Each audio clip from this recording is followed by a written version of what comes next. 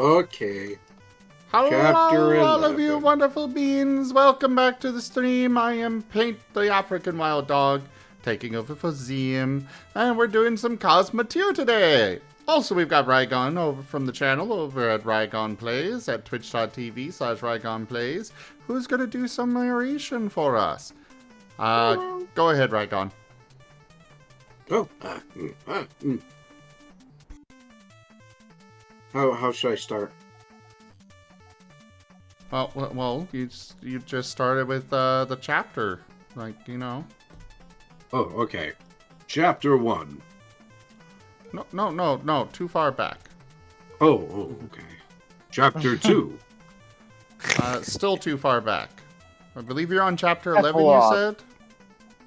Oh, okay. Chapter 11.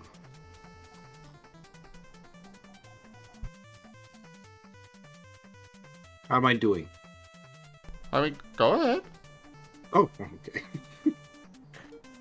The demon trapped in the summoning circle screamed, slamming its crab-like pinchers against the unseen barrier. I think that's the wrong book. No? That's not the wrong book. Oh. Are you sure? Yes. Wasn't the demon in the first book? Yes. What happened to the werewolves? Yeah, we're in full moon. Looks at camera. Oh. I am confused. Can Can I read and you guys can discover what's going on? I'm losing viewers, dang it! Oh my god. I'm down to 5 viewers! I can too. I even have a nice ambiance. I have a fireplace. Wait. Okay, my house is not on fire. Alright, am I good to continue? It is a very nice ambience, but Yes. continue. The demon trapped in the summoning circle screamed, slamming its crab-like pinchers against the unseen barrier, hurling its chitinous shoulders from side to side in an effort to escape the confinement. Shush you! My book. It couldn't. I kept my will on the circle, kept the demon from bursting free. Satisfied, Chauncey? I asked it. The demon straightened its hideous form and said, in a perfect Oxford accent, "Quite, you understand. I must observe the formalities." Then it took a pair of wholly incongruous wireframe spectacles from beneath a scale and perched them upon the beak-like extremity of its nose. "You have questions?" I let out a sigh of relief, sat down on the edge of the work table in my lab. Okay. Now, what's up? What is it? Is this really what takes place right after Marcone? I said chapter 11.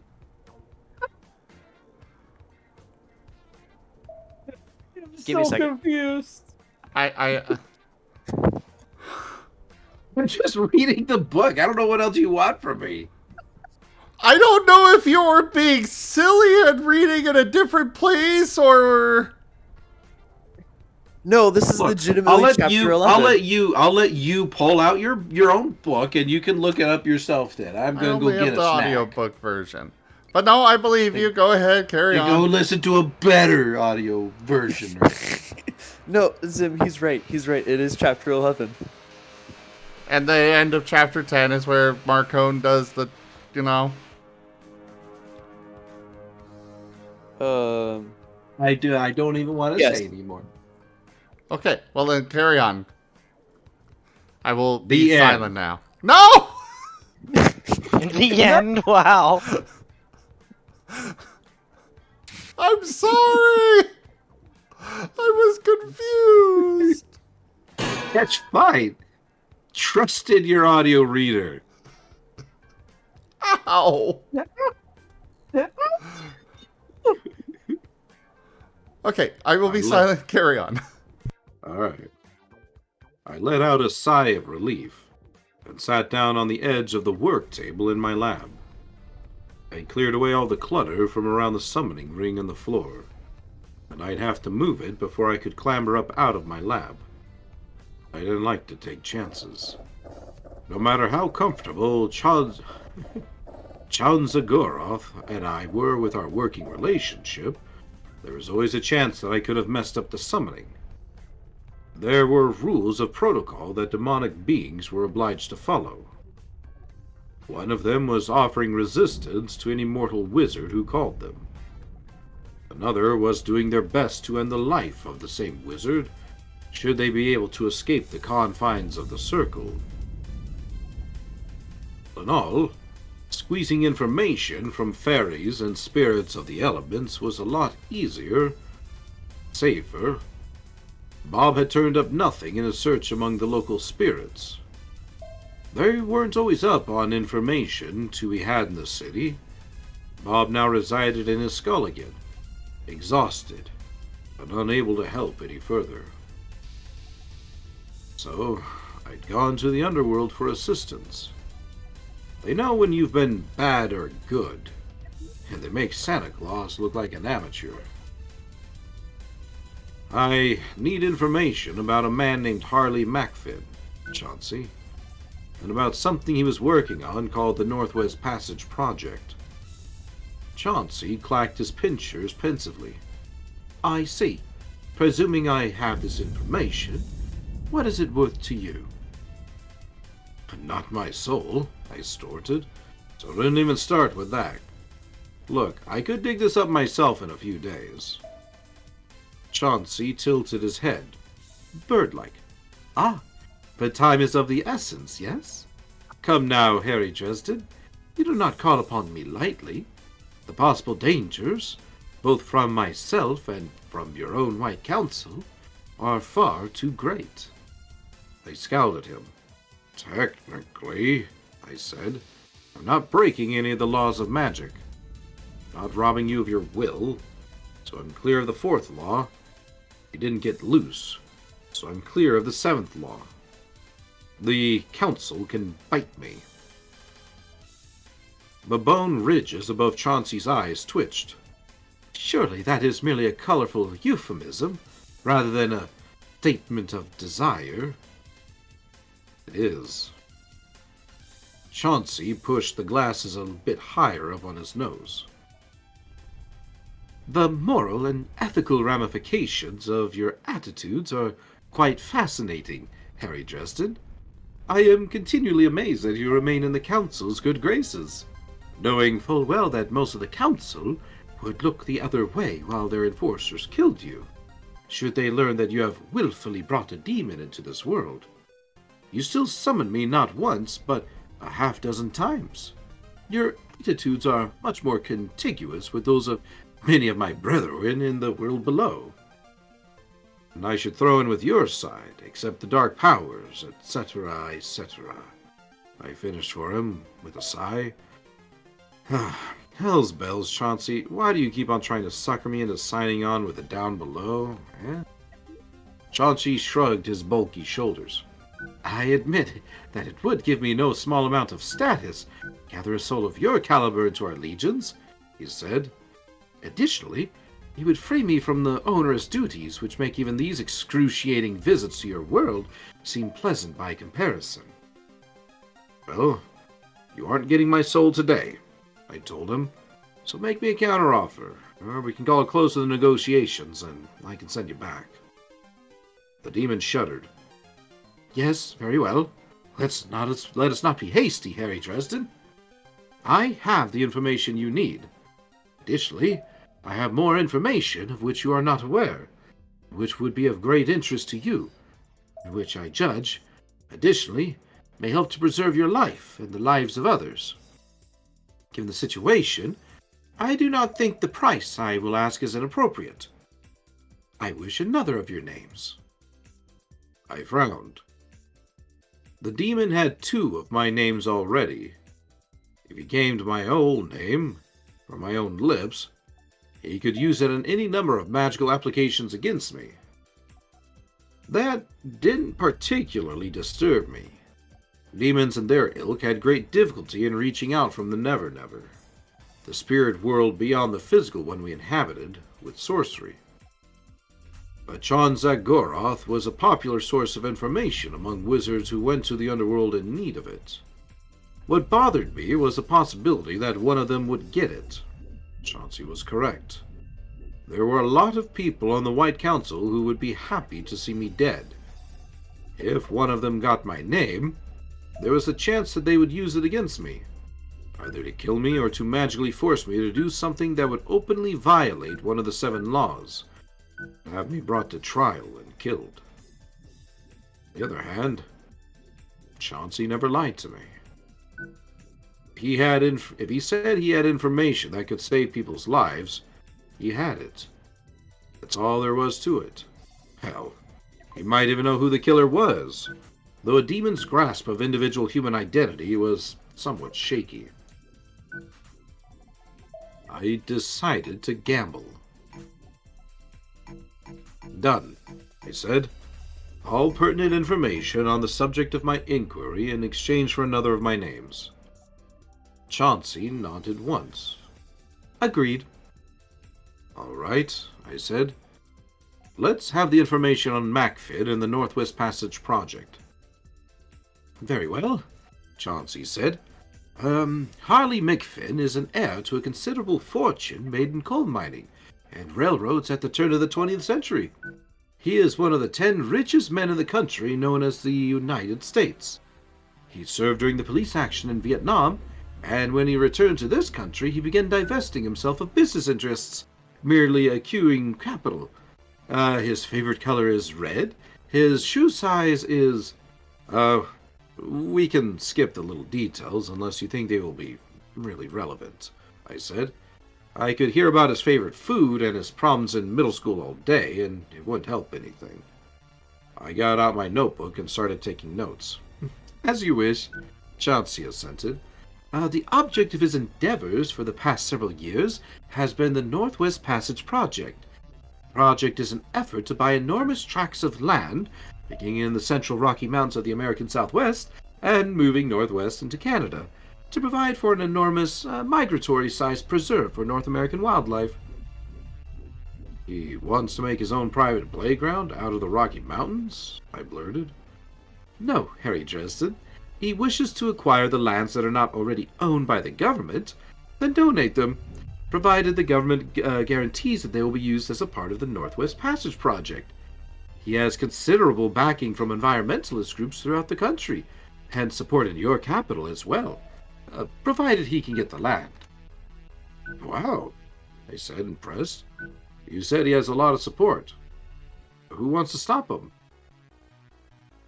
Industrial interests are looking to expand into the Northwest, Chauncey said. Let me guess. James Harding III was one of them, I said, already writing it down. Oh, well, how did you know? Chauncey asked. He was killed by a werewolf last month, along with his bodyguard. Several other people died as well. Chauncey beamed. Oh, you are a clever man, Harry Dresden. Yes, James Douglas Harding III was exceptionally interested in blocking Macfin's efforts to acquire property. He came to Chicago to have negotiations with Macfin, but died before they were complete. I closed my eyes for a minute, thinking. Okay. Harding comes to town to talk to Macfin. Harding's in cahoots with Marcone, so maybe Marcone is hosting the talks. Harding and his bodyguard get et al. Up by a werewolf, so... Macfin is the werewolf in question? Chauncey smiled. A rather intimidating expression. Macfin is a member of an ancient family line from an island known as Ireland. His family has a notable history. Sometime in the murky past, legend would have it, the man known as St. Patrick cursed his ancestor to become a ravening beast at every full moon. The curse came with 2 addenda. First, that it would be hereditary, passed down to someone new each and every generation. And second, that the cursed line of the family would never, ever die out, lasting until the end of days. I wrote that down as well. A Catholic saint did that? Chauncey made a sound of distaste. I'm not responsible for the sorts of people the other side employs, wizard, or the tactics they use. Considering the source, I think I'll note it as a biased opinion. Your folk have done 1,000 times worse, I said. Well, true, Chauncey admitted, but we tend to be quite honest about the sort of beings we are, and the sort of things we stand for, at least. I snorted. All right. This is making a lot more sense now, Macfin. Macfin is a Loup-Garou, one of the legendary monsters. Trying to do some good in his spare time, make the big park for all the furry critters. But Harding puts himself in the way. Macfin goes on a killing spree and wipes him out. I frowned. Except that Harding was the last person to be murdered last month.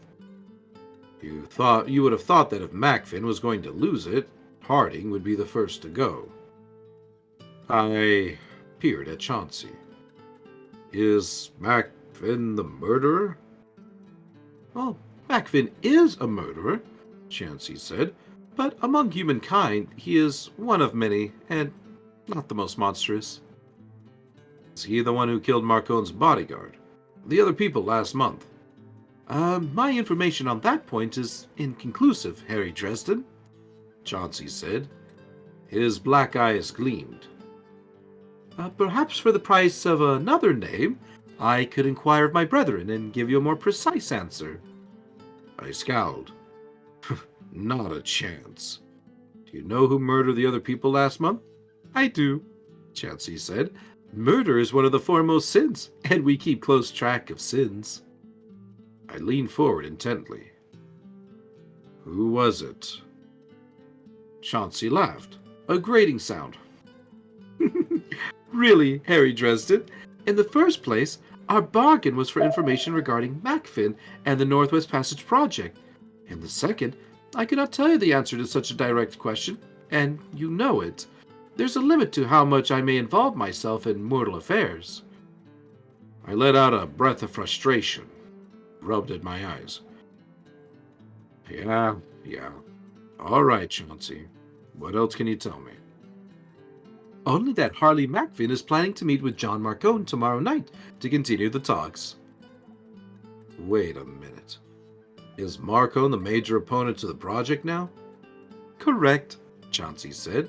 He assumed control of a majority of the business interests shared with Harding upon Harding's death. So, Marcone had a fantastic motive to have Harding killed. It broadened his financial empire, put him in a position to gouge Macfin for as much money as he possibly could. Chauncey adjusted his wireframe spectacles. The reasoning would seem to be sound. Give me a second.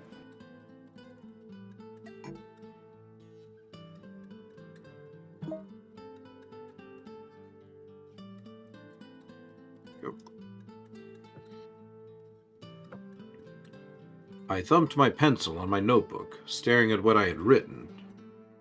Yeah, but it doesn't explain why everyone else got killed. Or who did it. Unless Marcone's got a pack of werewolves in his pocket, that is. I chewed on my lip and thought about my encounter at the Full Moon Garage.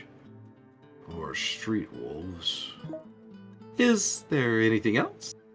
Chauncey asked, his manner solicitous. Or solicitous? Yes, I said. Where can I find Macfin? 88 Ralston Place. I wrote it down. That's right here in Chicago, in the Gold Coast. Where did you expect a billionaire to live when he was in Chicago, Harry Dresden? Now, I seem to have lived up to all of my obligations. I expect my payment now. Chauncey took a few restless steps back and forth within the circle.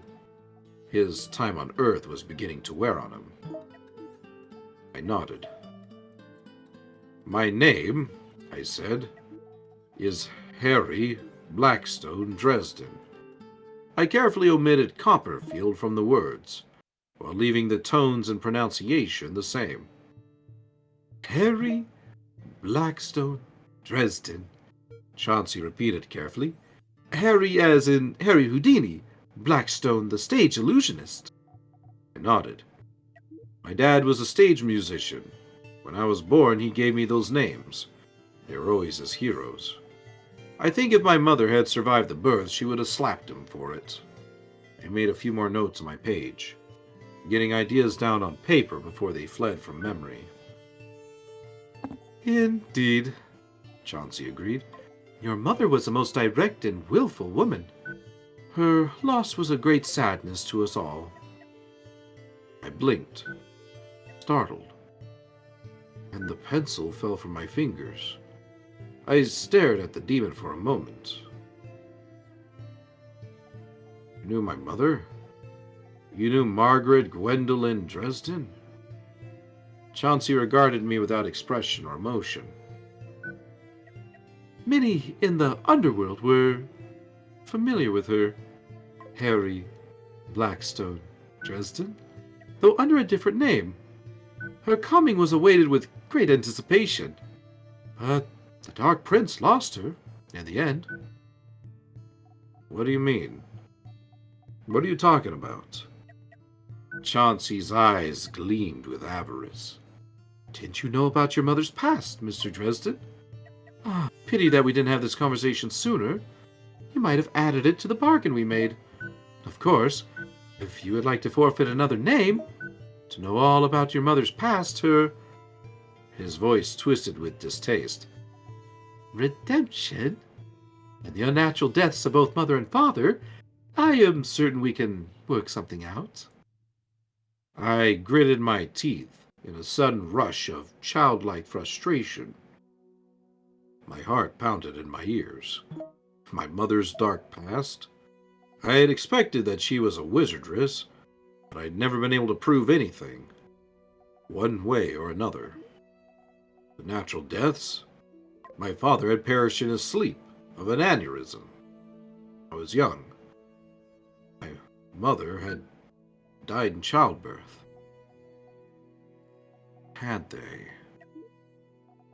A sudden burning desire to know filled me, starting at my gut and rolling outward through my body.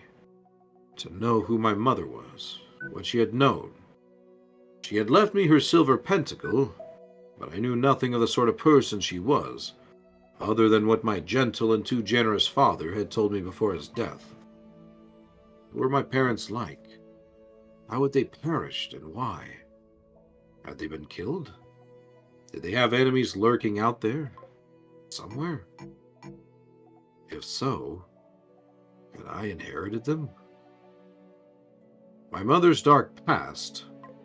Did that explain my own fascination with the darker powers? My somewhat less than sterling adherence to the rules of the White Council that I considered foolish or inconvenient? I looked up at the demon and felt like a sucker. I had been set up. He had intended, all along, to dangle this information in front of me as bait. He wanted to get my whole name, if he could. More. I can show them to you, Harry Blackstone Dresden, as they really are. John Zagoroth assured me, his voice dulcet. You've never seen your mother's face. I can give that to you. You've never heard her voice. I can let you hear that as well. You know nothing of what sort of people your parents were, or if you have any other family out there. Family, Harry Blackstone Dresden.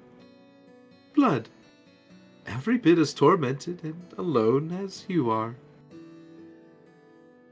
I stared at the demon's hideous form and listened to his soothing, relaxing voice. Family. Was it possible that I had a family? Aunts, uncles, cousins, others like me, perhaps, moving through the secret societies of the wizards, hidden from the view of the mortal world. Price is comparatively low. But I need have you for your immortal soul when your body is finished? Or what need have you for your mortal soul when your body is finished with it? What harm could pass on to me only one more name? This is not information easily gained, even by my kind. You may not have the chance to garner it again. The demon pressed his pincers against the barrier of the conjuring circle. His beak-like maw fairly trembled with eagerness. Forget it, I said quietly. No deal. John Zagoroth's jaw dropped open. But Harry Blackstone Dresden, he began. I didn't realize that I was shouting until I saw him flinch. I said forget it! You think I'm some kind of simp for you to sucker in, Darkspawn? Take what you have gained and go. And feel lucky that I did not send you home with your bones torn from your body, or your beak ground into dust. John Zagoroth's eyes flashed with rage, and he hurled himself against the barrier again, howling with bloodlust and fury. I extended my hand and snarled, Oh no, you don't, you slimy little shithead. The demon's will strained against mine, and though sweat burst out on my forehead, I came out ahead once more. John Zagoroth began to grow smaller and smaller, howling out his frustrated rage. We are watching you, wizard! He screamed. You walk through shadows, and one night you will slip and fall, and when you do, we will be there. We will be waiting to bring you down to us. You will be ours in the end. He went on like that until he shrank to the size of a pinpoint and vanished with a little imploding sound. I let my hand drop and lowered my head, breathing hard. I was shaking all over, and not only with the cold of my laboratory. I had badly misjudged John Zagoroth, thought him a somewhat reliable, if dangerous source of information, willing to do reasonable business. The rage, the fury, the frustrated malice that had been in his final offer, those last words had shown his true colors. He had lied to me, deceived me about his true nature, played me along like a sucker, then tried to set the hook hard. I felt like such an idiot. The phone began to ring upstairs. I stirred into sudden motion, shoving stacks of things out of my way, pushing past them and over them to reach the stepladder stairs that led up to my apartment. I hurried up them, my notebook in one hand, and caught the phone on its fifth ring. My apartment was dark. Night had fallen while I had interviewed the demon. Dresden, I said, puffing. Hurry, Murphy said, her voice weak. We've got another one. Son of a bitch, I said. I'm coming. Give me the address.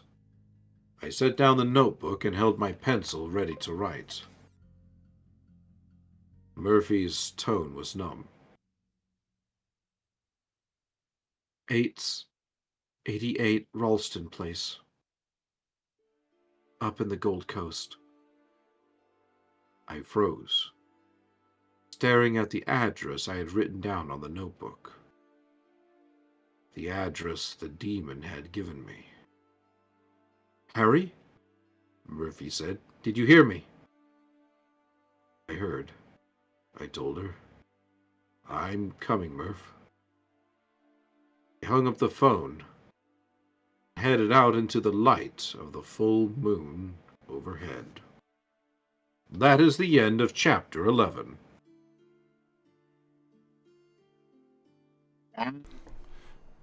Dun, dun, dun. Ooh. People are gonna die. 100%. I mean, she literally just called him about somebody being dead. We So- don't know this. Yes. Could be faked it. It could be Rygon. They're investigating murders. Also, Rin, are you okay over there? Yeah, I'm verifying files. Okay. Still, it's on a slow hard drive, so it takes a minute.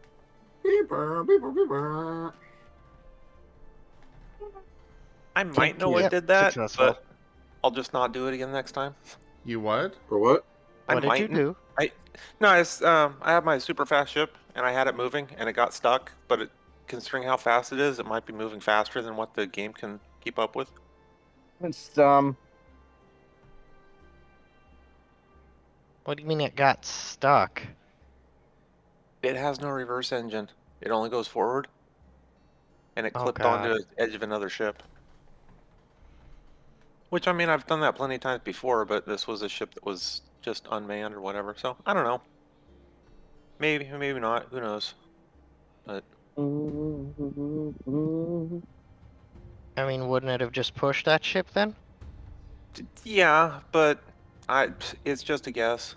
I'm not sure.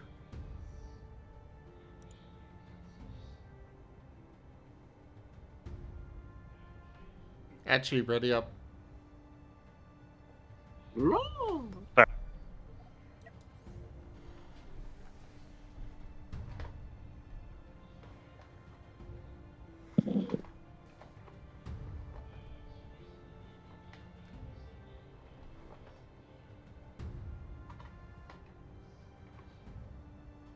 Thank you for the reading, by the way, Rygon. Yeah, of course. Yes, thank you. Thank you.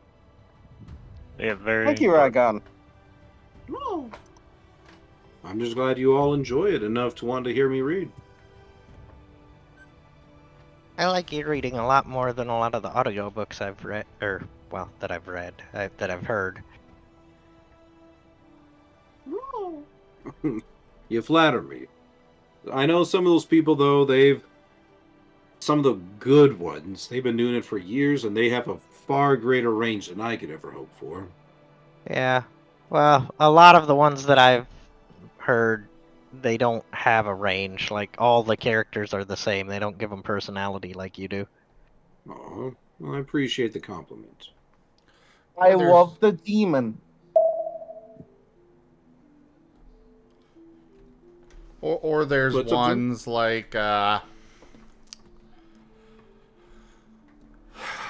trying to remember which book it was, but I was listening to an audiobook where the narrator kept smacking their lips. No. I think I've had God. an audiobook like that. I mean, I kind of get it. Like, you get really dried out when you've been talking for a while. But, like, you know, your mouth is nice and close to the mic, so you can pick up everything. And then you just read. Just read for a long time. Hey, guys. So I get it, but, like, I almost can guarantee you he probably didn't even realize he did it. He was doing it. Probably. Don't they have like a editor to go over their? That's what I was about to say. Alright, I've got a raid. Hey there, Sky Sins. Thank you for coming on in. We're doing some book narration tonight of the Dresden Files, so pull up a chair, get a sandwich, get some water, and feel free to enjoy the stories. Right now we're in between chapters, so there's plenty of time for you all to get whatever you need if you'd like to settle on in and listen with us. So, hello. Oh, I'm Hey, going to have to hop off. Well, good Sure thing, night, old pal. everyone. Good night, all. Bye. Please sleep. Pretty snake. To any raiders out there, though, My name is Rygon. This is my humble channel, Rygon Plays. I'm a variety streamer, so I play all sorts of games. Sometimes with me against chat, or just solo play. And I also do some book narration on the side as well. And currently we're doing the Dresden Files Book 2, Fool's Moon. So, like I said, I hope you all enjoy the narration. So Sky, what were you streaming today? Tell me all about it.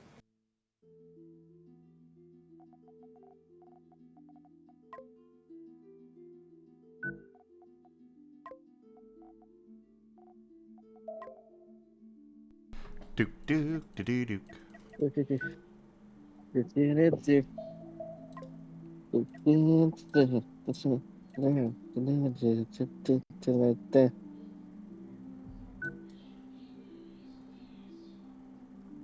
Yes. And to anyone out there, I am joined here by several of my friends, including Razim, who's also streaming.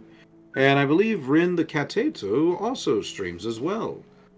So I'd highly recommend giving their channels a look over and enjoy.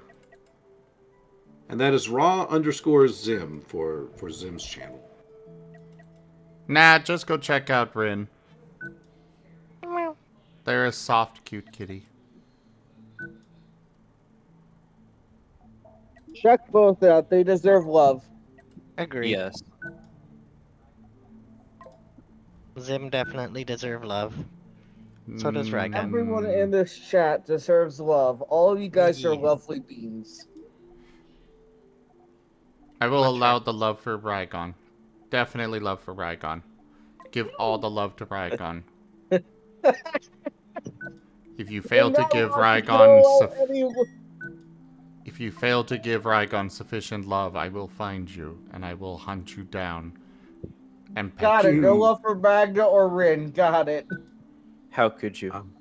Speaking of which, we will be moving on to the next chapter in about 3 minutes, everyone. And one of the reasons I'm doing this is we had a population spike, a viewer spike, so I want people to get a chance to listen. Yeah, that's fine. I mean, it's good that this happened, especially after you said you're getting such low viewers. Mm-hmm. I mean, it Well, happens. losing viewers. Hey, Sidista. I hope I said that right. The storm outside seems frightful, but the fire is so delightful. Such a good ways to go. Burrito, My turn to save burrito, the day. burrito. Candyfloss_mango wants Candyfloss. I'm glad you're enjoying the Everyone is background cute. stuff. Yes, I actually recently set up this scene, I believe a couple days ago or so. And this is purely my reading scene, so this is a scene I bring out whenever I'm doing readings. With some nice little background noise, ambience to help get everyone in the mood. Be all nice and comfortable.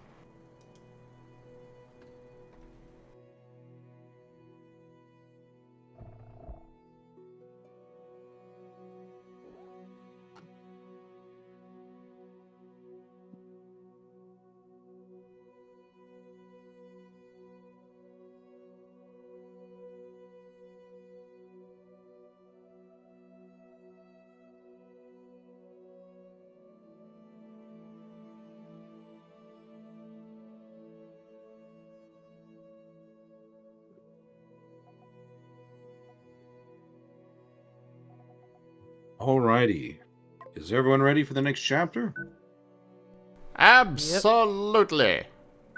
Alright. We'll pause the music.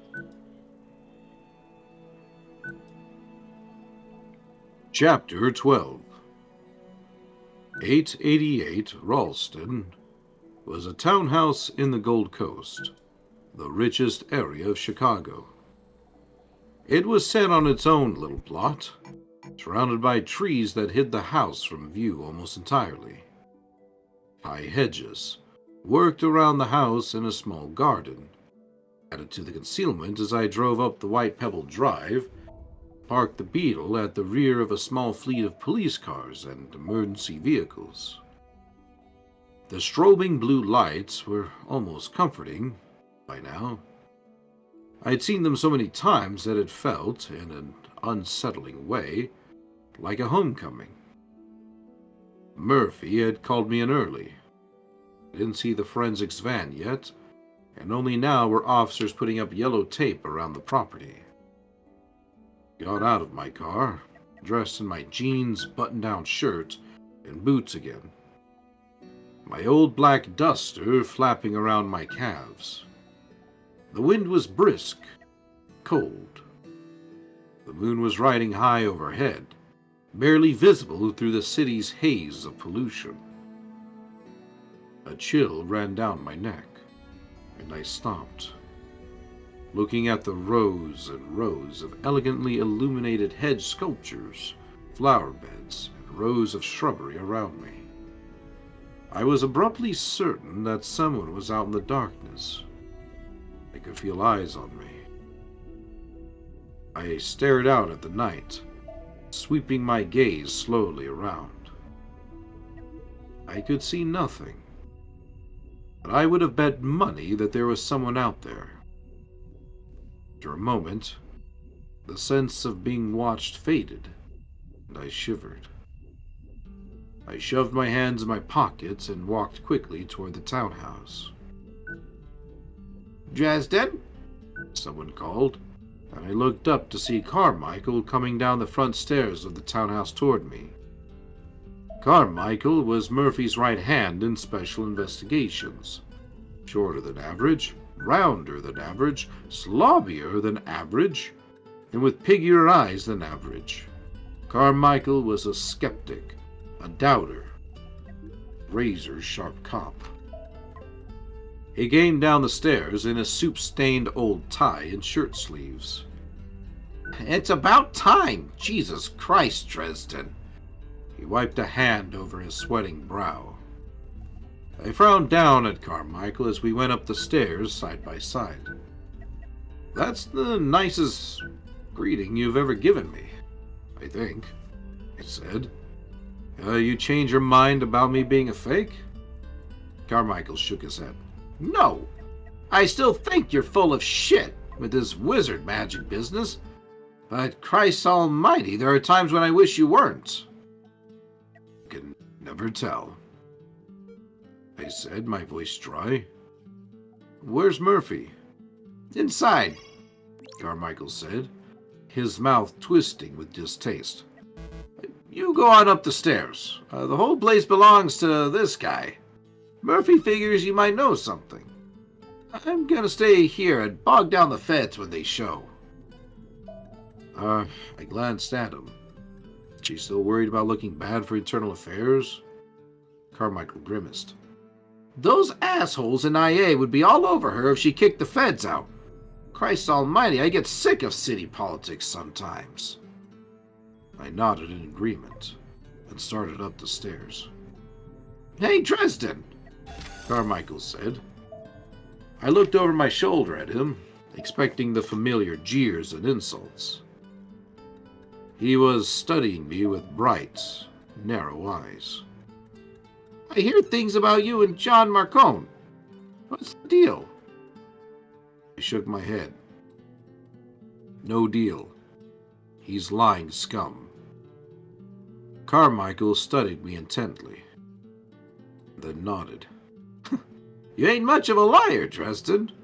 I don't think you could keep a straight face about something like this. I believe you." "But you don't believe me when I say I'm a wizard?" I asked. Carmichael grimaced and looked away. "Do I look like a fucking moron to you, huh? You better get upstairs. I'll make some noise when Denton and the Step 4 agents get here." I turned to go and saw Murphy standing at the head of the stairs in a crisp gray business jacket and slacks, with sensible low heels and jewelry the color of steel. Her earrings seemed to be little more than bright beads of silver in her ears, which I had never really noticed when she had worn her golden hair long. Murphy's earlobes were cute. She'd kill me just for thinking it. "About time, Dresden. Get up here."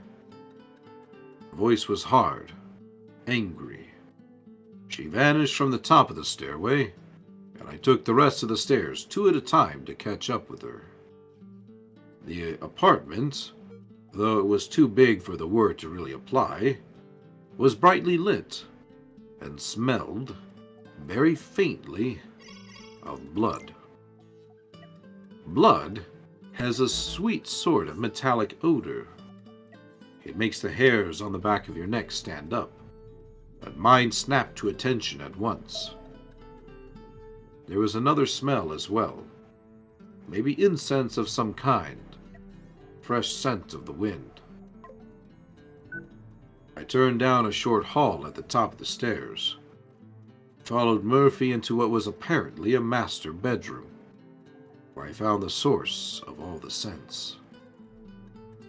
There was no furniture inside the master bedroom, and it was huge, large enough to make you wince at how far you'd have to go to get to the bathroom in the middle of the night. There was no carpeting. There were no decorations on the walls. There was no glass in the huge single-pane window, letting in the October wind. The full moon shone down through it like a picture in a frame. What the room did have was blood. There was blood all over, scattered in droplets and splashed in spurts against one wall. The scarlet footprints of something like a large wolf led in a straight line toward the shattered window. In the center of the room were the remains of a greater circle of summoning, its 3 rings of symbols carefully wrought in white chalk upon the wooden floor, burning sticks of incense interspersed among the symbols of the second ring. What was left of Kim Delaney lay naked and supine on the blood-stained floor a few feet from the circle. The expression of shock and surprise on her face wouldn't change until rigor set in. Her dark, once glittering eyes stared up at the ceiling. Her lips were parted, as though in the middle of an apology. To any new viewers coming in, Kim Delaney was our character's, Harry Dresden's, apprentice.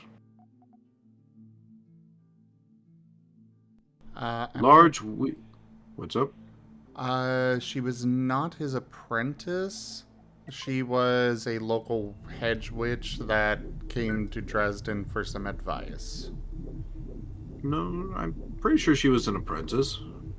I think it said so in Chapter 1. No. Definitely not an apprentice. Well, now I gotta go back and check. Because I'm almost positive he said he took her under his wing. Well, there's a difference between that and being an actual apprentice. Sleep well, Merle.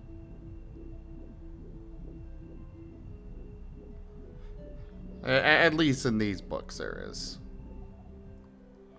Night night, Merle. Good night, Merle. Night, Merle. Nanny Merle.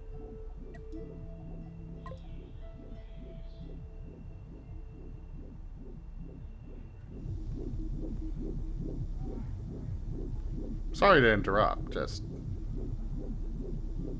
wanted to make sure that was clear.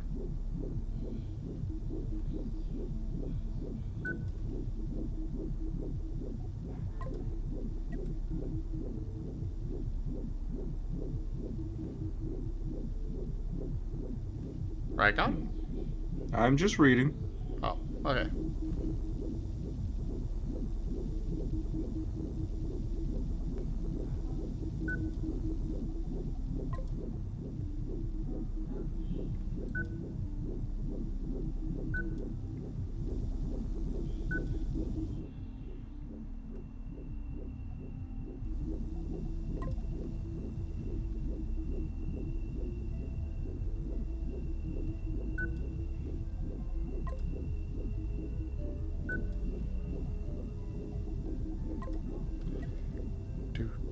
You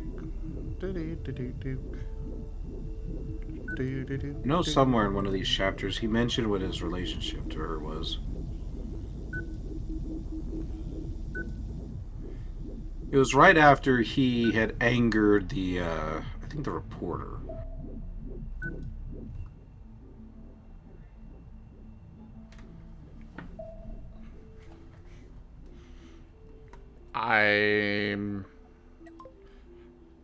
As far as I'm aware, it's just a friendship. Yeah, I'm not necessarily doubting you, but I want to be clear what their relationship was. I could explain why I know it's not apprentice, but spoilers.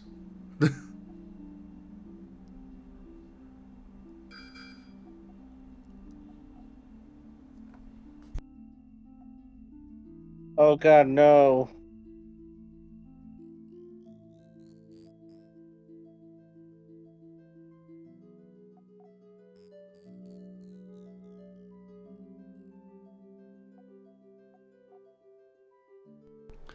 You going off to fight stuff there, Rin? Yeah. Ah. Be safe. That's the plan anyway. Thanks. I'm just picking up what Hyperium I can along the way, basically.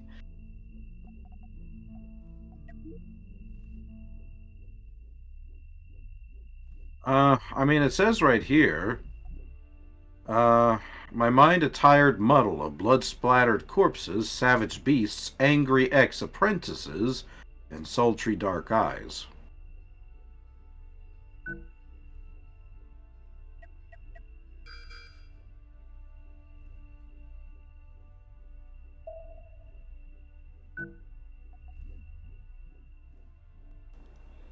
I thought I had read that word somewhere.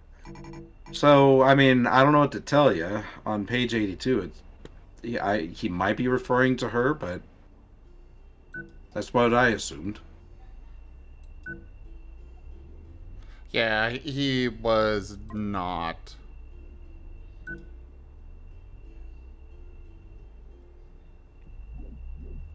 But it's fine. Okay.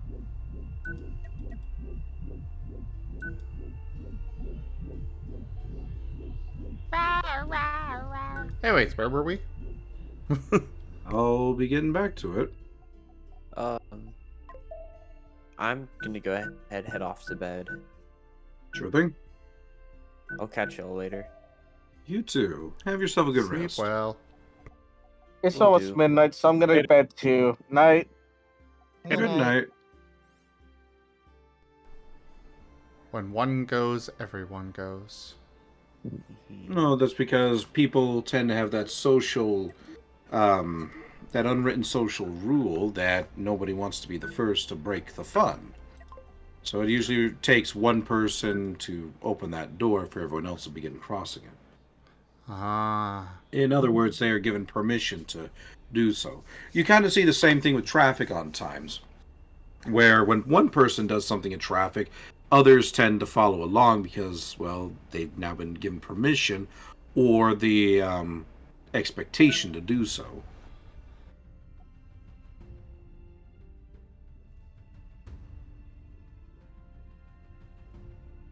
All right. That was a railgun. Okay. That hurt. A large wheel section of flesh beneath her chin was missing, and with it Kim's larynx and trachea. Blood-red meat was showing, the ragged ends of arteries and torn sections of muscle, and pale white bones gleamed at the bottom of the wound. Long rakes down her body had opened her like a Ziploc bag, leaving her colored in scarlet. Something went click in my head. Someone threw some kind of switch that just turned off my emotions entirely and immersed me in a surreal haze. I couldn't be seeing this. It simply couldn't be real. It had to be some sort of game or hoax, in which the actors would start giggling in a few moments, unable to contain the mirth of their prank. I waited, but no one started giggling. I wiped at my forehead with my hand and found cold sweat there. My fingers began to shake. Murphy said, her voice still tight with anger, "Apparently the incense set off the fire alarm in the hall. When the fire department got here, no one answered, so they came on in. They found her up here around 8 o'clock. She was still warm. Clock. When I had been talking to the demon. Moonrise?" Behind me, Murphy closed the door to the bedroom. I turned to her, away from the grisly corpse. There was anger in every inch of her, the way she glared at me. "Murph," I said, "I don't know if I can do this." "What's there to figure?" Murphy said. "There's a monster in the middle of the circle. I figure it's one of those loup-garou from your report. I figure it's Harley MacFinn, the owner of this house. Someone who knows he's going to go nuts when the moon rises. The girl tries to hold the monster inside the magic circle, right? Something goes wrong when MacFinn goes furry. He gets out of the circle, wastes her, then leaves." "Uh-huh," I said, without turning around to look at Kim's body again. "It makes sense." And I told her what I had learned from the demon about Harley MacFinn, the Northwest Passage Project, and his antagonism with Marcone's business interests. Murphy listened to me in utter silence. When I was finished, she nodded and turned to leave the room. "Follow," she said shortly. I followed, almost on her heels. I didn't turn around to see the room again before I left. She led me down the hall into another bedroom, this one furnished and neatly kept. "Come here," she said, moving to a dresser. I did, and she handed me a photograph of a middle-aged, starkly handsome man, his skin deeply tanned, the bones of his face gaunt and sharp. He was smiling. Beside him, in the picture, was the amber-eyed woman from the department store, where I'd run across the alphas. She was also smiling. Her teeth were very white, very even, and her dark skin and silver-peppered hair went well with the man beside her. I chewed on my lip for a second, trying to think. "That's Harley MacFinn," Murphy said. "Matches the picture on his driver's license. I didn't turn up any ID on the woman next to him, though." She studied my face critically. "She matches the description of the woman you said you saw in the department store, though. The one who followed us back from the scene in Rosemont. Is that her?" I nodded. "Yeah, that's her." Murphy nodded, took the picture from me, and set it back on the dresser. "Follow," she said again, and walked out. I stared after her. What was wrong with Murphy? Had the scene unsettled her so much? I shook my head, still stunned from what I had seen. From too many facts coming together all at once. Slam bang in my brain. "Murph, wait," I said. "Stop a minute. What's going on?" She didn't answer me, just shot me a glare over her shoulder and continued walking. I hurried to catch up with her. We went down to what looked like a servant's narrow spiral staircase down into the basement.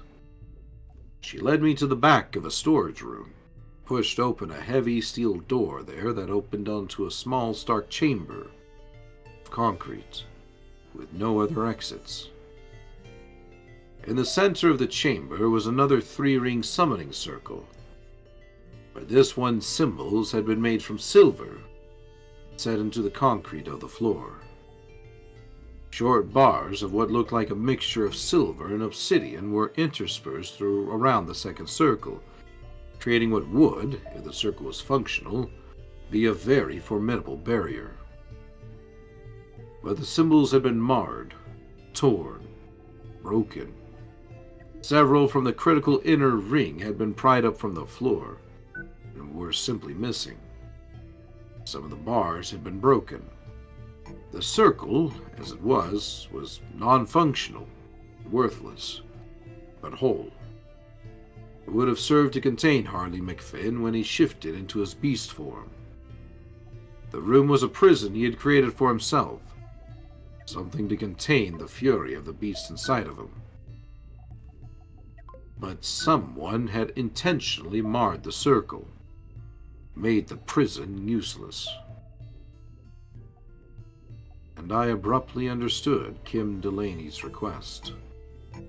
She had to have known Harley McFinn, maybe through her environmental activism. She must have learned of his curse and wanted to help him. When I had refused to help her, she had attempted to recreate the greater summoning circle upstairs in the bedroom to hold in McFinn once the moon rose. As I had warned her would happen, she had failed, and she hadn't had the knowledge necessary to understand how such a construct would function. Consequently, she hadn't been able to make it work. McFinn had killed her. Kim was dead because I had refused to share my knowledge with her, because I hadn't given her my help. I had been so secure in my knowledge and wisdom, withholding such secrets from her had been the action of a concerned and reasoned adult speaking to an overeager child. Couldn't believe my own arrogance, the utter confidence with which I had condemned her to death. I started to shake, harder. Too many things pressing against my head, my heart.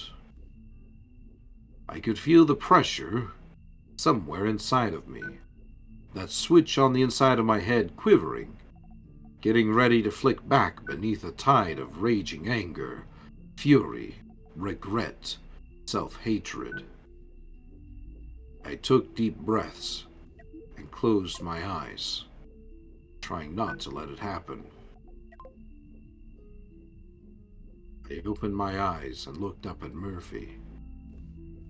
God, I needed to talk to her. I needed a friend. I needed someone to listen, to tell me it would be all right whether it was the truth or not. I needed someone to let me unload on them, to keep me from flying apart. She regarded me with cold, angry eyes. Karen, I whispered. She drew from her pocket a crumpled piece of paper. She unfolded it and held it up to me, so that I could see Kim Delaney's graceful handwriting, the sketch of the summoning circle that she had brought to me in McAnally's. The sketch I had refused to tell Kim about.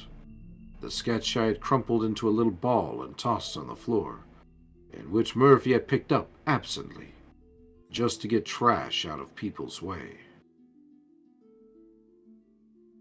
I realized why there was so much anger in Murphy's eyes. I stared at the sketch. Karen, I began again. Stars above, you've got to listen to me. I took the sketch from her hands, my fingers trembling. Harry, she said in a calm tone. You lying sir. And on the word she drove her fist into my stomach, hard, doubling me over.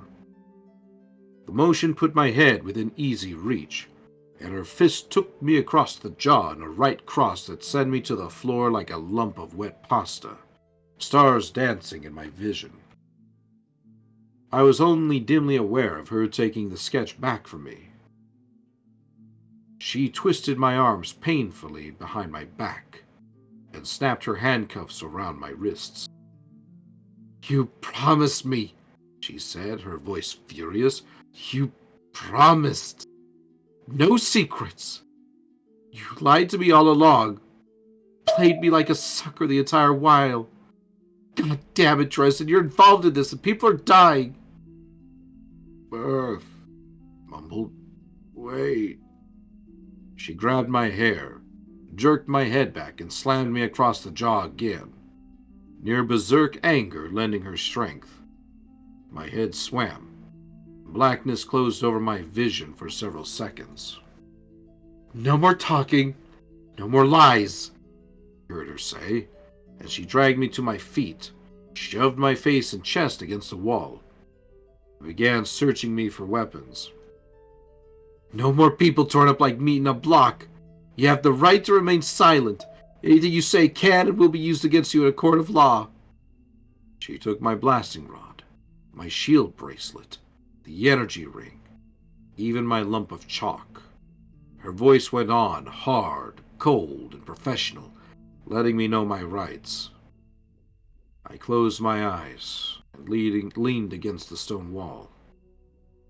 Next to my head, it was the softest thing in the room. I didn't try to fight or to explain.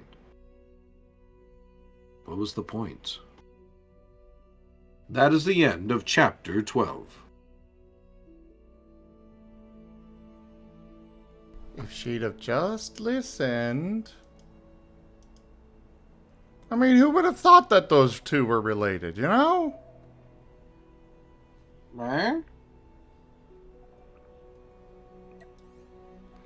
Oh, the way it's going so far, you know?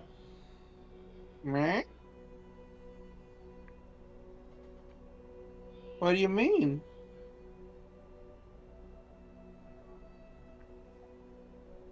Exactly what I said? Well, who's related? The sketch and such. The sketch and Harry? Yeah, and the werewolf and such.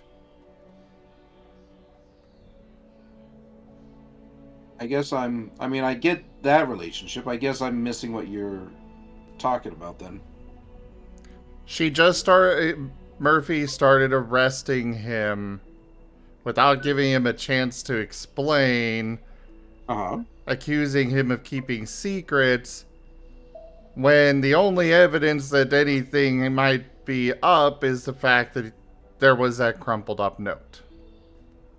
That was it. Well, I think what she's angry about, and you're right. That's not exactly stuff that's going to hold up in a court of law. What I think she's angry about, though, is she feels that Harry kept lies from her. Yeah. Or was lying to her. She probably thought that he knew that Kim was involved in all this when Harry did not know. But she thinks he knew because of the note. Yeah. But if she stopped for a moment and gave him a chance to talk before just slugging the hell out of him... True. But she also thinks that he's been nothing more than a lying bastard this entire time, and any more talking is just, it ain't doing her any good at this point. So I kind of get it because, well, she still hasn't recovered from that 6 months ago thing. And in a way, I can see why she would react like this. Harry, don't get me wrong, like she should have listened, but I also see why she wouldn't. Yeah.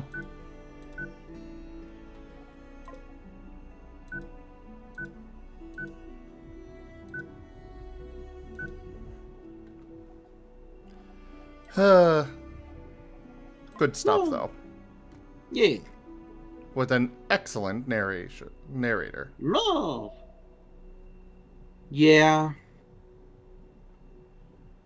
I do wish there was a book narration channel, though. You say The that Just a lot. Chatting channel. Well, the Just Chatting channel isn't... It's too big. Yeah. And people obviously, if they come in, they're not really expecting somebody to be reading. They're probably like, cute Special creature. events? and then they see this kind of thing. It's like, oh, I don't want to listen to a book. There's another streamer that does this that I fill out.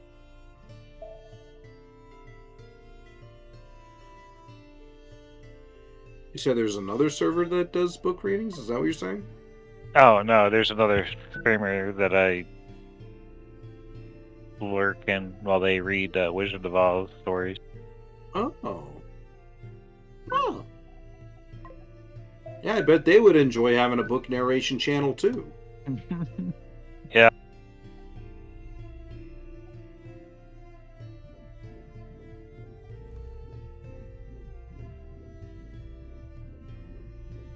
Oh, well, though. We work with what we've got. And what we've got is what we work.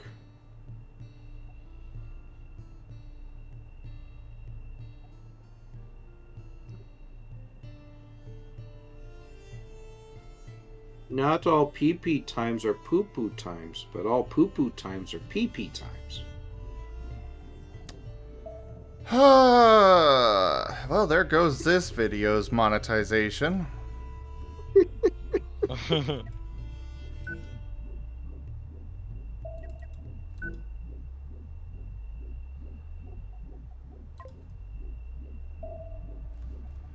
I swear I am never going to get monetized again on YouTube. I guess you just have to stop inviting me over to your house then. Not gonna Goodbye, happen. everyone. Takes my stool. Tackles the Rygot. Yeah, you're not getting out of here. My two-legged stool! Run! Tosses it at the door. You and your stool are staying. But not that kind of stool. You can keep that one. Preferably in your body. Oh. The stool is shine. Wait, you think a person just carries around a two-handed or a two-legged stool for just because? Rygon, it's you. I could absolutely see you doing that. Yeah, so what?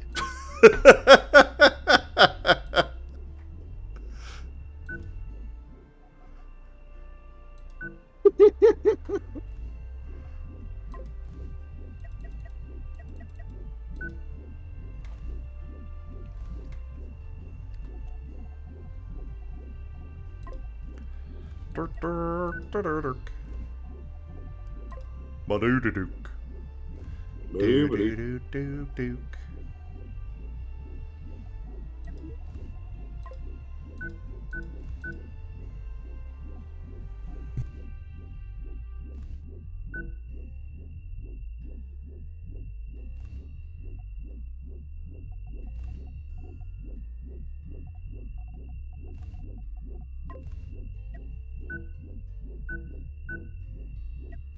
Oh no, that kid's about to run into something. Meow. What's up? Yep. Memes. I always say don't run in the house, kiddos. He ran into the side of that door frame hard. It was like a birthday thing, so apparently he had to like run this little obstacle course around the house. Oh. But kids are kids, and he misjudged. From the sounds of it, by a long shot. Oh yeah, by a freaking long shot.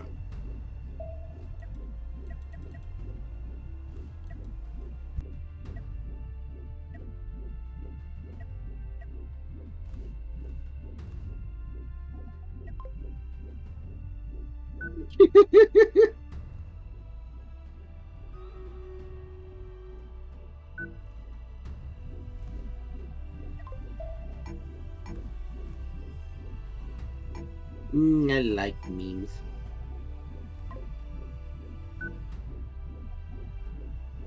We know.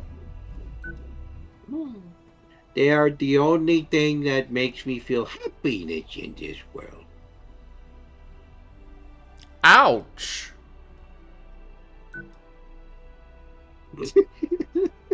Yeah, if that's the case, you might want to see a therapist. I should. Looks in the mirror. Charges myself $120. All you do is just ask yourself over and over, how do you feel about that? Yeah. They won't answer me, though, the prick.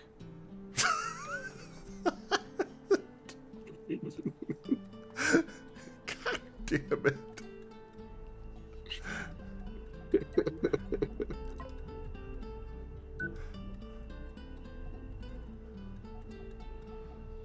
We love you, Rygar. Aw, thank you.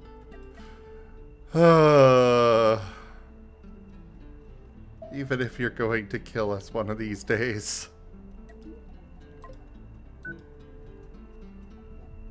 I hope that I am not the cause for somebody to have a freaking heart attack on in like one of these channels where I say the joke, they laugh, and then have a heart attack. I'd be like, oh no, and then I'd probably make another joke, not realizing it's serious.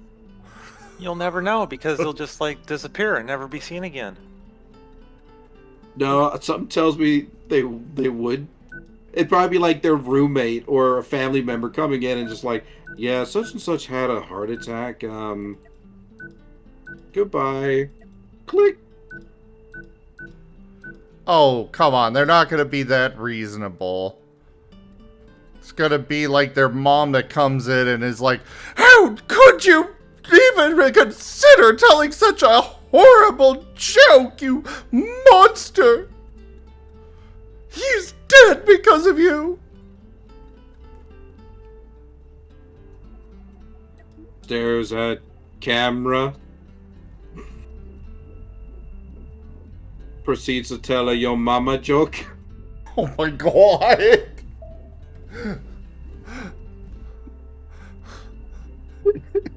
Beautiful. Never change, Rygon.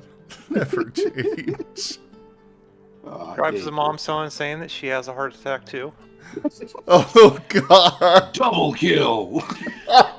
No. Oh, hey, there's New Year's. You can ask them what you wanted to ask them earlier. Oh yeah, what kind of food would be great draped across your body?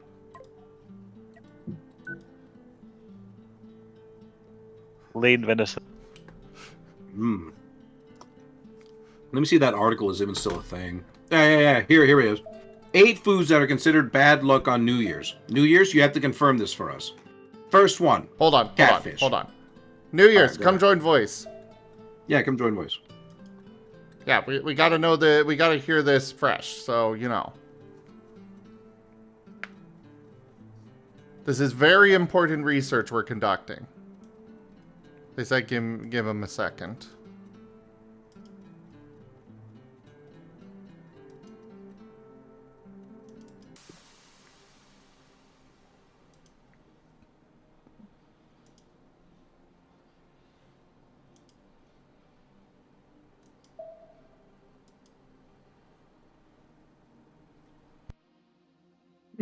My chest. Hello there, How Ware. dare you?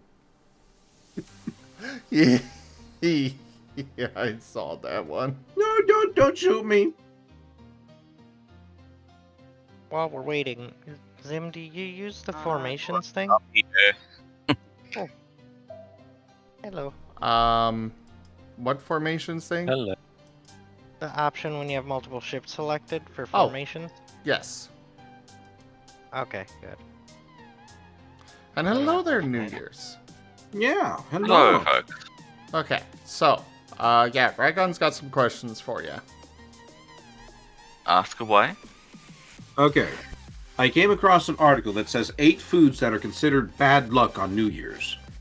I want to confirm as to whether or not if this food were to be draped upon your body, if that would be bad news. Or bad luck. First one is catfish. What say you? Catfish, eh? Hmm? Are we talking completely raw, we're talking sliced up, or we're talking cooked? Catfish. I think it says fried. I think it's not very lucky, really, to put fried catfish on you. I think normal catfish is alright, though. Okay, got it. Put live catfish on New Year's. Next one, hollow bread. Hollow Apparently, bread. if you have bread with big air holes inside of it, that is considered a no-go. What say you, New Year's? Let's see. I don't know. I think it depends on how much bread.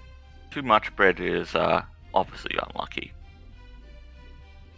Okay, what is your exact what is the exact barrier between a good amount of bread and a bad amount of bread? Or should I say a good luck amount of bread and a bad luck amount of bread? Depends on the size.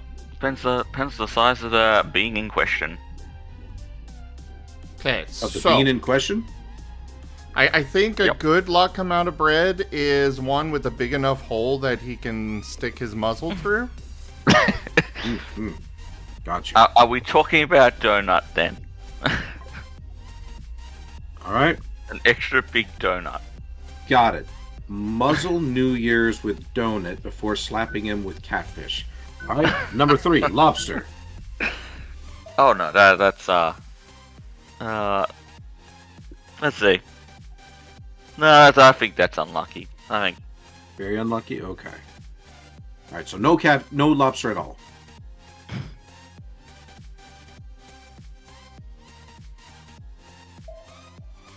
right.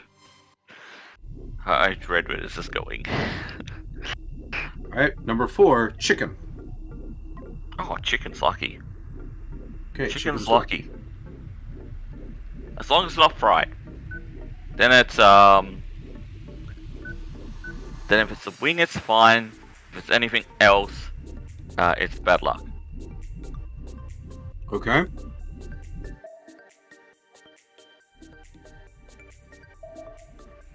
Put chicken wings on New Year's back. Tofu. Tofu, hey? Yeah. I think this, not the grainy hard stuff. The nice soft stuff is fine though. Okay, I had no idea there was even a unlucky or difference lucky. between tofu. Oh yes, honest. there is. Oh. I forget entirely. It's like the soft stuff and the hard stuff. The hard granny stuff is sort of icky, so I don't like it. Gotcha. Okay, we're getting down to the bottom of the list. There's 3 more to go. Next one, beef.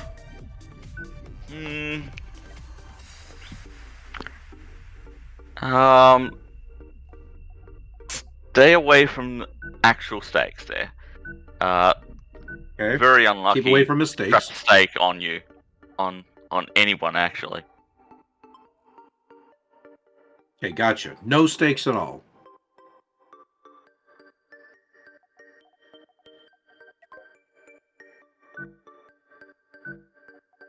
Okay.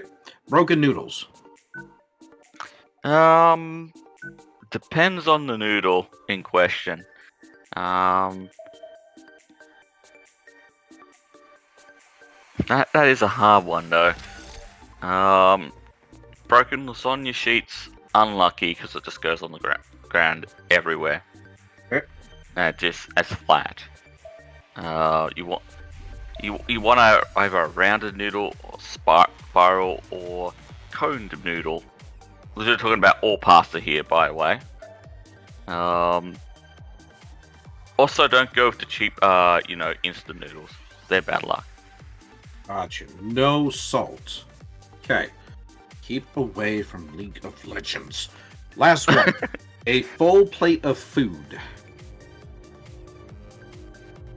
Lucky if balanced on head. Duly noted. All right, I think we've got it. We strap you with chicken wings, a donut for the muzzle, slap you with a catfish, and then balance a plate full of food on your head all the while. Avoid all else, no salt. And there we go. We have ourselves the luckiest configuration of a New Year's we can. May 2014 Hooray! be amazing. Then you just have to not move. Yes. In For other at words, least 24 hours. for those of you looking to bring about something special for your holiday menu, might I suggest IKEA's 10-pound meatball? Which is apparently a thing in the article sorry. right below the one I just read. What? That's right. IKEA is serving a 10-pound meatball that you can have for your New Year's feast. Oh yeah, they have those. I've had one. Well, I've seen one and had part of Seen one. anything like that. All And 10 pounds? Sidista no. says, in Italy, lentils are good luck for the new year. I didn't even think anyone had good or bad luck dishes for New Year's, I'll be honest. I just figured that you just pop a cork of champagne, try not to hit somebody with it, and you drink. I figured hear everyone it's just good fasted. luck if the cork hits some grandma and knocks her off the roof. If there's a grandma on the roof, I think we're having a good party as it is. Mm-hmm. Oh yeah, that'd be a smashing party. It would be a smashing party. As long as Those you are the didn't have a grandmas. shotgun. True. Then again, No. I do live in the U.S., so As long as you don't have a reindeer. Because as we all know, Grandma got ran over by a reindeer. Grandma got Yeah, but that was on run Christmas by a Eve. reindeer. True. I guess if she Okay. makes it to New Year's, she's fine. yeah, either she's fine or that reindeer got very drunk and lost track of time. Well, it depends on which part of the world, of course, you know. Down here in the balmy south, don't have to worry about that. Up there in the much more chilly north, yeah, gotta watch for that. Especially since they've So- rested up since Christmas. Question: Ugh. what's Santa's sleigh pulled by down there? If not reindeer. Well, obviously it's Hope, because he keeps calling for him. Anyway, I'm gonna go get some here, more food. joke here, it's kangaroos, but I don't think they make Kangaroos, very good nice. I don't think they make very good animals for the sleigh. Fair enough. I can see how they wouldn't be the best.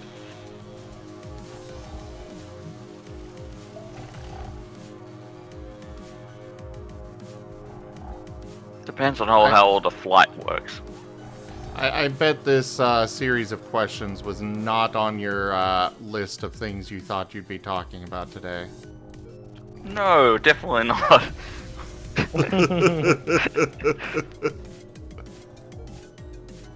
I'm fine for distraction. So how are you doing, New Year? I'm doing alright. It's not the best day today, not the worst day. Somewhere in the middle. I understand. How about yourself? Started off good, ending good. There was a part in the middle where I missed a group thing, but yeah, happened. Yeah, happens. That's good at least. Oh yeah, Achi, didn't you need some processors?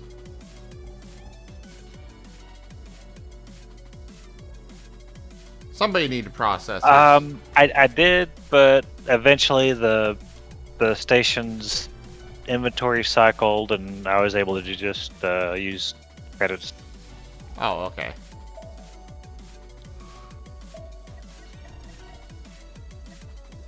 Well, for future reference, we do have the good boy, and he's got plenty of resources on him. Yeah, I was in build mode. I don't know if all that, like, you lose it if you move. If you don't save it, you might. If you take it out of Okay. blueprint mode anyway. If it's still in blueprint mode, then no, it's still there.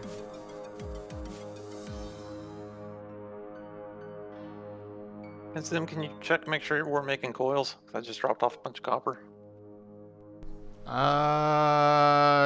Yes, they are making coils. Okay. And they're not turning all the coils into hypercoils anymore, right? That is correct. Woohoo! And there's a lot more resources, including copper, that are just ejected out into space. There's also...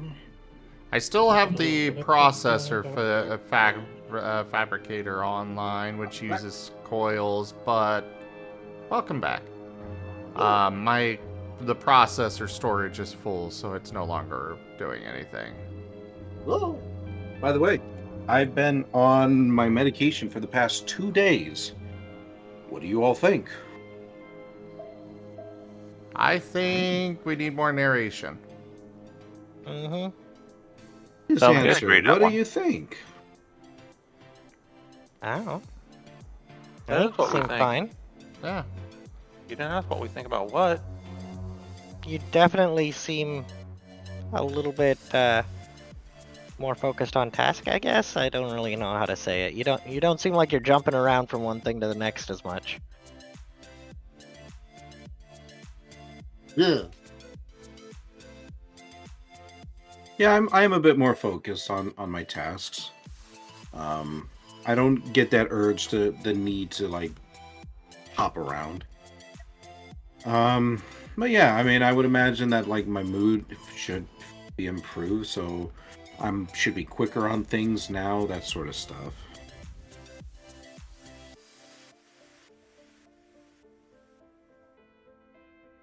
Oof. Why the oof? What happened? Oh, I saw a meme of a guy who was trying to pick up a fish and it smacked him in the family heirlooms. Ah! Yeah, and he dropped it, and just like did his best to not yell in front of his children. I'll say that much.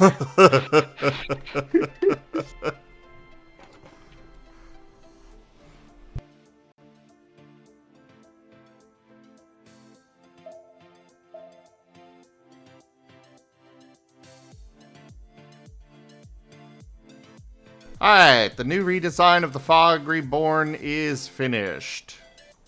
Oh, Now even more foggier. Fog. So much fog! Fog is power. Oh. I don't understand what fog is in this. You don't know it's what... from a series that you're probably better not watching. Ouch! No, it's a good series, but I'll be honest, it's a bit crude. You have to admit that. Well, yes. But that said, fog made person evil. So that's the context.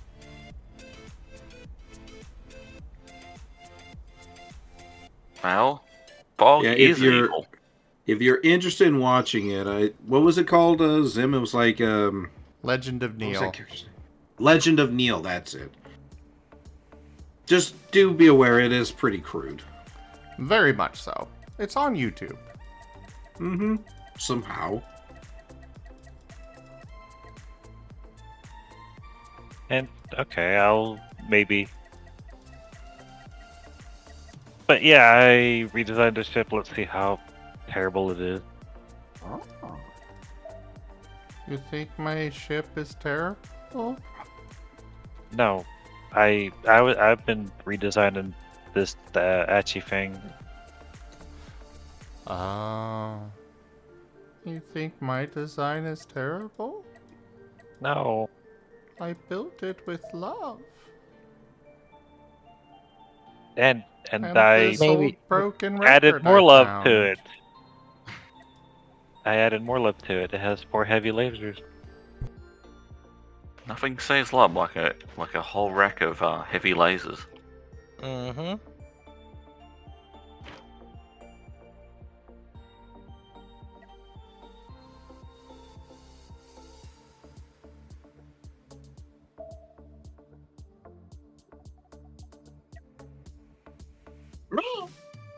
I think maybe I can actually like kill something. Da da da, ba da da da, da da da, da da da da, da da da, ba da da dum.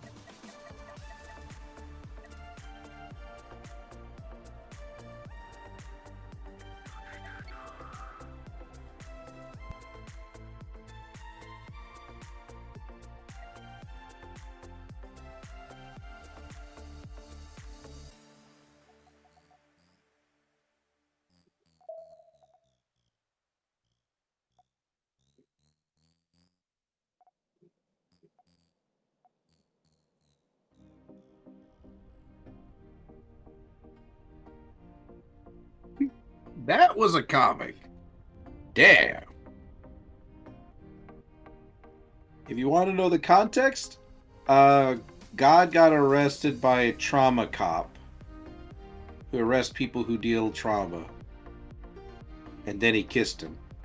God kissed him, that is. It was a weird comic. Hey, I see a row. Woo! Yes, there is a row in chat. But that's illegal. Row. yeah.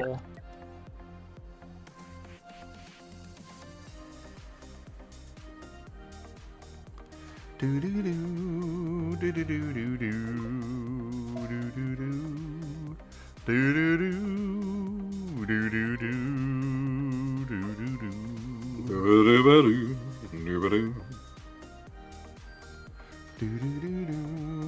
do do do do.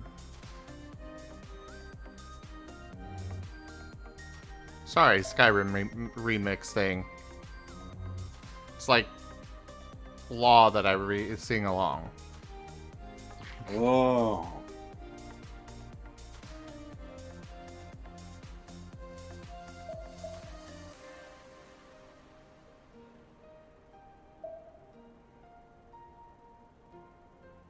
There was a joke in there somewhere, but I lost it.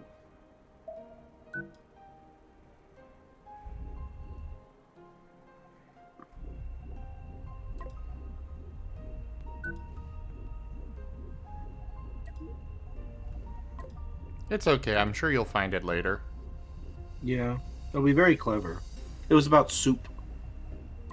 Ah. Already sounds very clever.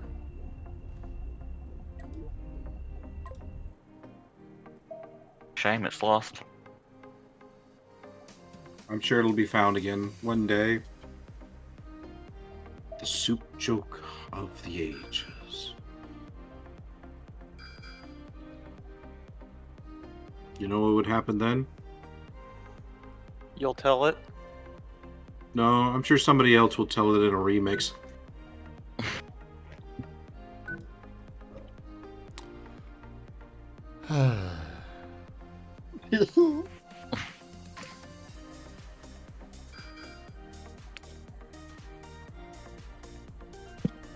Anyway, that's what all you viewers are watching me for. So anyways, everybody, that's Rygon over at the channel Rygon Plays! Let's give him a round of applause! Thank you. Thank you. First, I prepared a speech. I would like to thank Sim for letting me come into his server. And, oh. Somebody just med me. No, it was a hem. Yeah, they went, ahem! Fine. Rolls up my little scroll, gathers up all the papers on the floor, walks off. He'll be back. He needs the attention. I do. It's the only way I know how to survive. But, like, I mean, you'd want attention, too, if you lived a big portion of your childhood just doing nothing. Alone. All the time.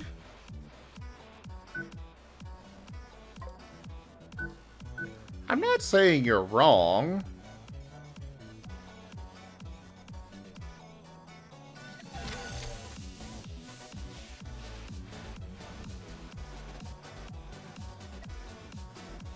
Alright, another small revamp to the Fog Reborn because I kind of forgot about one important thing.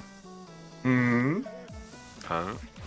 I forgot to give it hyperdrive things. Oh, that's slightly important. You can creep around across the universe. That's fine. It had a few, but definitely not enough to get anywhere. I mean, there's no problem with sublight travel, isn't there?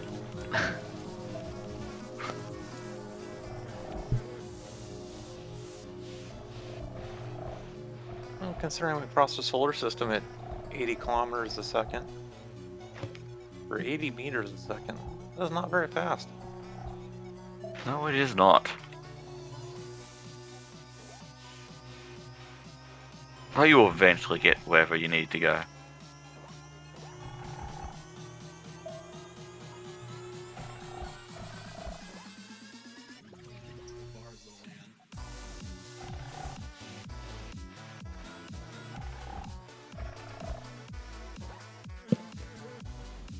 Boop, boop.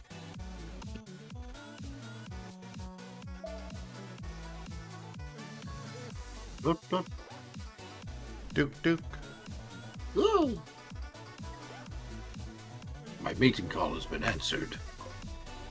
Oh, that death ray looks disgusting. Oh.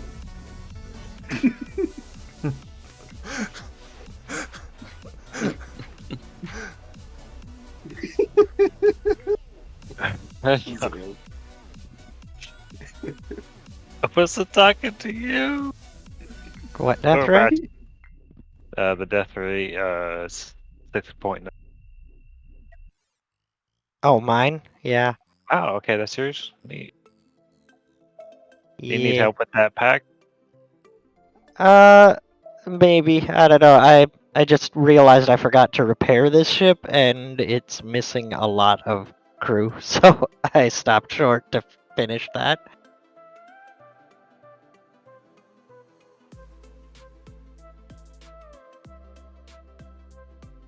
There we go.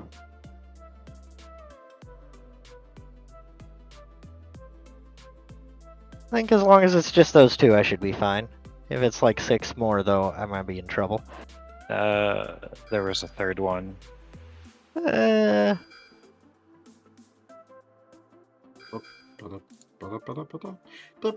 see. Alright, It's a whole ship graveyard. Nice. we about ready for chapter whatever is next? Yes.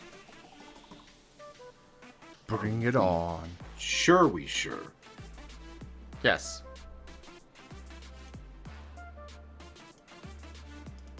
I've switched Chat, over what do the you think? playlist. Go. Oh, okay. Let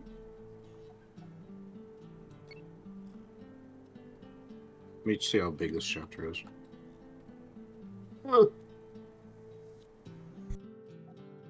Chapter 13. Walking downstairs with your hands fastened behind your back is more difficult than you would think. You depend upon your arms for balance, whether you realize it or not. With my hands cuffed at the small of my back, and Murphy walking me up the narrow servant staircase, then down the front stairs of Macfinn's building in front of a gaggle of staring police officers, my balance was gone. As we came down, I could hear arguing voices. You want to get in my face about this? Carmichael demanded. Look, I'm doing my job. My boss said no one has to go up, so no one goes up. Do I need to use shorter words or what? Looked up to see Denton towering over Carmichael, the veins in his forehead a throb. His 3 associates spread out in a fan behind him. You are interfering with a duly appointed officer executing his duties. Denton snarls. Get out of my way, Detective Carmichael. Or do you want to get added to Internal Affairs to-do list along with your boss? It's all right, Ron, Murphy said. I'm done with my business up there anyway. Carmichael looked up at me and stared, his mouth opening. Denton and his crew looked too. I saw Denton's face twist in surprise, then close again, hedging out any emotion from his expression. Roger, the red-headed kid who worked for Denton, was staring at me openly, his jaw dropped. Ben, the woman who had attacked Murphy last night, regarded me with an almost bored expression. Wilson, the overweight one, let out a satisfied snort. Lieutenant, Carmichael said. You sure about this? He was arguing with the most recently deceased last night. I can connect him to at least one resident of the house, as well as some of the decorations there. I'm taking him in for obstructing and for conspiracy to commit murder. Put him in the car, Carmichael, then get your ass upstairs. Murphy gave me a sharp push toward Carmichael, and I stumbled. Carmichael caught me. So let's go, Denton, Murphy said, then turned and stalked away. Denton gave me an expressionless glance and stepped after Murphy, beckoning his companions to follow. Carmichael shook his head and walked me to one of the police cars. Fuck, Dresden. And here I was getting ready to throw in on your side. Guess I'm just a sucker for the underdog. Carmichael unlocked the back of the car and put his hand on the back of my head as I bent down to get into it. Watch your head. Christ, what happened to your jaw? I sat down in the back of the car and looked straight ahead. I didn't answer him. Carmichael stared at me for a while, then shook his head. We'll have someone drive you downtown as soon as the scene is secure. You can get in touch with your lawyer then. I kept my eyes forward and still didn't answer him. Carmichael studied me some more, then stood and shut me into the car. I closed my eyes. I have felt low before in my life, have experienced events that left me broken and groveling, wishing I was dead. That was pretty much how I felt now, too. It wasn't that I hadn't found the killer. I'd been beaten before, taken the blow on the chin, and come out fighting the next round. I can roll with the punches as well as anyone. But I hated feeling that I had betrayed a friend. I had promised Murphy that I would keep no secrets from her, and I hadn't. Not really. But I had been stupid. I should have been putting pieces together more quickly, or instinctively. Perhaps I had some excuse in that I had been distracted by nearly having my head blown off Full Moon Garage. That I had been distracted by my soul gaze upon the Street Wolves' leader, and the knowledge that he wanted to kill me. It wasn't a good enough excuse to clear things with Murphy. I wasn't sure anything would have been. I felt alone. Felt frustrated. Felt like shit. And I felt worse. A moment later, when I looked out the car window at the full moon, and realized something that I should have put together an hour before. Real killers are still out there. Mac Finn couldn't have been responsible for all the deaths the previous month. 2 of the murders had occurred on the nights before and after the full moon. Mac Finn's curse was indeed to become a ravening beast during the full moon. He could not have murdered either of last month's victims, or Spike at the varsity last night. Which begged the question, who had done the killings? I didn't have any answers. The dark-haired woman who had led the Alphas was indeed connected with Mac Finn. Could she have been responsible? Something wolf-like had attacked me in the abandoned department store when all the lights had been out. Had it been her? One of the Alphas? Perhaps I would explain how the other murders happened. It had been true. Why hadn't the killer finished me off while I was floundering in the dark, virtually helpless? More and more questions. No answers. Not that it mattered to me now. A nice quiet jail cell didn't sound too bad, once I thought about it. At least it would keep the criminal element off my back, provided they didn't shut me up with a 400-pound con named Hump thing. Then an odd feeling crept over me, derailing my train of thought. Once more, the hairs on my neck were standing up. Someone was watching me. I looked around. There was no one in sight. All of the police were inside the house. I was alone in the back of the patrol car with my hands bound. I was helpless and alone. And I suddenly became very aware of the fact that Harley Macfin had yet to be found or apprehended. He was still lurking in the night, unable to keep from tearing apart anyone he saw. I thought of Spike's torn corpse, of poor Kim Delaney covered in her own blood upstairs in the townhouse. I added imaginary, far more horrible, images of half a dozen other victims, stacking scene upon scene of blood and death in my mind within a few seconds. I broke out in a cold sweat, and looked out the other window, directly into a pair of brilliant, feral amber eyes. I yelled and flinched away, lifting my legs to kick should something come rushing through the vehicle's window. Instead, the door opened. The dark-haired, amber-eyed woman from the department store said, "Be quiet, Mr. Dresden, or I will not be able to rescue you." I blinked at her, over my upraised knees. Huh? Rescue you, Mr. Dresden.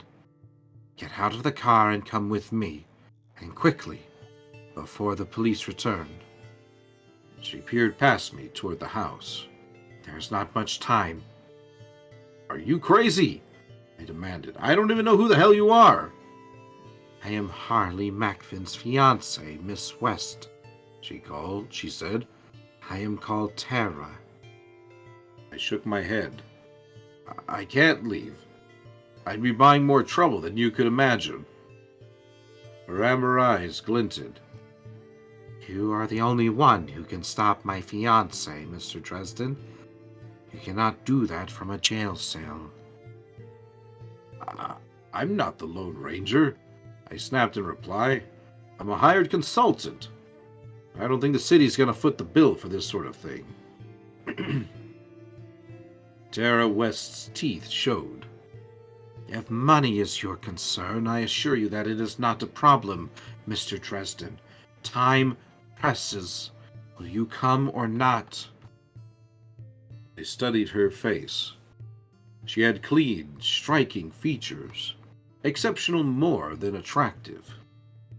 There were crow's feet at the edges of her eyes, though. They were the only signs of age on her that I could see. There was, along the edge of her forehead at the hairline, long, slender, purpling bruise. You, I said. It was you who attacked me in the department store. I hit you, and you took my rod away from me. She glared at me. Yes, she said. You're a werewolf. You, he said, are a wizard, and we have no more time. She crouched a bit lower, staring past me. I looked in that direction and saw Denton and his cronies exiting the townhouse, engaged in an animated discussion. Your friend, she said. The police detective is close to finding my fiancé. Do you really want her to be the one to face him? Is she prepared to deal with what she will find? Or will she die, as the others did? Damn it. The bitch, no pun intended, was right. I was the one who was capable of actually doing something about Mac Finn. Murphy was the one to catch up to him first. People would get killed. She was a fantastic cop. I was becoming more adept at dealing with the supernatural, but she wasn't able to handle a major werewolf berserker. I turned back to Tara. If I go with you, you'll take me to Macfin. She stopped in the midst of turning to leave. When I can, at dawn. If you think you can create the circle, hold him in when the moon again rises, you can help him. I nodded once. My decision was made. I can. I will. She who is called Kim Delaney said the same thing, Tara West said, and spun on her heels to head away from me, crouched low to the ground. I rolled out of the back seat and followed Tara West out into the shrubberies and garden shadows around the building, away from the police cars and the lights. Someone shouted in surprise, somewhere behind me. Then there was a cry of, "Stop!" I just stood and ran, as fast as I could, to get out of the lights and the line of sight of any possible shooters. Apparently, the one shout was all the warning I was going to get. Gunfire erupted behind me as I ran. Bullets tore up the dirt next to my feet. I think I started screaming without slowing down, hunching my shoulders and ducking my head as best I could. I was maybe 5 feet away from the sheltering shadows behind the hedges when something slammed into my shoulder, threw me through the hedge and out the other side. Landed in a roll and stumbled halfway back to my feet. There was a second of screaming, confused input from my shoulder, as though my joints could suddenly hear a welter of sound, feel a broad variety of sensation and texture beneath my skin. Then my shoulder went numb entirely, and my vision started spinning. I reached out a hand to support myself as I started to fall, and remembered that my wrists were still cuffed behind me. I went into the turf, felt the grass against my cheek. "He's down! He's down!" came a cold female voice. Agent Benz, I thought. "Take him!"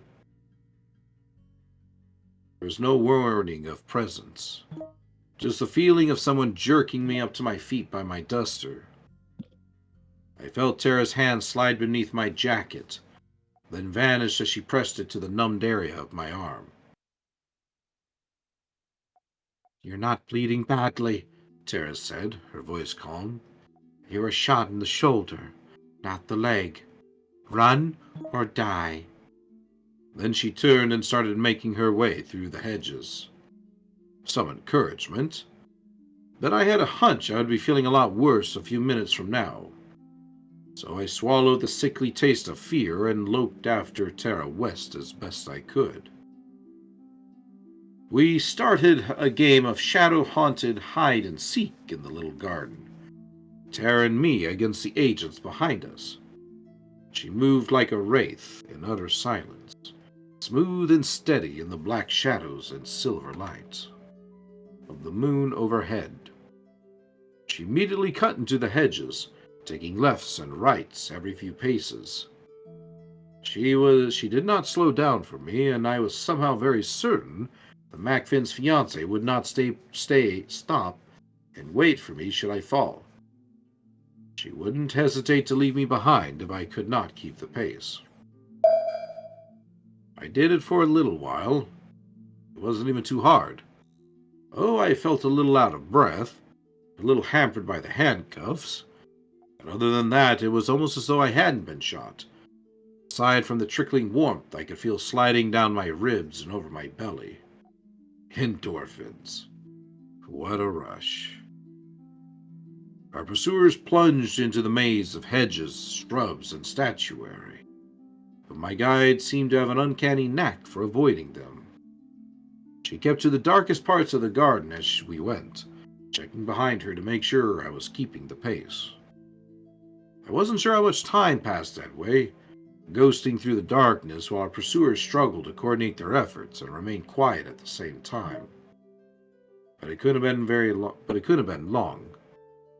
I've read somewhere that the initial shock of gunshot injuries always wears off after a few minutes, or moments. Besides, I was out of shape. Couldn't have kept up with Tara West for long. She was that fast, that good. My shoulder began to pound double time to my laboring heart as we emerged from the last of the hedges to the street outside, and the 8-foot wrought iron fence that surrounded the property. I slid to a halt and stumbled against the fence, wheezing. Tara looked over her shoulder, her amber eyes bright beneath the moon. She was breathing through her nose silently, crouched run having not tired her in the least, it seemed. I can't climb the fence, I said. The pain from my shoulder was starting to become very real now. It felt like a runner's cramp, only higher up. There's no way. Not with my hands cuffed. Tara nodded once. I will lift you, she said. I stared at her through a growing haze of pain, then sighed. You better hurry then, I said. I'm about to pass out. She took the words in stride and said, Lean against the fence. Keep your body stiff. Then she seized my ankles. I did my best to follow her directions, and she heaved, straining with effort. For a second, nothing happened. Then she started, very slowly, to move me up, my good shoulder against the fence. Give me a second. Hey, Sidista, thank you for the follow. Much appreciated. Glad you're enjoying the story.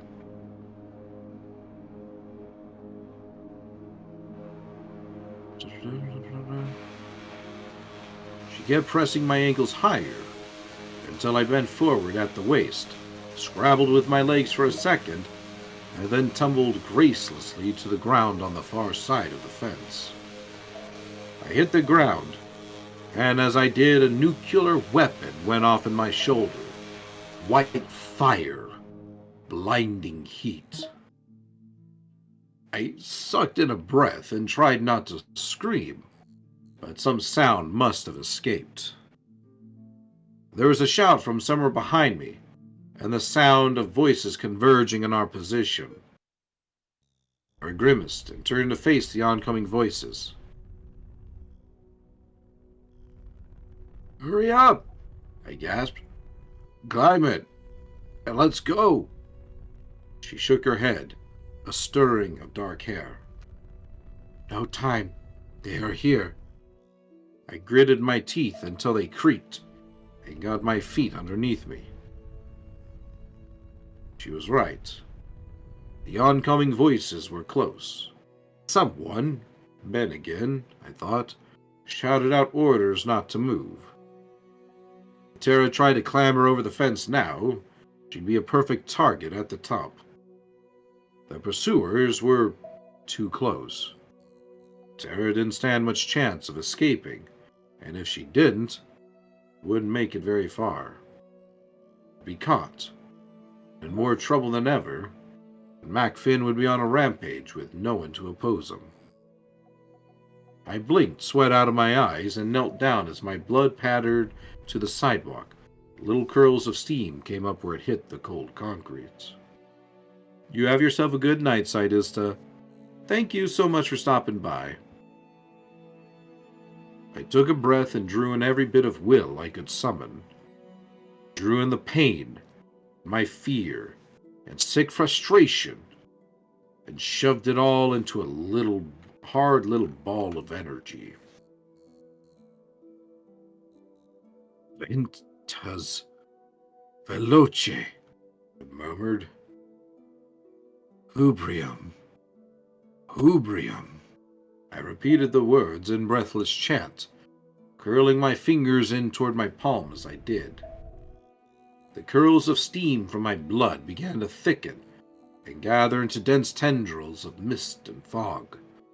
Back along our trail, where more of my blood had spilled, more fog arose. For a few seconds, it was nothing, just a low and slithering movement along the ground. Then it erupted forth. Billows of fog rising to cover the ground as the energy rushed out of me, covering Terra from my sight, causing shouts of confusion and consternation to come from the law officials pursuing us. I dropped to my side, overwhelmed by pain and fatigue. There was a whisper of sound, a creak of wrought metal, and then a light thump as Terra West landed beside me, invisible in the fog, though she was only a few feet away. She moved toward me. Then I saw her expression, her eyes wide with wonder, the first emotion I had seen on her face. "Wizard," she whispered. "Don't wear it out," I mumbled. Then everything went black. That is the end of chapter 13. Next. Oh. You can't stop after that. Yeah, you see the power of fog? What's Yes. up? The power of fog. The power of fog. Slaps New Year's with a catfish.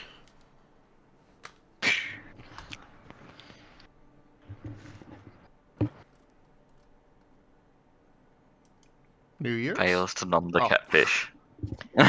The power of fog slaps New Year's with a catfish. Oh god, the fog has fish in it. That's how you know it's thick. Oh yeah. You're I- liable to just disappear in it. Hold the line. Never return. This hamlet shall not fall. Rick Strider raided my stream with 14 viewers. Rex! Hello? You have returned. Rick Strider just resubscribed for 5 months. Rigzestiau Oh, hi, 1 rad Rex. vibes Duke. Hello there, Rex. Welcome in. Thank you for that raid. Hello there, Axel. Hello, Slash. There's the good boy. Haha, and also me. Ah, I was muted, sorry. But you I are the heard- good boy. Rex Okay, Strider. Now I comes heard into the actual room. GB. Hello. He sits down with a wary expression toward his circle of acquaintances, friends, and lover. Gun curled in his hand. One of them was a traitor. Alright, I need to know who took the last potato. Which one of you did it? I was so hungry for that potato.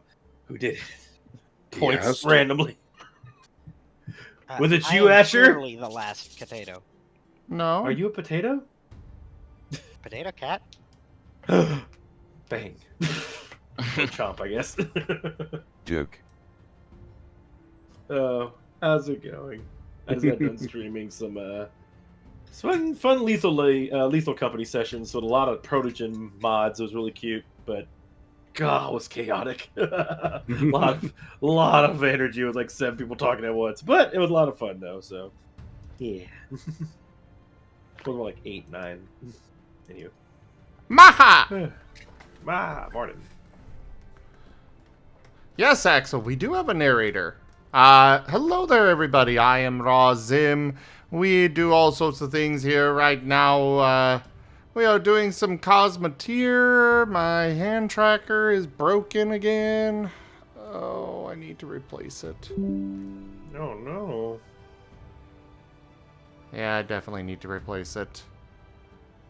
But, which, emote? I don't know which emote you're referring to. Welcome. But thank you for that follow. But yeah, we do all sorts of stuff. Rygon is currently here and there doing some narration for us of a book.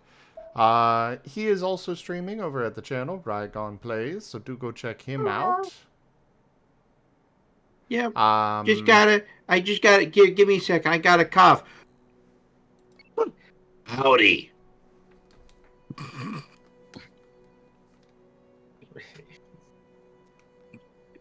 Well, that's a thing. Yeah. Go ahead, continue, Zoom. But yeah, we've got artists that join us here on the channel to take commissions live. We've got many tabletop games, Pathfinder, World of Darkness, multiple Pokemon games, a Digimon campaign, and yeah, we do all sorts of games here. So do hit that follow button, come join us again. And for those already here, go check out Rex. He's a good boy. Yeah, love you too. Yeah, thank you. Where? Good boy, Rex. Yeah, I'll try. I try. Yeah, Thank he is a very good boy. Ah. Oh, Rex, I have redesigned the fog base. Oh, whoa! So symmetrical. It's cool. I mean, it was symmetrical before, but look at all these turrets. Yeah. That's dope. That's really dope. That is going to mess up something. Oh wow, you have a reactor for each one of them. Yes. Sheesh. Yeah, I think it was Burden. It was like, you're gonna have power issues, and I'm like, no, I'm not. When I've got a reactor powering each one individually, I don't think I'm gonna have issues with that. Oh, To be okay, fair, my Axel. complaint was transferring power. Trying to load up Bryn's stream now, real quick. I've got 6 Oh, I'm not crew live at the for. moment. I've got 6 crew for each for each turret. 2 of them run the turret. The other 4 will transfer the power. I don't think I'm gonna run into issues. Yeah, it looks pretty damn set. It looks good.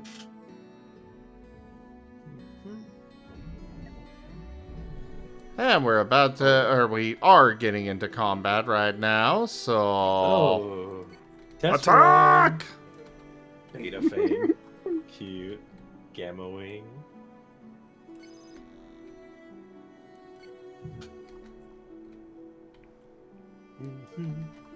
I just about finished the episode, by the way. Like, I'm like 10, 15 minutes away from finishing it. The Digimon one?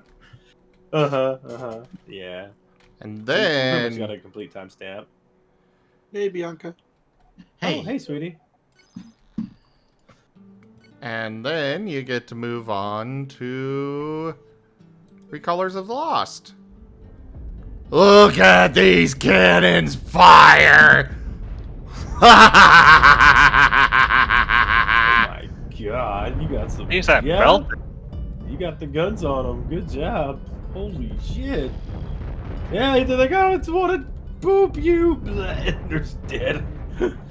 Their carcass hits your ship and bounces off. Jesus.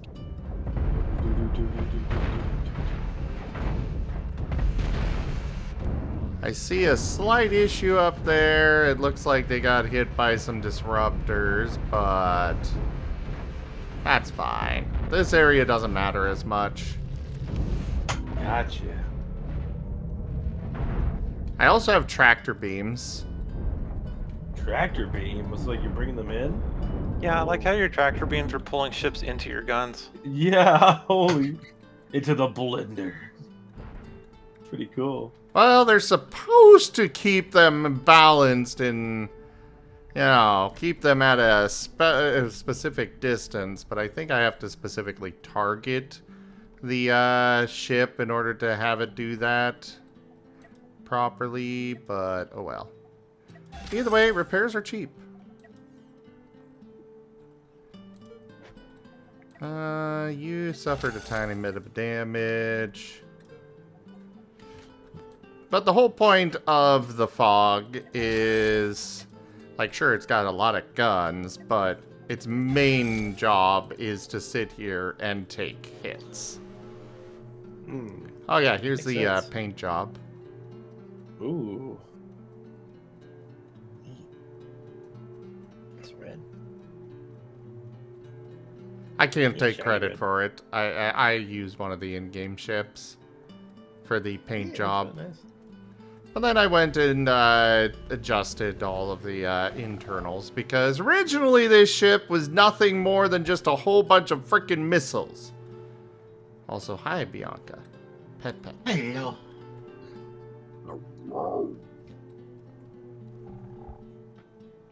This thing also moves. 3D Ragon. What's up? 3D Ragon. Wait, I'm 3D? You're 3D. Oh, I see. I am the confused. Guess they're 3D now. I don't know. He leveled up. He's 3D. Alright. Let's see. What Oh, about I the good thought boy that ship? was I thought that was my shirt size. Wait, I just got it. Yay. Alright, Kenku. Rest well. Bye bye. We'll continue reading in about 3 minutes, everyone. I assume you all want me to continue reading anyway. Yes, please. Go right ahead.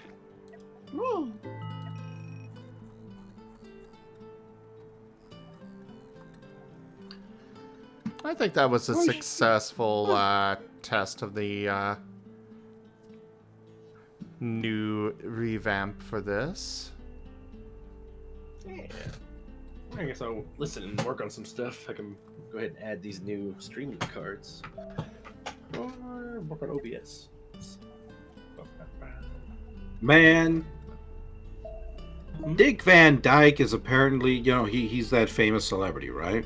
Apparently going with a woman half his age. He's 96 and she's 50. Ugh. Wow. Okie doke. They actually look adorable together. No.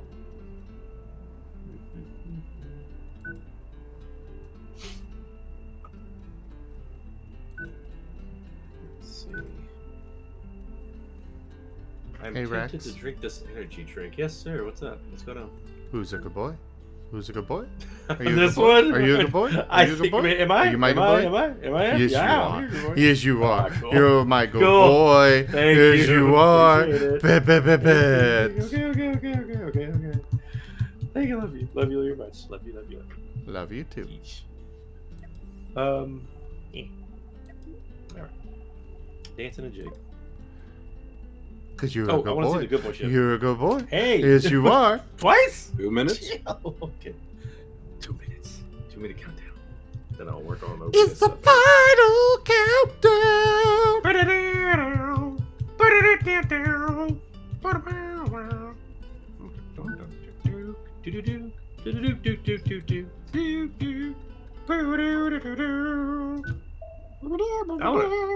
Now I want to do karaoke. Damn it.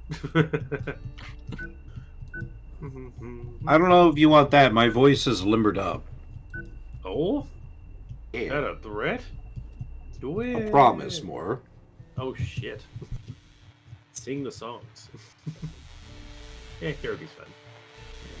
I think I sang over on my stream the Mary Did You Know song recently. For my chat. That You is a seem to good like it. song. It is. It's one of the songs that I know, like how the tune goes in my head.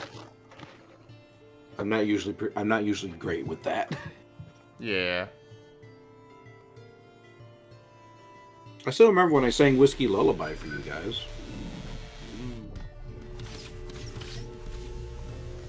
That was a good song.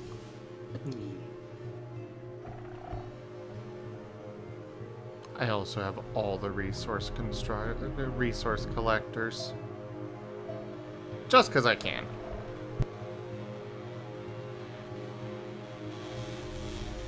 We prefer the term kobold.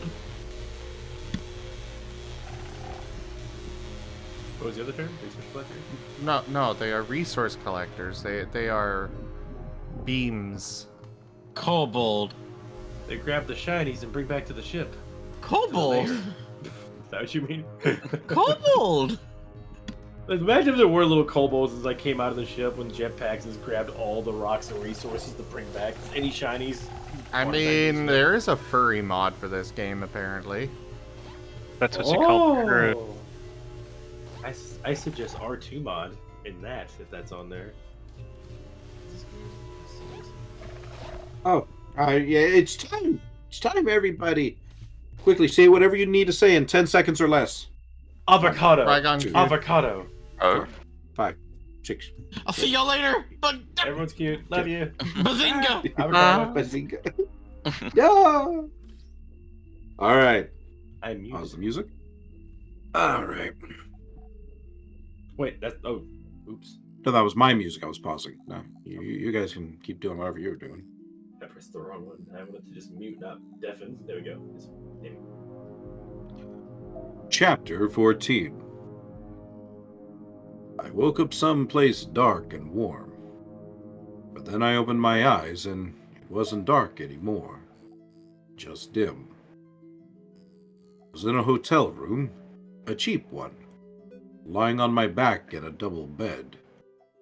Heavy curtains were drawn, but cheap curtain rods sagged in the middle and let light in from outside. I felt that I had been lying there for a while. I took a deep breath, and it made my shoulder begin a dull pounding throb. I moaned, before I could think to keep quiet. I'm not a wimp. It just hurt that bad. My throat was parched. My lips chapped. I turned my head, which made my jaw ache where Murphy had socked me. My left shoulder was covered in thick white bandages, wrapped firmly in tape. It looked clean and neat, except for the bruises that I could see spreading out toward my chest, down my arm from beneath the bandages. As a side note, I noticed that I was naked, and the list of candidates for who could have undressed me was awfully short. Beyond my shoulder, on the nightstand beside the bed, was a pile of miscellany. A book entitled SAS Survival Manual lay open to a page with several black and white illustrations of bandaging techniques. Beside it were some empty cardboard boxes whose labels declared them to have once contained cotton gauze wrapping, medical tape, and that sort of thing. A brown bottle of hydrogen peroxide lay on its side atop a hacksaw with a nicked blade. A paper sack sat on the floor beside the bed, its top folded closed. I moved my right hand up to rub at my aching head. One bracelet of Murphy's handcuff hung around my wrist, the chain swinging from the base of the bracelet, where it had apparently been severed by the hacksaw. The other bracelet was down on my left wrist. I could feel it as a dull throbbing band around the lower part of my arm. I did my best not to move too much, but the pain didn't go away. After a few minutes, I decided that my wound wasn't going to start hurting any less, so I sat up, slowly. Rising wasn't too much more trouble, though my legs shook a little. I made it to the bathroom and made use of the facilities, then splashed water on my face with my right hand. This time, she didn't surprise me. I heard her move out of the darkness of the back corner of the room. I glanced up into Tara West's amber-colored eyes in the mirror and said, "Tell me I didn't get a lucky last night." Her expression never blinked, as though the insinuation had flown past her. She was still dressed in the same clothes, still held herself with the same relaxed composure she had always displayed. "You were very lucky," she said. "The bullet went through the muscle and missed the bone and the artery. You will live." I scowled. "I don't feel so lucky." Tara shrugged. "Pain is to be endured. It ends, or it does not." I saw her consider my back, and then lower portions. "You are in reasonably good condition. You should be able to withstand it." I felt a hot rush of blood to my face, and I fumbled for a towel and awkwardly slung it around my hips. Are you the one who bandaged me?" And, I made a vague gesture with the fingers of the hand that was holding the towel and preserving my modesty. She nodded. "I am, and I have procured clothing for you that is not soaked in blood. You must dress so that we may help my fiancé." I turned to face her and tried out my best glower. She didn't twitch an eyebrow. "What time is it?" She shrugged. "Late afternoon. The sun will set soon, and the moon will rise soon after. We have no time to waste if we are to reach him before the change." "Do you know where he is?" She shrugged again. "I know him." I let out a breath and slowly walked past her. I went to the paper bag on the floor next to the bed. Inside it, I found a pair of enormous purplish sweatpants and a white t-shirt with Old Glory flying on it in rippling metallic colors, subtitled, "Invest in America by a Congressman." I wrinkled up my nose at the sweatpants, liked the shirt, and fumbled myself into the clothing, ripping off price tags as I went. "Where are we?" I asked. "A hotel in East Chicago," she said. I nodded. "How did you pay for it?" "I used cash. MacFinn told me that the police can track the plastic cards." I squinted at her. "Yeah, they can." I rubbed a hand over my head and went to the mirror again to study myself. I was walking more easily now. The pain wasn't any less, but I was beginning to get more used to it. "Do you have any ibuprofen? Something like that?" "Drugs?" he said. "No." She picked up a set of rental car keys and turned toward the door. "Stop," I told her. She turned to me, her eyes narrowed. "We are going now," she said. "We are not going," I replied, "until I have a few answers." Her eyebrows furrowed, but she glared at me. Then she turned and walked out of the room, letting in a brief flood of orange-tinted sunlight before the door slammed behind her. I considered the door for a moment. Then I sat down on the bed and waited. Perhaps 3 minutes passed. Then she reappeared.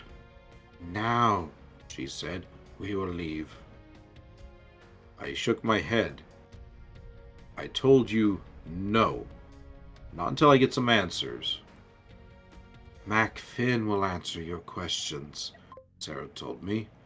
"Now you must leave this place." I snorted and folded my arms over my chest. My shoulder took fire and I wobbled on the bed before I lowered my left arm again. I left the right one folded across my chest, but it just didn't have the same effect. "Where is MacFinn?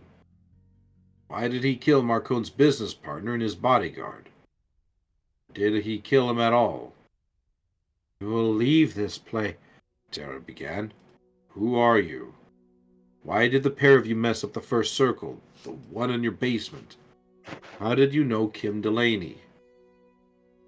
Tara West snarled and seized me by the front of my shirt. You will leave this place now, she said, glaring into my eyes. Why should I? I snarled, and for once I didn't avert my eyes. I stared into her gleaming, amber eyes, and braced myself for the impact of looking into her soul, for her to peer into mine. Instead, nothing happened. That, in itself, was enough to make my jaw drop incredulously.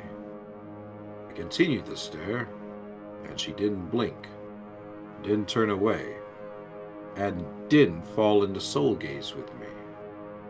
I shuddered in reaction. What was going on?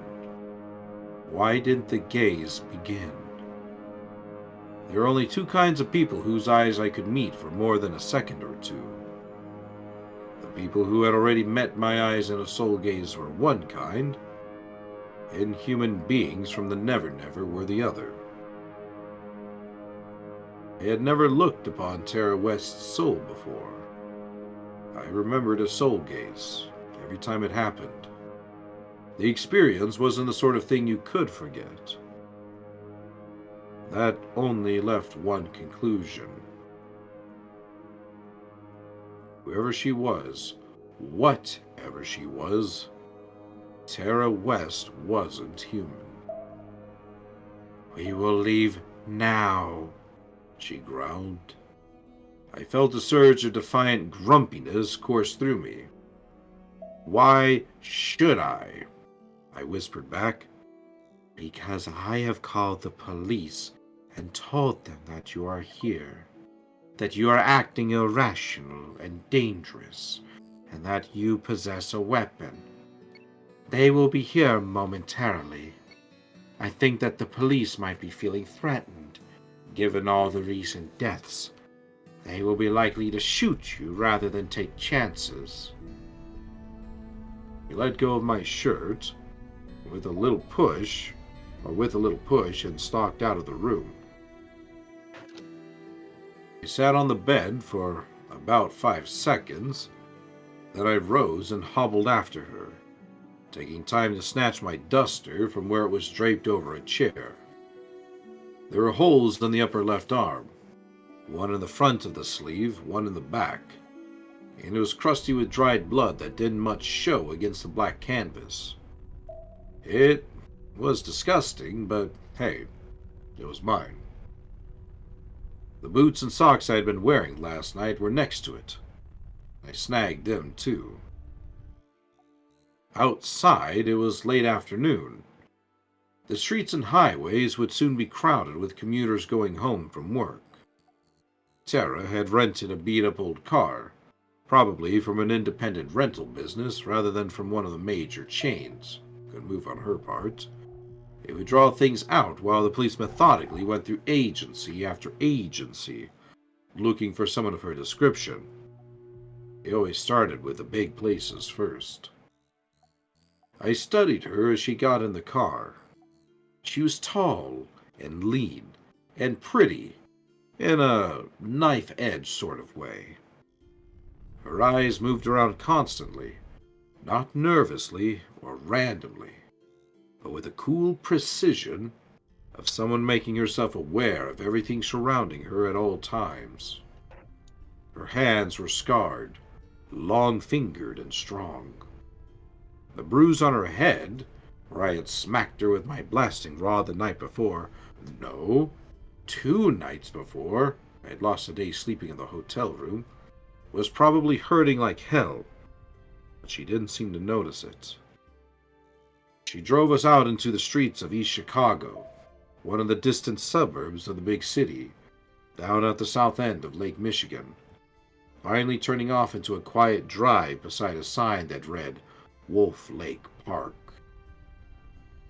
Tara West made me nervous. She had appeared from nowhere to save me from the back of a police car, true, but what were her intentions? Was she really trying to help her fiancé keep from falling victim to his family curse again? Or were the two of them working together to remove anyone who could rebuild the magical circle that could contain Macfin and render him harmless? That would make sense, given that once Kim Delaney was dead, they came after me. On the other hand, that didn't fit with a lot of the other facts. Macfin, if he was truly a loup-garou, changed into a beast only during the nights of the full moon.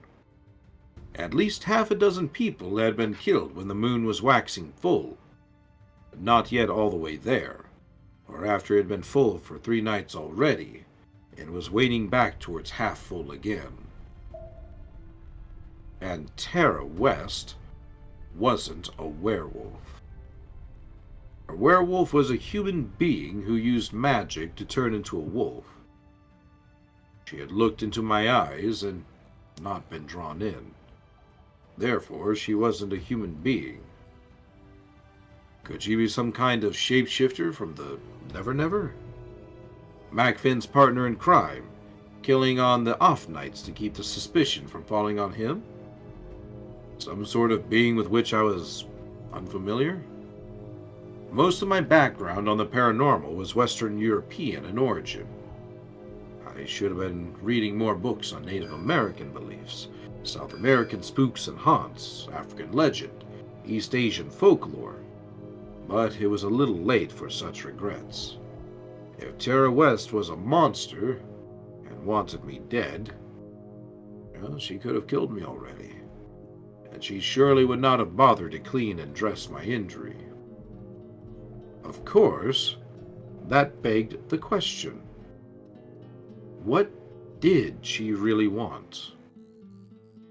That question led the way to many more. Who were the young people I had seen with her that first evening? What was she doing with them? Did she have some kind of cult of followers, like vampires sometimes built up? Or was it something else entirely? Tara pulled over into a little gravel lane, drove a quarter-mile up it, and bowled off into the weeds. "Get out," she said. "He will be here, somewhere." The bouncing car ride had come to an end, mercifully, and the sun was still solidly above the horizon, with moonrise not for at least an hour after sunset. So, I ignored the pain and pushed my way out of the car to follow her into the woods. It was darker underneath the ancient oaks and sycamores, and quiet. Bird song came to us, but from far away, as though the birds were choosing the better part of valor and remaining where the sun could still touch the tree branches. The wind sighed through the woods, sending leaves spinning down in all shades of gold and orange and russet, adding to the thick, crunchy carpeting under our feet. Our steps sounded out distinctly as we moved ahead through the leaves. The cool wind made me grateful that I had thought to drape my duster over my shoulders. I studied the usually quiet Tara. She was walking with exaggerated motions, planting her feet down solidly with each step, as though intentionally trying to make noise. Once or twice, she stepped out of her way to tread on a branch, snapping it with a dry popping sound. I was too tired and sore to go to any such effort. I just walked, and it made more noise than she did. Who says I can't do anything right? We hadn't gone more than a few hundred yards when Tara abruptly tensed, crouching, her eyes scanning all around. There was a whistling sound, and then a bent sapling jerked upright, dragging a noose around Tara's ankles and hauling her across the rock and leaf-covered floor of the woods with a yelp of surprise. I blinked at her, and then something came up out of the leaves, rose right up like Hamlet's dad from the stage floor. But instead of bemoaning his fate and charging me with avenging him, he slugged me across the jaw, on the same side of my face that already sported dark purple bruises, and sent me spinning to the ground stunned. I landed badly, but on my unwounded side, and rolled out of the way as a muddy, naked foot stomped down at my head. I grabbed onto it, and jerked with more desperation than strength, and the foot's owner fell down beside me. Instead of being slowed, he slapped his arms at the ground as he hit it, in much the same way Murphy did when practicing falls. Then he rolled as I struggled to my hands and knees, and slid a hard, strong forearm beneath my throat, locking it there with the other hand and pressing it back against my windpipe. "Got you! I got you!" snarled my attacker. I struggled against him, but he was bigger than me, stronger than me. He had me down, and he hadn't been shot or beaten up anywhere near as often as I had in the last 15 hours or so. I didn't stand a chance. That is the end of chapter 14. Werewolf! Awoo! Werewolf! Werewolf. This guy's here. Yes, there's cat. Oh. Pet the cat. Row. Soft Pet the cat. kitty, warm kitty, little ball of fur.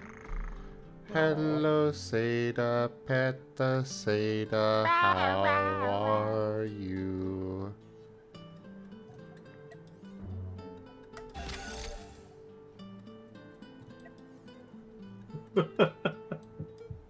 I am still sick.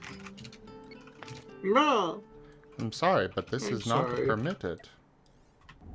Yep. Sickness is banned. But I'm getting better. Very well, we can accept this.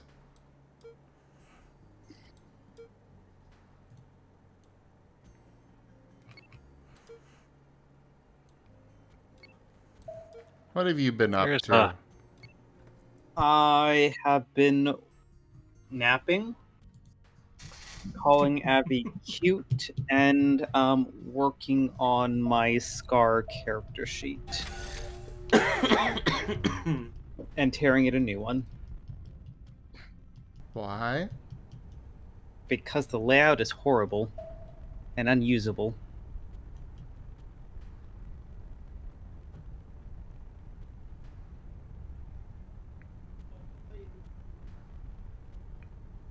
And I made my purchases, so I'm just waiting for the approvals on those purchases.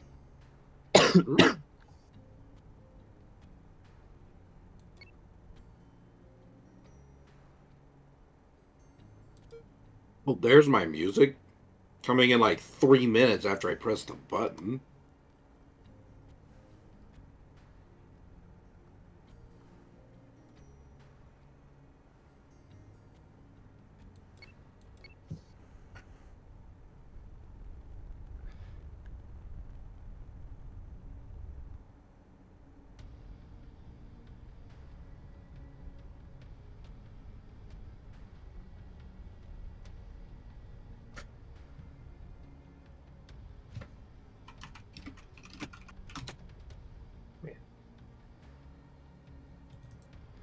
Oh, yeah. Are you streaming? Yeah, I'm streaming. I wanted to send you. I was listening to. I was watching that. It was kind of funny. It made it really, really epic for some reason. What's going on? I'll show you. Let me see.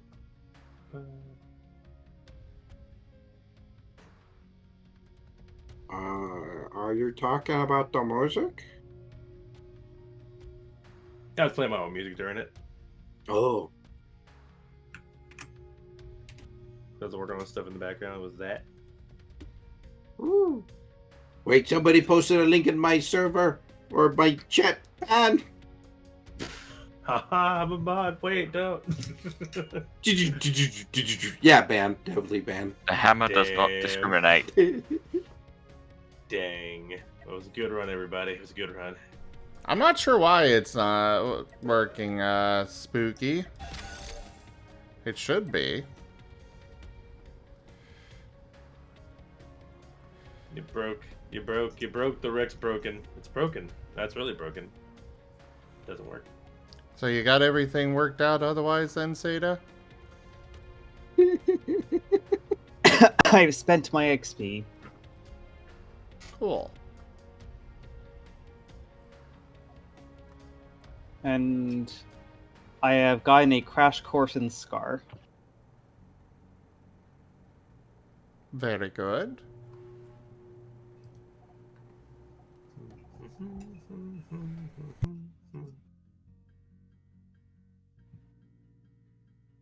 Yeah, I was literally listening to Super Saiyan 3 super theme music, so it's kind of like, whoa.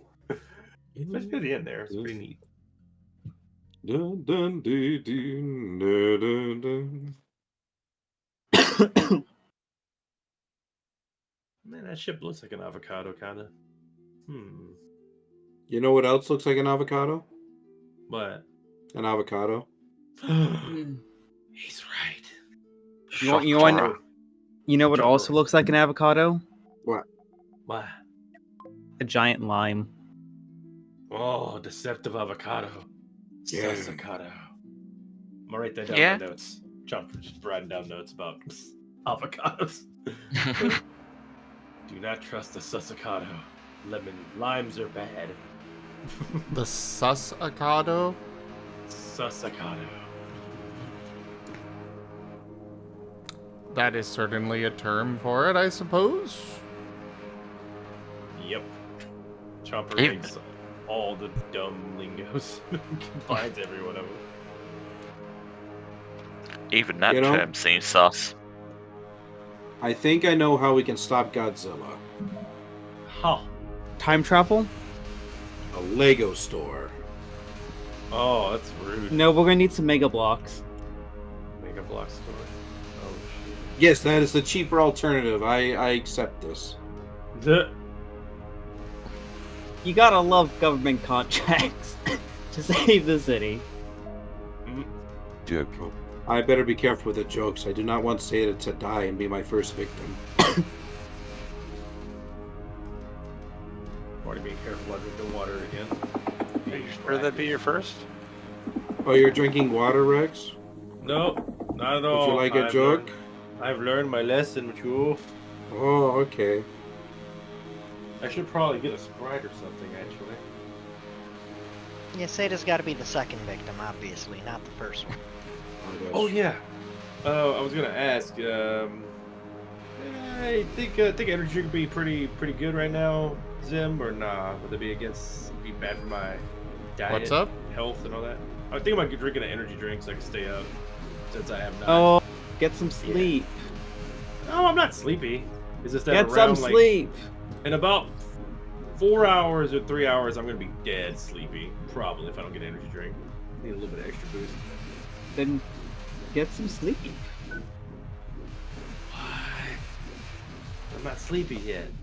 About But 3 you hours will now. be sleepy. I know. I don't want to though. So if I get that energy drink, I will be hyper chomper. I'll go Super Saiyan. No. Super Saiyan 3 even. I'll make traps everywhere, and I'll cook everyone Raisin Bran toast because I just learned how to make it. Yeah. Also, something called I don't know. It's called mac and cheese hot dogs. I don't know. I'm looking at everyone in this book. It's all ripped up, so I'm just gonna make y'all everything. Mac and cheese hot dogs, burgers made out of ice cream. Oh yeah. Yeah. Wait, burgers made out of ice cream? Isn't that just an ice cream sandwich? What? No, I get a wafer and I make ice cream and I make it into a sandwich, like a burger. I'll call it Chomper's Ice Cream Burgers. It's gonna be good. An ice cream burger, not an ice cream sandwich, because it's a burger, not a sandwich. Yeah, I'll make the ice cream big and chunky like a burger bun, like burger meat. So that's why it's like a burger. Chomper burger. It's ice cream. Yeah. I am lost on this entire conversation. About the right only now. thing I got is that Rex wants to be bit. That is not what I even. Sounds Asher, did you like Rex is trying to potatoes? Reinvent the Klondike bar. Chopper, do you like potatoes? I can make you some with potatoes. If you're lost about the food, I'm just. Why are you asking yourself about that? That's Asher! what I'm wondering, too. Asher! I meant Asher. Okay, I'm confused. I like potatoes. Yeah. Okay. Especially loaded into my potato cannon. Mahaha! Oh, dang, that's right. We gotta use all the potatoes for weapons. Oh, I miss potato guns. You ever had those like little potato guns? Not the cannon, but like the little potato shooters. They used to make those. Like, it takes like a little chunk of a potato and like uses it as a bullet. It's pretty cool. Like little pellets. Wait, what? No, Yeah, don't yeah. talk about pellets. Shot pellets. There's so many things that you could misconstrue with pellets. Like, for example, forklifts used to lift them up in order to get products around. Pallet. Pallets? Are you talking about the things painters use in order to, do their painting? Wait, what? Oh no. But that's also like your taste, your sense of taste as well, like your palate of taste that you do for food. What you're probably talking about are those little objects that you put into fireplaces in order to start fires. This is why I gave up on words a long time ago. I just started just saying memes. Started just licking paintings to paint them. Bleh. Speaking of paint, I need to go watch that episode still. That I finished up with that. I was gonna watch Boston Chaos. Oh. Yeah, I really gotta watch that episode of Paint though. I feel like I really want to watch it now. All of a sudden, I don't know why. I really should. I think I really will. Yeah, I'm gonna watch Paint. You rated in right as I was switching to Aether. Oh, so I missed Paint? Oh, that's okay. I love them both. It's okay. Asher looks so much more adorable in my fireplace. Nani? By my sorry, fireplace. Nani? What the fuck? No! What? I've been watching enough sad shit on that episode. I don't need this. Don't fire me. No. My fireplace room, it's so cozy. You all are like my little children reading, like Grandpa Espion is reading you all a book. Jeez, aw. And you are a source of dead jokes. Yeah. Wow. Oh, okay. You mean in your study or whatever room that is, not actually in the fireplace. My study? Does this look like a study kind of room to you? No, this is the place where children scribble on paper as they go about learning the mysteries of life. This is the place where dogs run rampant. This is the place where I break my hip. The living room, then. Oh no. That's more This like is the place where life alert. Help! I fallen and I can't get up. Why did I invest in all these stone floors? Jesus. That actually makes a lot of sense.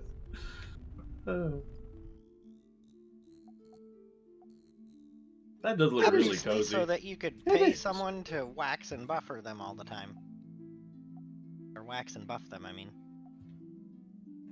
There's a lot of debris around the good boy. What?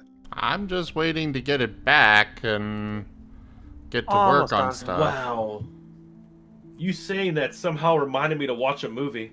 I don't know why. It had nothing to do with the movie, but it reminded me of a really good movie I really want to watch. Which you there, everyone, whenever y'all feel like it. Has anybody here seen what? Oh, okay, I probably shouldn't say it out here because everybody's gonna start quoting it. It's gonna. I want them to go in so fucking blind with this movie if they haven't watched it. I think they've probably seen it though. I feel like Rex is pulling a very, very obvious nudge, wink, wink right now. You think that's obvious? Oh yeah. Rex is being very vague right now, and it's like he doesn't want to say the name of the movie, so I go in blind, but I have no idea what the hell he could be talking about because he won't say what the hell it is. So I'm just gonna text them because I'm galaxy brain like that. Yeah, Look. so you don't look it up later, you know. And nobody says it out loud and starts quoting the movie because it's like really quotable. I would love to go in blind on this one because I think it's one of the. I love the I actor can- that's in it from Spider-Man, Tobey Maguire's Spider-Man. He's really good. I Don't be can vague. quote any and every movie. Any and every movie? Yeah. But can you quote anything everywhere all at once? Yep, I Yeah. can. Oh, I damn, can nice. quote every single book too. Every single book, every single word, every single said. Yep, every Damn. single set. At least all the English ones, anyway. Oh, okay. I was about to literally go like, "Cómo se llama?" Speak Spanish. Yeah. All and you all right? You ready? You ready for the quote? The. Boo. Got it.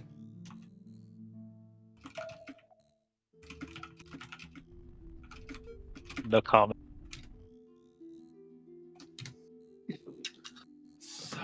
I didn't hear. Sorry. Say it. Say that one more time. What did you just say? You don't want him to say it. I don't. Okay. You might think my brain turned off. Maybe it was a self-defense mechanism. I don't know.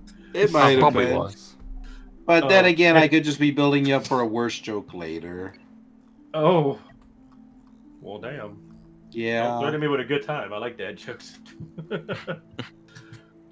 Well, I got one for Seda, and this is what I actually mentioned earlier in the stream. Seda, I don't think I'd want to ever turn into a horse. Oh. Oh, you're groaning already. That's a good sign. Hi, Valerie. My reasoning is they get farted on too much. What?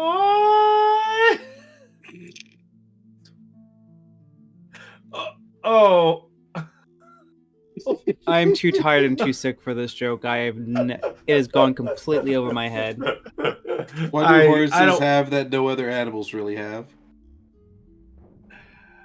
It's riders. They have riders. Okay. Wow. Just wow. It makes sense and I hate it.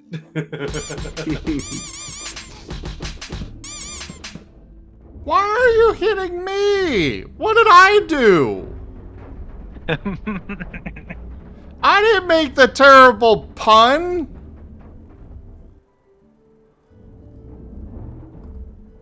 But you allowed it.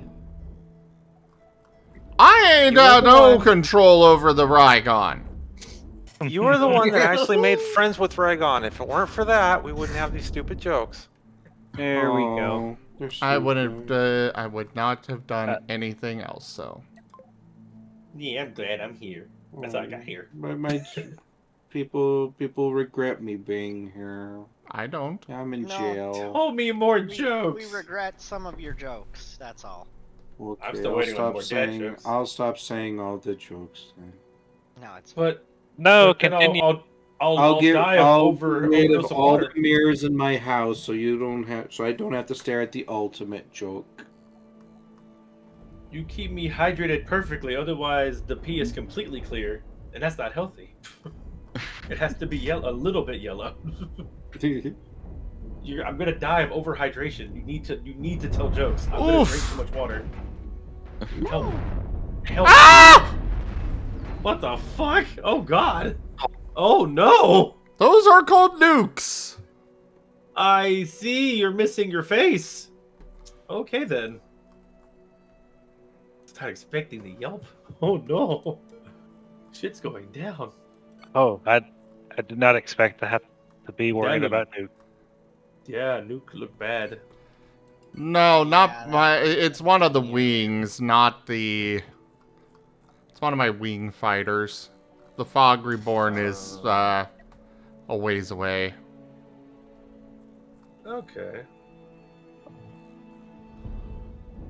Oh, fun's dead. But okay, we got it. The Delta Wing just took a little bit of damage. Okay, That's just a mere scratch. Just a small bit of scratch. Just a smidgen. It's only missing a quarter of it. It's fine. 'Tis a flesh wound.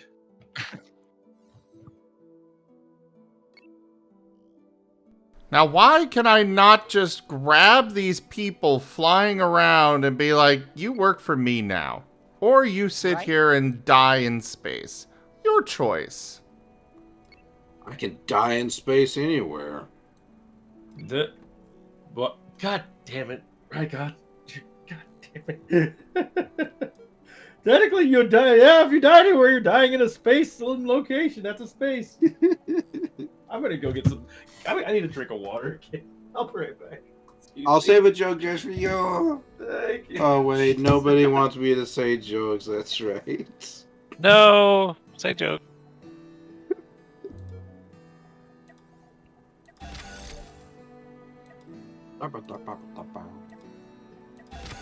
I see you, Rex. You're drinking over there, so you don't have to hear anything.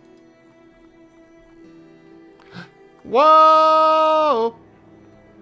Whoa! A Wostein come and he gives a hoot. Wostein come and he gives a hoot. Hoot, hoot. Hoot, hoot. Hoot. The Wosteins come and he gives a hoot. The Wosteins come and he gives a hoot. Hoot. Hoot. Hoot. Hoot. Hoot. Hoot. Hoot. Hoot. You know, we are missing a lot of potential here from just having a, like, acapella chorus of just hoots. You know, we really are, yeah. I can only do so much, you know. Yeah. It kind of relies on all these other beans here that could be, you know, helping out. Detected.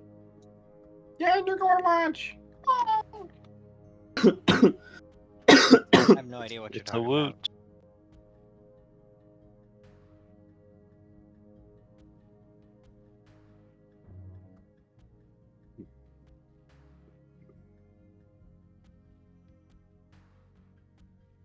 Okay, Zim, the Rex is yours. Thanks for returning my good boy. Now, if only the actual one were here. Then I could toss him around, too. Hey,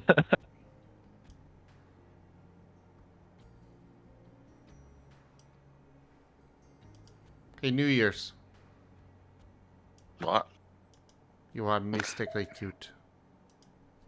Mahaha! So evil. Nah. But if you call me cute, you can't deny that you are cute.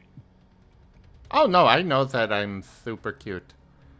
It's how I get to be so evil. Mahaha! Fair enough.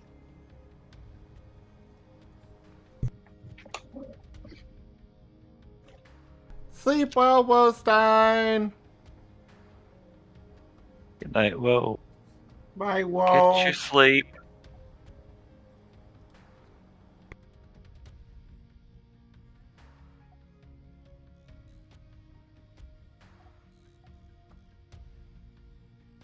Oh.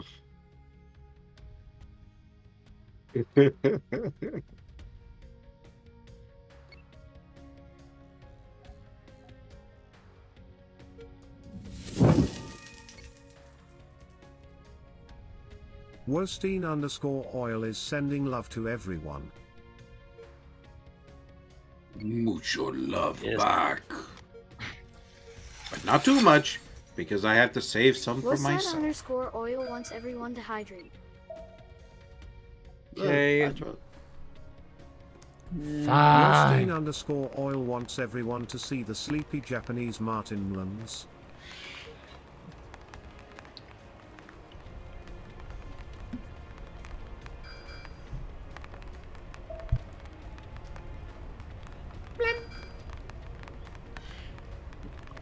I gotta say, I'm I love how perfectly they aligned all of these engines in the back. Mm-hmm. I love you. Aww. Got you. Got him. Rex. Oh, get over Got it, him. you two. Literally Pet can't. the Rex. Just the love. Rex. Pet. What's up? One of the peoples around here is actually an owl masquerading as one of your friends.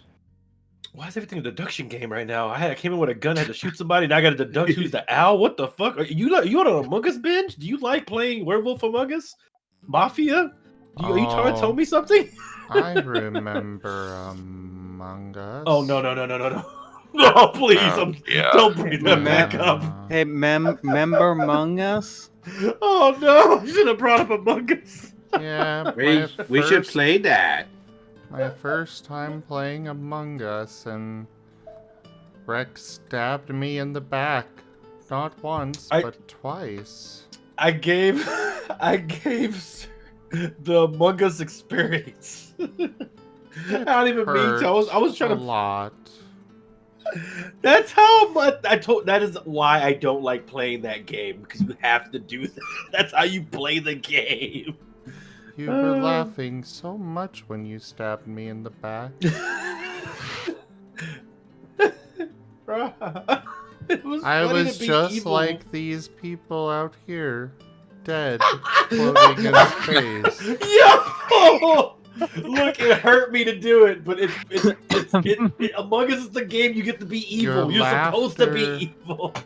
Your laughter. It's fun to be evil. What can I say? Your words are saying one thing, but your laughter is saying something very different. I'm so sorry. It was funny. It's funny to stab me in the back. I understand. No, I was legit That sad. is exactly what you are saying. I didn't want to do it.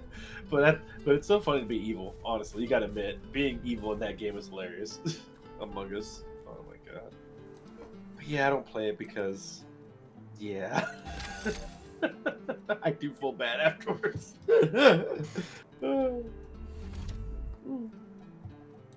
I never even had a chance to be happy. I'm sorry. Why? Before you killed me. You're a grip. My heart out. I already gotta go play Undertale. Jesus, calm down. As you are wagging over how much you hurt me. You know it was funny. I know you know it was funny. As I know the- you're laughing at it with me. As the wagging just keeps on slapping Zim in the face. Yes. All I'm hearing here is very clear indicators of an abusive relationship. Hey, honey, I beat you. It was kind of funny, though, right? Oh my goodness. I'm sorry, Zim, but if you need help, I'm here. Thank I'm you. trying to enjoy my eggnog. Really? Oh, and now Really? you're rubbing in my face that you have eggnog and I don't. I'm gonna spit out my eggnog. You know how much that cost? It was like $2. I was looking Damn, at eggnog look at the at rich the portion over here. I was looking at eggnog at the store today and I'm like, no, I don't have the funds to spare for that. I bought That's the a cinnamon treat. spice. It reminds me of you. I'm only drinking a cup because I feel like, I deserve a treat. I'm already treating myself to hanging out with you, lovely beans. So I'm going to have this moment be cheered with a little eggnog. I get back and I'm over here being freaking reminded of Among Us. I'm just sipping my eggnog like, yep, that was funny, but I feel really bad. Don't feel bad. I mean, at some point, you were going to have to kill him anyway. No, the way I killed him was pretty fucked up, though. Oh, fair enough. Fair enough. Like, if I remember, I can't remember the whole detail. You want to say what happened? Because I don't remember the full details. It literally was a case of, oh my gosh, That is so evil, dredging up those memories for somebody else. Yeah, he's Yeah, I forcing me forgot to about it. remember this trauma. I didn't want to. I It was remember it like it was a month ago. Smash, smash, smash, smash, smash.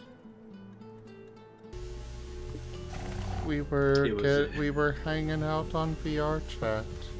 Oh my gosh. Supposed to be having a good time. Just hanging out with friends together. And I come in with enjoying life. over-exaggerated evil eyebrows. I'm going to kill Zim.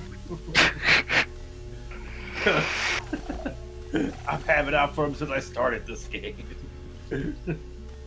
But then he befriends me, drags me around, showing me the ropes. And then as I'm headed into the cafeteria for my lunch break, it's just, bam, I'm dead. Don't you just hate when that happens? And then later on, he was sitting there, we had an emergency meeting. Somebody had died. And he convinced everybody that I'm the one that did it. And he got me launched out into space. Do you want to point out the part where you started, like, you were pointing me out to everybody? Like, that I was the one who killed him? So I had no choice but to throw you under the bus or I was going to die. Because you found me out. You were the only one that found me out. So it's either throw the game, or I could prove to you that I can, like, do a little, subterfuge. Rex wanted to show you what a good boy he was. Yeah, I could give you a little bit of a... That is a bad boy activity. That's why I don't play Among Us. See, you just call I got a BG out of that shit? That's not fair. I'm never touching Among Us again. Among Us got me a bad boy. Fuck that shit. I'm never playing Among Us ever again. Fuck that game. Wostein_oil says, try to stab, shoot, snap, hoot. Watch in horror as hoot doesn't drop. Unfortunately, that's not how the game goes. Well, I'm never playing Among Us. Among Us is close to protocol status now. I'm never playing it again. oh, Ever. that's a great idea. Huh? That is how I can get my revenge for this horrible Did you travesty. not listen to Rygon? This is Well- this is not healthy. No, you should not make me play close to protocol. I wasn't even paying attention. I was looking at memes while eating know, just delicious be chicken entertained. Alfredo. Wow.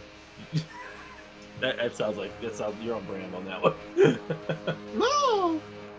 Oh, yes. Chapter 1. Can I say how fucking hilarious it was that Magna, all his stuff are just turning into potatoes? So freaking hilarious to me. That's Thank pretty you, nice of Kurt. Slitherite. Thank you for your assistance. Are you gonna be sad all night over the Among And Us? then there's the time that we were sitting here hanging out talking about Among Us. And Oh my Rex was God. making me remember all the horrible things that happened. We should play that. It came full circle. And No. then, what does he do next? Wostein_oil is making you mini-sized. Then he decides to make me remember the fact that my mom decided to become a traitor and betray me. What? Yeah, nice, dear. We should play some Among Us. Oh my God. I still can't believe that I was betrayed by Magna.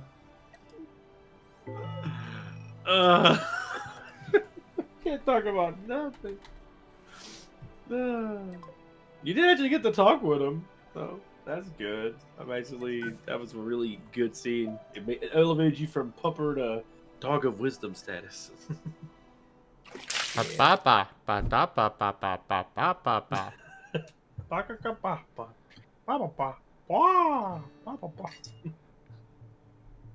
Ha-ba-da-ba-ba-ba. Ha-ba-ba-da-ba-ba-da-ba-ba. Ha-ba-da-ba-da-ba.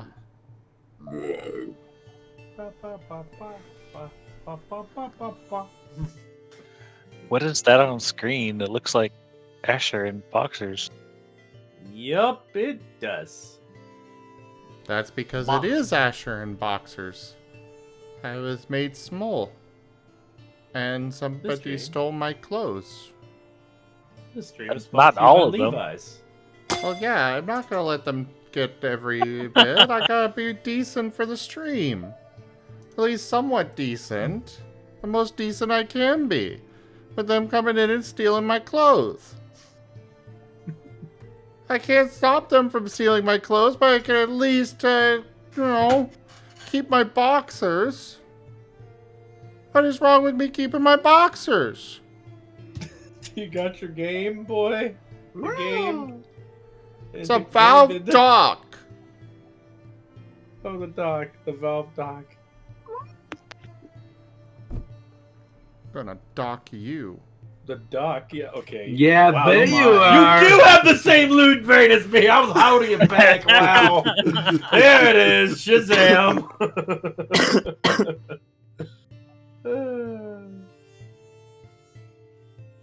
So, Among Us? Oh my goodness. Bap.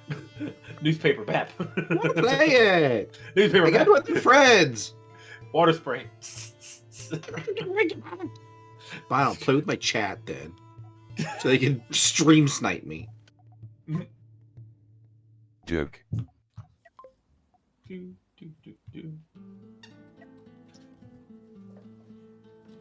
Oh, phone's dead, so I can't even look over my notes. Great. I think they're finishing the last conversations because Jace got to speak with Spectre, which was nice. It was nice little. That was after how much? Oh man, I feel like I already made the joke, but man, there's a lot of trigger warnings in that episode. What for what? I heard Spectre. Yeah, with Spectre, you were talking with Jace, and y'all already y'all pretty much made up pretty fast. So that was cool. But it was very natural though, because of what the team's been already doing, and they with the saving before. It was pretty cool. Charles had some little bit of development there. Oh, that surprised me. That was nice to hear him, get that range on that. That was nice. Plus, he made me laugh a couple times. Oh my god, the Marten's stuck in the plastic. Oh. Get out of there, Marten. There. I've eaten a family size of chicken Alfredo. Nice. You may call me a nuclear family unit. What is that from?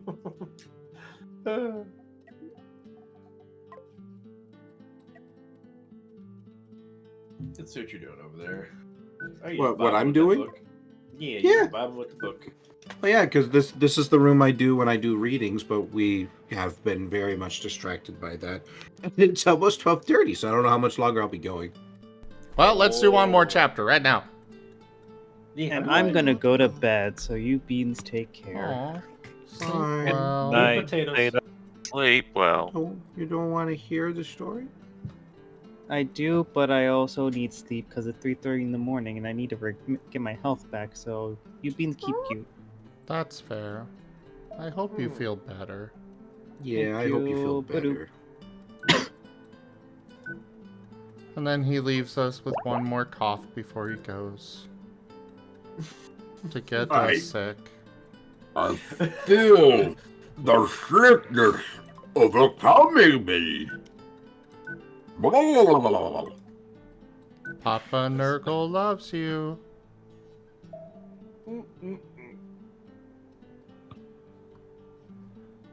Habata-bata-baba.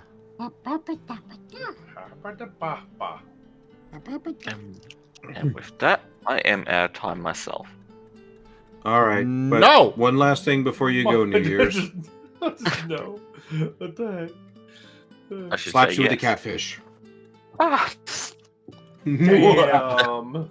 That was you are evil. I'll have to get my revenge at some point. Well, you said Later, it's good New luck, Year. though. I'm wishing you luck. Sure, I did say it was good luck. But for who? Anyway, bye bye. Have a Later, good New Year. time with your stream. not stream tonight. I said have a good time with your stream. Oh dear, someone's gonna make me actually stream on today, are they? Okay, bye bye. Yes, I need a raid target. Me. And then I will immediately go offline. I've learned my lesson on raiding you. Oh. Oh, what happened? I want the story. Oh, there's no story. Oh, okay. I'm just teasing the Raygon. What, Daddy? Because the Raygon is the cute gon. Oh. Hey Rex, can you tell that I'm on my medication? What a segue.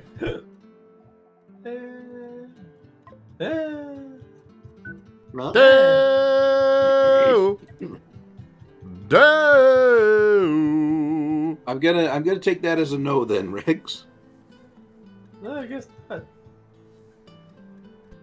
You're just taking a while to answer.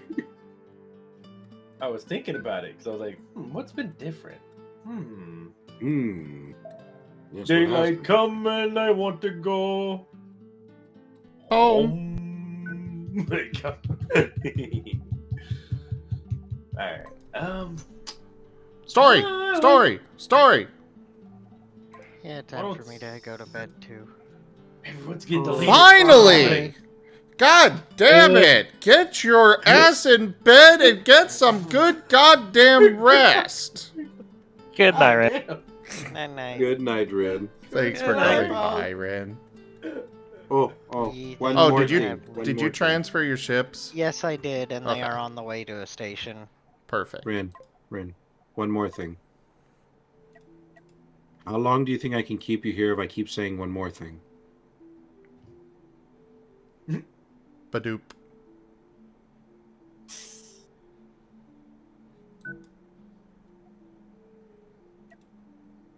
I don't think Rin's here anymore.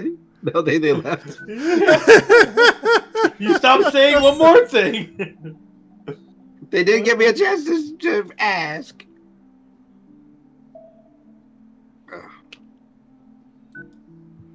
One Hey, more thing. Oh, you never answered my question. Did you watch that movie I sent you on DMs there, sir? Say no. Sarah? No, Oh. I always gotta hated it. freaking Watch it. That is not true. You said no because Rygon said to say no. That's not real. You didn't. Now you don't say hate that you joke. sent it to the complaints box. Wait, what is this? What's going on right here? I sent it to the complaints box. You what?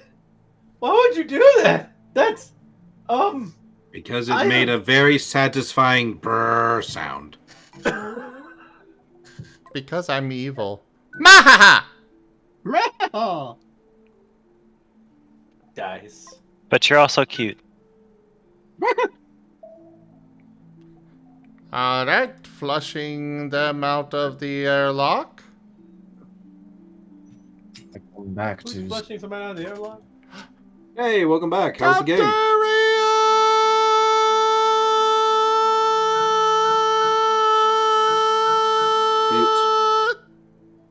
I looked at my watch Hi. on that one. Hello.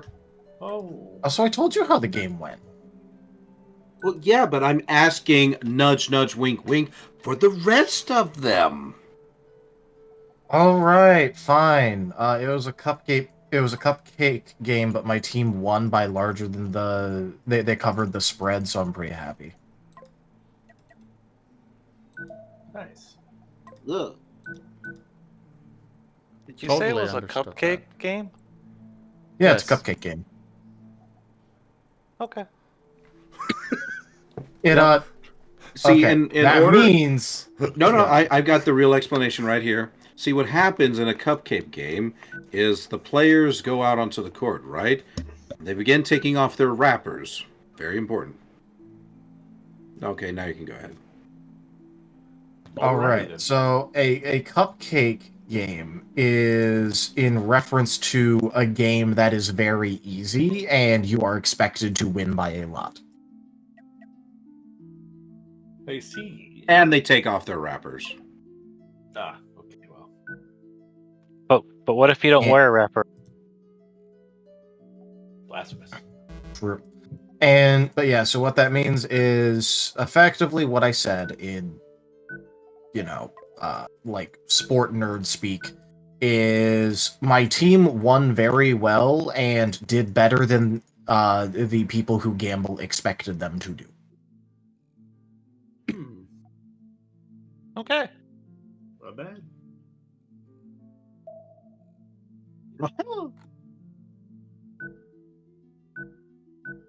Ha ba da ba da ba. Ba, ba, ba, ba. Ha ba da ba ba. Ba, ba,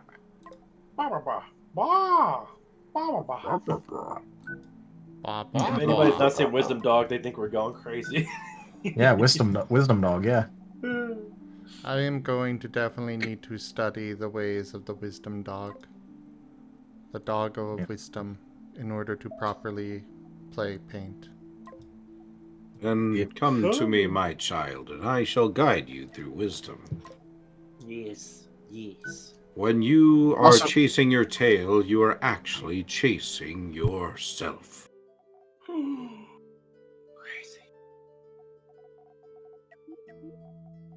Also, don't worry, me going crazy is just obviously me getting ready to method act again. You know. Whatever. That's fair. Yeesh. No, I do actually prepare by getting into a method acting mindset before games. Dang. Yeah, you're on another level. I prep a little bit, but oh man, that's straight up acting prep. Yeah, I'm impressed. Yeah, that's why I'm able to do the shit that I do. It's because I'm crazy and I decide that, oh yes, I should totally method act and go through multiple bunk scenarios in my head, just so that way I can see how my character would react. Truly, this is the best way to spend like 45 minutes before session. Tactician. And then that's what I do. That's impressive. Well, that is impressive and You know, I just found out that like last night that apparently I am an IRL villain to some people, and I am even known as the tactician. Or not tactician, for known as the mastermind. That's the title they gave me. Huh. I need to watch some of your storyteller games. if that's the case. Dang. Oh, well, that's different. I'm entirely different as a storyteller compared to how I am as. I mean, kind of, not really, but kind of. When I'm a player, I do a lot of crazy shit. Meanwhile, when I'm a storyteller, I tone it down a little bit to keep it fair. You nerf yourself. Yes. Oh. Trust me, my Yeah. players kind of appreciate it. Well, I mean, but if you method act while you're the one running the game, then you just have split personality disorder. I didn't say that I method act. I didn't say I method act while like running the game. Goes back to I said looking when at I memes. play. I will insert myself in the conversation at a later date with more confusing statements. Thank you. we want more. That's actually pretty funny.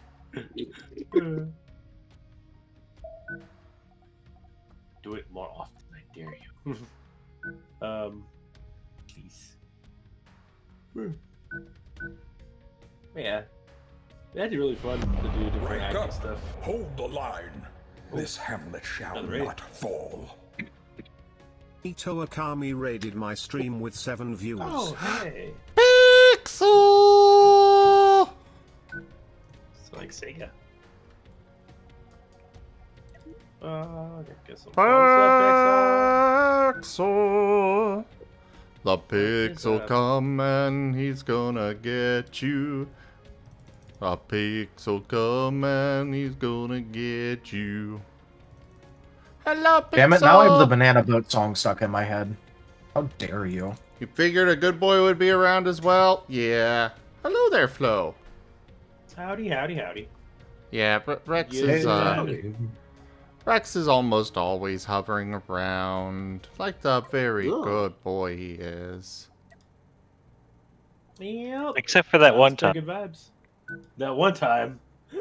Wait. Yeah, that one time when he was, he was still hanging around then, but it was with a knife in his hand that he plunged into my back. Oh my god. Well, don't worry. At least he's not a traitor like Magna. Oh, and then he decided to make me remember Magnus traitor's ways. Come on. No winning. No, you haven't earned it. What do I need to do? What do I need to do? By the way, I am intentionally learning nothing about the Digimon game except that Magna is a traitor, just so that way I can meme on Magna being a traitor, and that's all I know. That's all you need to know. It really is. Yeah, that's the biggest meme so far. That and professional knife throwing. And potatoes. Gotta get those potatoes. Alright, so I'm just going to let you know that I have no idea what you just said, and I'm going to be purging it from my memory to maintain my integrity. Fair enough. Oh, well, if you want to know, the potatoes thing is a Spectre thing. I peeled Cup potatoes. They're the best ever. Everyone eats them. All the Sorry, time. I've been tuning you guys out for a minute while I purged that. What were you saying? Oh, allow me to repeat myself, then. It is a Spectre thing. I peeled the potatoes. Okay, I'll forget about that in like 5 seconds. Okay, I'll remind you again in 5 seconds. 1. You're not getting that story, actually. 4. Sorry. I just wanted to listen to a story tonight. Nope, you can't play with your brother. You can't hang out at your house. You can't listen to stories. Your freaking Valve Index, Holy whatever you want to call it's about to run out of battery. This is a long chapter, so if we're gonna read it, like, it's gonna have to be either right now, or we're gonna have to wait for next time, because it's a long chapter. Okay, let's go. Real quick, for those that just raided, hello, I'm Zim. Currently it's Asher, and my friend Rygon over at the channel Rygon Plays is about to read us a story. So settle in, enjoy. Thanks for the raid. Go.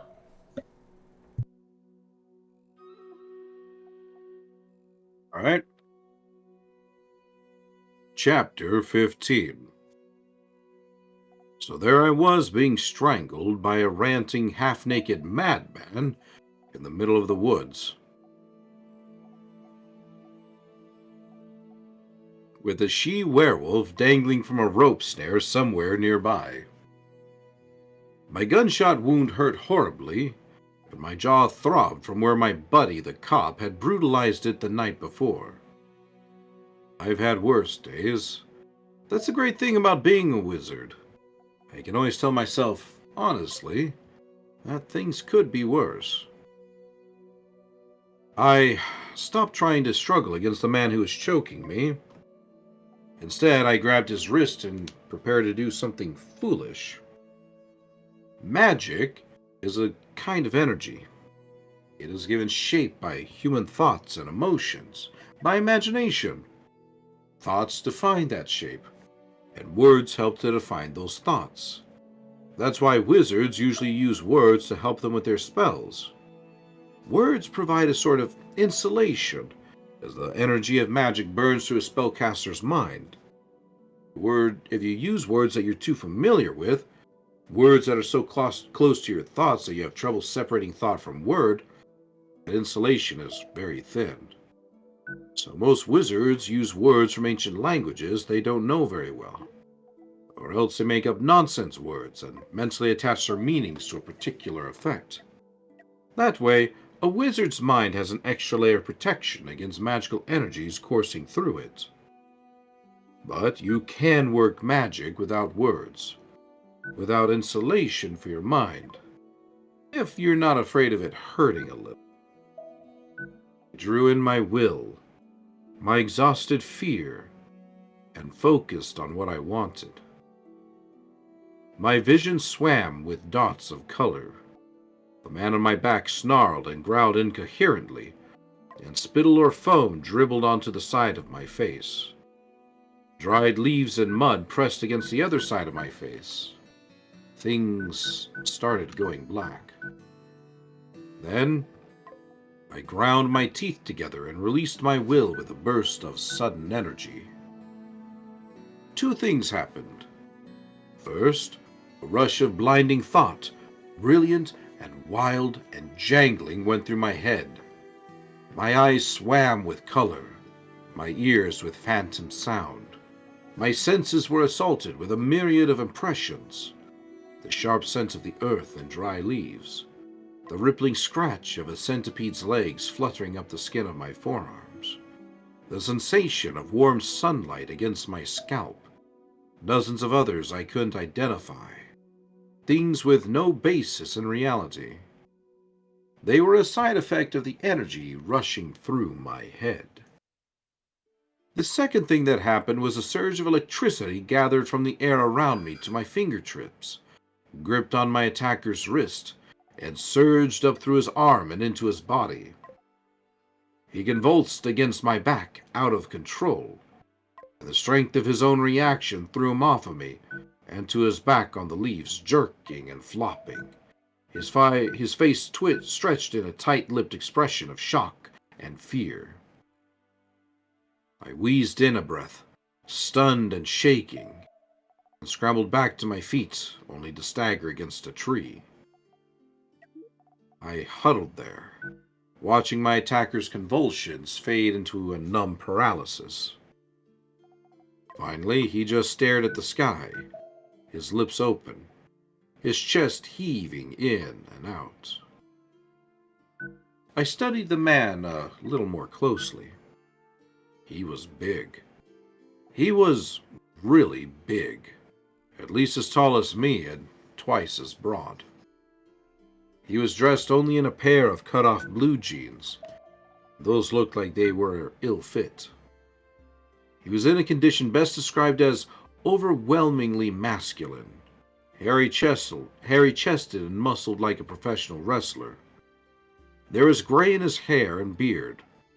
There were lines on his face, putting his age at well into maturity. It was his eyes that showed me the most about him. They burned green, wild and haunted, fastened on the distant sky now, but heavy with the weight of too much terrible knowledge. Couldn't have been easy to live with a curse like his. There was a scrambling sound, a muffled thump. I looked up to see MacFinn's noose trap hanging empty, the rope swinging back and forth. My eyes tracked down to earth to find an indistinct shape stir in the leaves, and then resolve itself into Tara West's long limbs and practical clothes. She gathered her legs beneath her and crossed at once to MacFinn, her chest heaving, her eyes vague and distant. "MacFinn," she said. "MacFinn, you've killed him," she snarled, and her eyes snapped up to mine, bright and burning with amber anger. Could have sworn I saw her face start to change. Her bare teeth began to grow into fangs. Maybe that was just the effect of the magic on my perceptions, though, or a primitive lizard brain sort of reaction to Tara rising to her feet, charging toward me with a howl. There was murder in her eyes. I hadn't gotten beaten up twice, shot, and nearly strangled to get taken out by a misguided werewolf bitch. I gathered in my dizzy, spinning will and extended my good hand toward the charging woman, flicking my wrist in a circle. "Vento Giostris!" I trumpeted. The winds howled down from the trees and whipped into a savage circle of moving air, lifting up dried leaves, sticks, and small stones. The miniature cyclone picked up the charging Terra up off the ground and hurled her a good 20 feet through the air into the branches of a pine tree. It also hurled out a cloud of rocks and small debris, forcing me to seek shelter behind a tree trunk. How embarrassing. It was a little more wind than I had wanted. That's the danger of evocation, of that instantaneous kablowy sort of magic. Control can be somewhat tricky. All I had wanted was something to spin Terra around and then plop her down on her ass. Instead, rocks hammered against the tree trunk and zipped by, rattling against the trees all around in an almost deafening clatter. The wind shook the trees, tore branches from them, and cast half a ton of dirt and dust into the air in a choking cloud. The wind died after about half a minute, leaving me choking and coughing on dust and dirt. I peered around the edge of my tree to see what I could see. The trees had been cleaned of their autumn colors in a 50-foot wide circle, leaving only stark branches behind. Where the bark had been brittle or dry, the cyclone had torn it from the trees, leaving pale, gleaming wood flesh visible. The leaves on the ground were gone as well, as were 6 or 8 inches of topsoil. Wind erosion gone berserk. A few stones, newly naked, could be seen in the torn earth, as could the roots of some of the trees and a number of startled worms. Mac Finn was sitting up, evidently recovered from the jolt I'd given him. His face was pasty and stunned as he looked around him. His chest rose and fell in uneven jerks. There was a rustle. Then I caught sight of Terra West tumbling to the ground from the branches of the pine tree. She landed with a thump and sat there coughing and staring, her mouth hanging open in surprise. She blinked at me and nervously scooted a few inches backward over the ground. "See there?" I wheezed, raising a hand and pointing at Mac Finn. "He's breathing.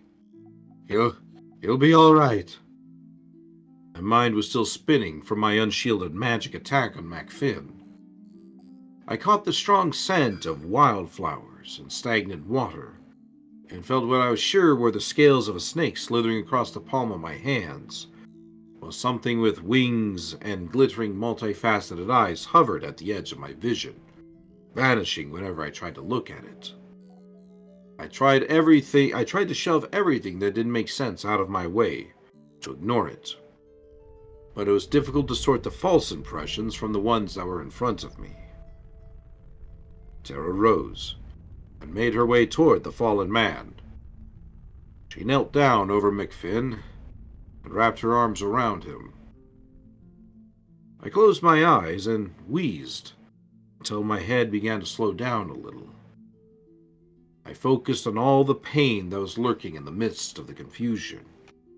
Pain in my shoulder, my throat, my jaw. Gave me a concrete foundation, a place that I knew was stable, if unpleasant. Fastened on it, concentrated, until I began to get less woozy. Once the pain returned in force, I wasn't sure I wanted to be less woozy, but I opened my eyes anyway. Mac Finn had his arms around Terra's shoulders, and she was kissing him as if she was trying to inhale him. I felt vaguely voyeuristic. I said. Maybe we should get somewhere out of the open? They disengaged, slowly, and Terra helped Mac Finn to rise to his full, impressive height. He made her look like a slip of a girl, but he leaned against her a little as he stood. He studied me, I kept my eyes away from his. Didn't want to see what was inside of him.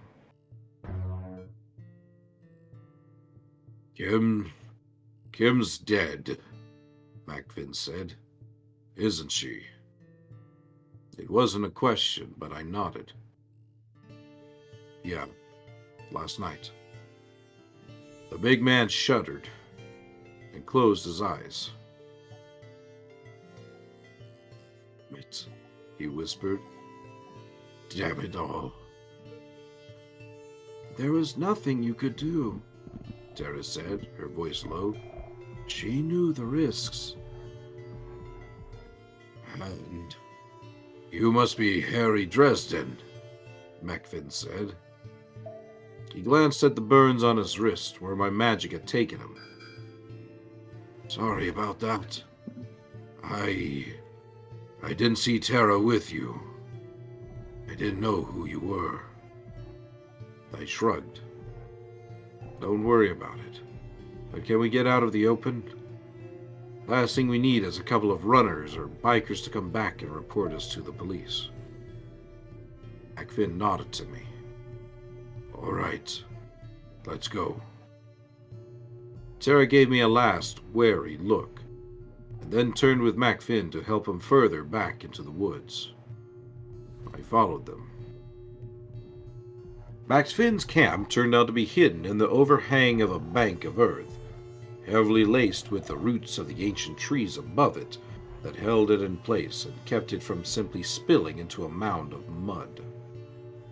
There is a small fire built at the back of the shelter the bank afforded, well shielded from sight. Macfin made his way to the fire and settled down before it. Twilight would cast the sheltered camp into deep darkness, but for now it was only shady and out of the wind. The fire had made the place warm, comfortable. It didn't feel like we were within 15 miles of the third largest city in the country. Tara settled down beside Macfin, her manner restless. I remained standing, though the throbbing in my arm made me wish I was lying down in a bed somewhere, instead of huddling in the middle of a small but genuine forest. All right, Macfin, I said. You want my help, and I want to keep more people from being hurt. But I need some things from you. He peered up at me, his green eyes calculating. I am hardly in a position to bargain, Mr. Dresden. What you need, I will give you. I nodded. Answers. Got about 1 million questions. Dark will come in less than 2 hours. Moonrise is only slightly more than an hour after that. We don't have much time for questions. Time enough, I assured him. Why did you come here? I woke up about 5 miles from here this morning, Macfin said, looking away from me as he did, staring at the fire. I've got several stashes hidden around the city, just in case. This is one of the older ones. The damp had gotten to the clothes, and all I had was these. He gestured at the jean shorts. Do you remember what you did? Words had an edge to them, but at least I didn't say, do you remember murdering Kim Delaney? Who says I can't be diplomatic? Macfin shuddered. Pieces, he said. Just pieces. He looked at me and said, I didn't mean to hurt her. I swear to you. Then why is she dead? The words came out flat, cool. Tara glared at me, but I watched Macfin for his answer.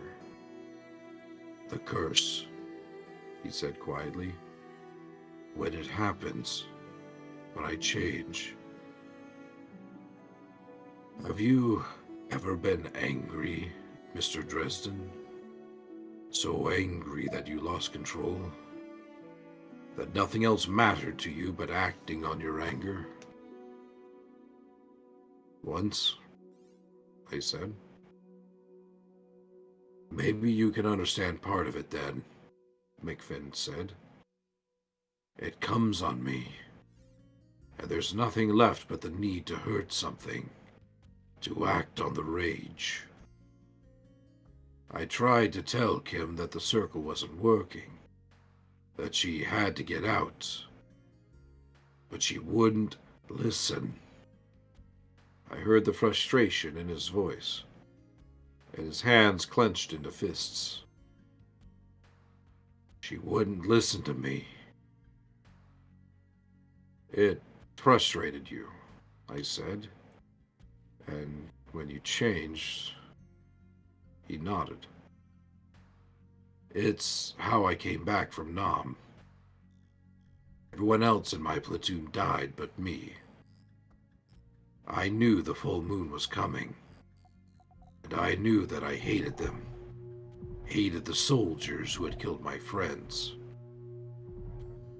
When I changed, I started killing until there wasn't anyone left alive within maybe 2 miles. I stared at McFinn for a long moment. I believed that he was telling me the truth. He didn't have much control, if any, over his actions when he transformed. Though it occurred to me that if he wanted someone dead, he could probably point his monster self in the right direction before he lost control. Note to self: do not cut McFinn off in traffic. All right, I said. Why come here? Why to Wolf Woods? Why not to one of the other stashes? He smirked at the flames. Where else would a werewolf run, Mr. Dresden? Someplace a little less freaking obvious, I shot back. McFinn shook his head. The FBI doesn't believe in werewolves. They aren't going to make the connection. Maybe, I conceded. But there are smarter people than the FBI looking for you now. I don't think we should stay here for long. McFinn glanced at me and then around him, as though listening for pursuers. Might be right, he admitted. I'm not going anywhere until my head stops spinning. You don't look so good either. I'll make it, I said. All right then. How did you know Kim Delaney? From her activist functions, I assume? McFinn's face went pale at the mention of her name, but he nodded. Originally, I came to know of her talents about a year ago. She told us how you were helping her control her abilities. She was helping me indirectly with the Northwest Passage project. Then, last month, I asked her for her help. Why did you do that? McFinn glanced warily at Tara, then back at me. Someone broke my circle.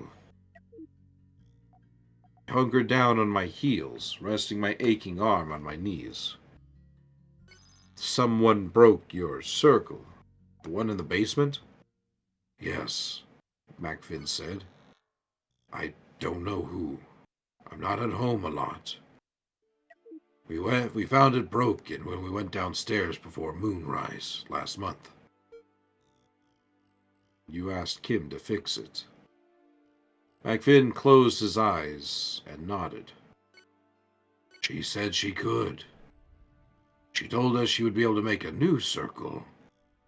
One that would keep me from... I chewed on my lip as his voice trailed off. Last month you were meeting with Marcone's business partner, right? Negotiations over the project. I didn't kill him, MacFin said quickly. He died the night after the full moon. I couldn't have made the change and done it then.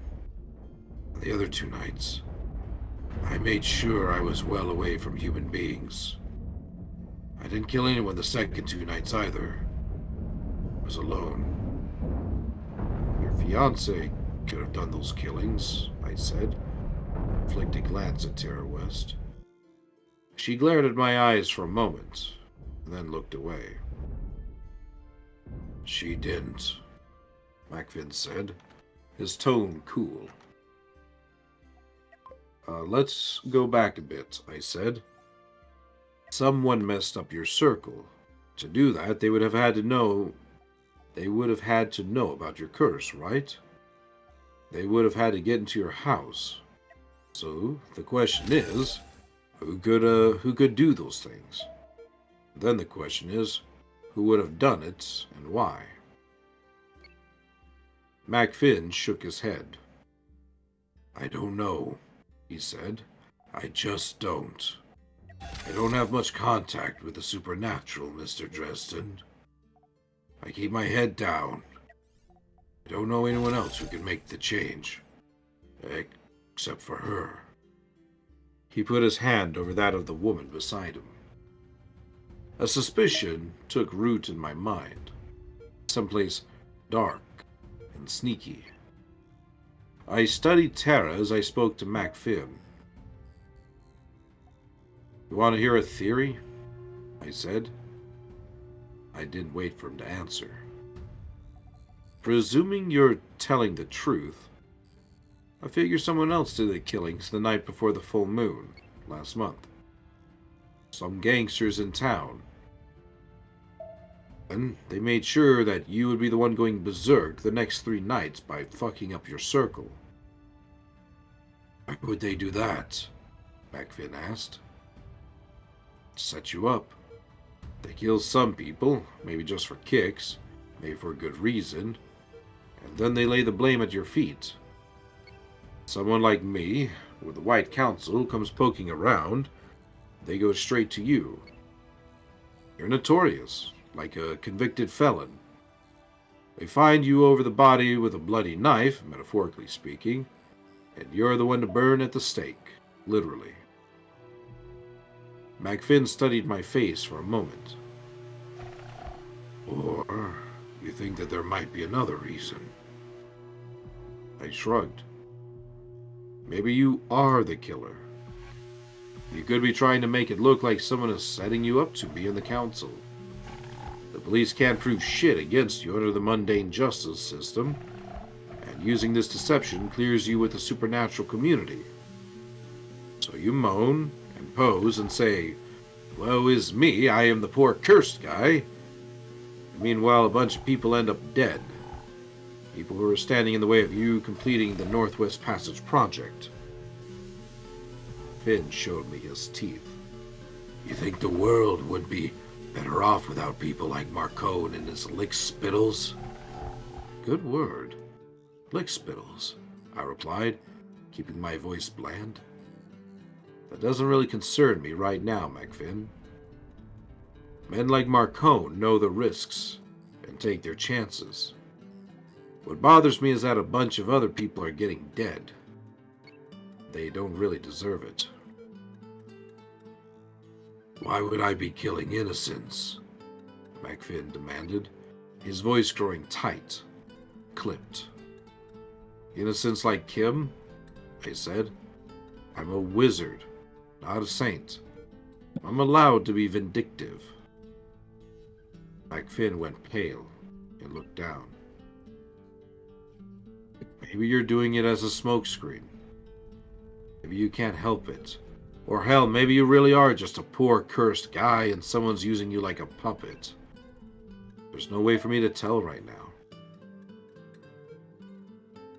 Assuming I'm not lying, MacFin grated.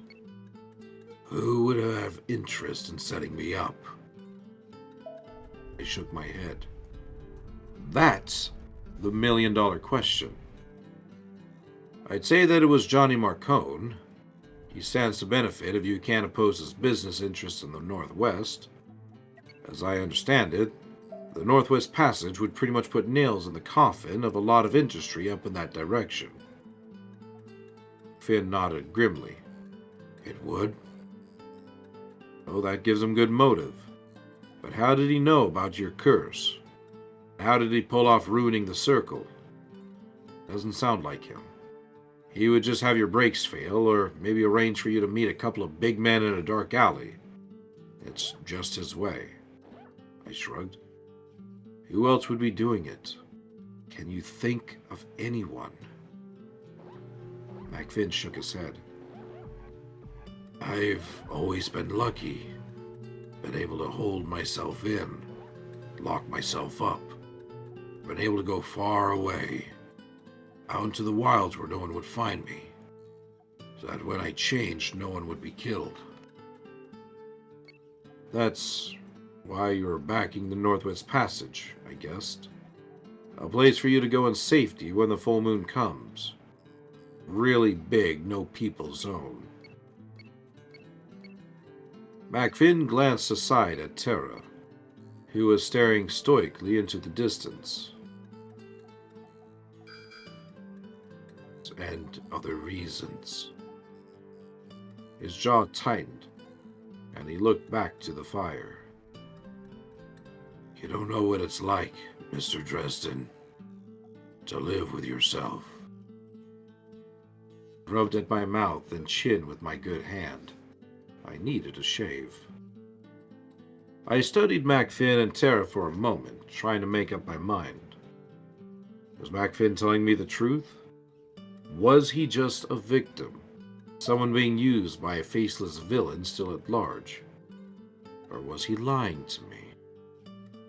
If he was lying, if all of this had been his design, what purpose would he have had in luring me out here?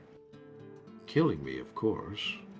Getting rid of the only wizard who could pen up his monstrous form. That was, after all, exactly what he would have done if I hadn't been able to shock him silly. But did that even make sense? What would he gain by removing me if I never stood in his way in the first place? Careful, Harry. Don't get too paranoid. Not everyone is planning and plotting and lying. But I had to wonder about Terra West. A nasty scenario was laying itself out in my mind. What if the dear, sweet fiancée was tired of hubby? What if she had done the before and after moon killings, then set up her sweetiekins to take the fall for her? She could get rid of MacFinn and Marcone's partner all in one fell swoop. Leaving her and Marcone alive, Marcone could have found out about MacFinn from Terra, about the weakness of his circle from Terra as well. Terra wasn't human, not even a little. She was something else. Maybe a being of the Never-Never. Who knew how her mind worked? Then there was the group of young people Terra seemed to be in charge of. How did they fit into this? What was she using them for? I went fishing. How are Georgia and Billy, Terra? I asked, my tone conversational. She blinked. Her mouth worked for a second, and then she answered. Fine. They are well? She pressed her lips together, clearly desiring the conversation to end. I watched MacFinn. His face registered confusion, and then he looked between Terra and me uneasily. He didn't know who the hell I was talking about. And she didn't seem to want to let MacFinn in on what was apparently a secret. Aha! Little Miss Werewolf Shapeshifter thing! What are you plotting? I was going to press her harder when MacFinn and Terra both looked up at exactly the same time, out toward the woods. I stared at them like a moron for a couple of seconds, My mind still running along trails of thought, tracing potential lies, possibilities. I shook that out of my brain, listened. Both of you, along that way, Murphy said from somewhere in the distance downslope. Ron, take your 3 and fan out until we're even with the feds. Then we sweep west, up the hill. Christ, Murphy, Carmichael said. We don't owe the feds shit. If they'd have shown up on time, we would have been out here hours ago. If we hadn't gotten that report about the West woman in the hotel room, we wouldn't be here. Can it, Carmichael? Murphy snapped. Pictures of McFinn and the woman have been passed out, and you all know what Dresden looks like. Spread out and nab them. You don't even know if they're here, Carmichael protested. I bet you sex to donuts that they are, Carmichael, Murphy said, her voice dripping sweet venom. That should tell you how certain I am. Carmichael muttered something under his breath, and then growled orders to his men to fan out as Murphy had indicated. Damn it, McFinn snarled. How did they know I was here? Where else would a werewolf go to hide? I snipped. Shit. How do we get out? Wind, Tara said. She and McFinn both came to their feet. Or fog. Can you do one of those again? I grimaced, then shook my head. I don't think so. Worn out. I'd probably make a mistake and that could kill someone. If you don't, Tara said, we will all be captured or killed. Can't solve all your problems by magic, I snapped. He's right, McFinn said quietly. We split up. The first one discovered makes a lot of noise, puts up a fight, and gives the others a chance to get away. No, he said. McFinn, you've got to stay with me.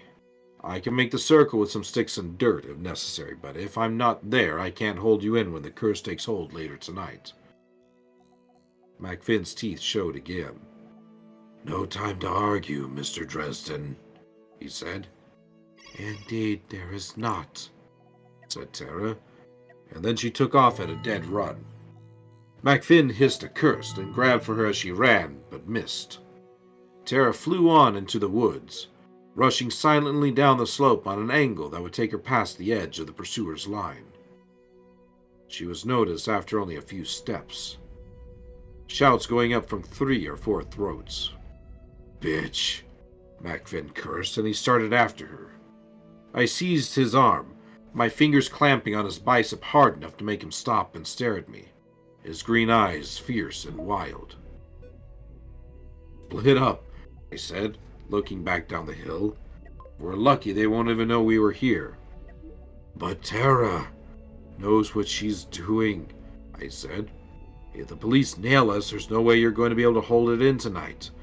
We go now, and we meet up at the nearest gas station to the park, all right? From downslope came the sounds of running men, a warning call, then a gunshot. For Tara's sake, I hope that Agent Ben wasn't down there. McFinn clenched his jaw, and then ran up the slope, on an angle, down below us. There were more shouts, more shots fired, and a short, sharp cry of pain. Call me crazy, but those sounds added to all the other things that had happened that day. Were just too much for me to handle.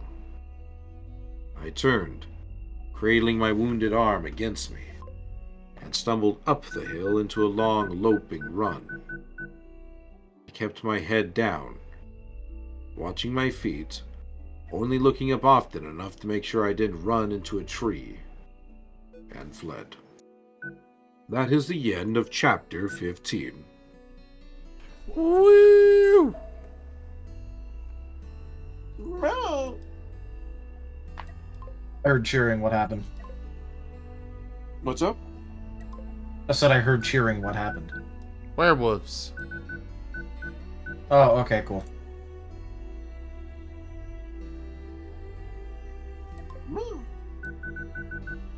Werewolves are cool. Yeah. True. Werewolves and whiffwolves.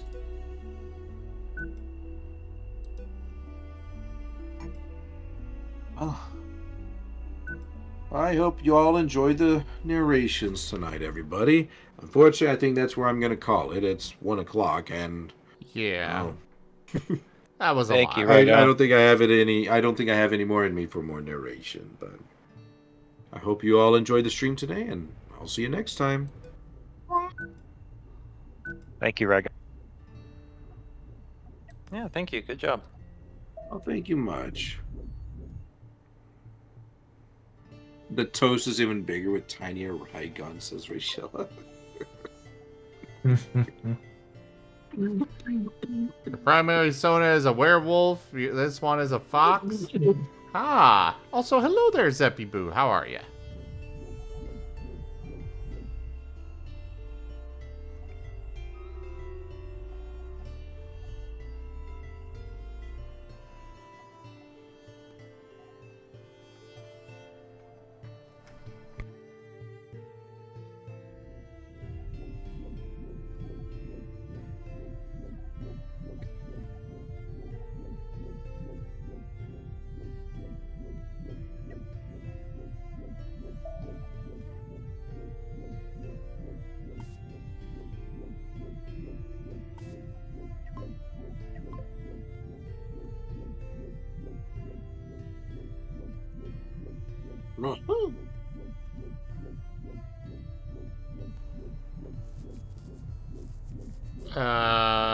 What do you mean by that, Neo?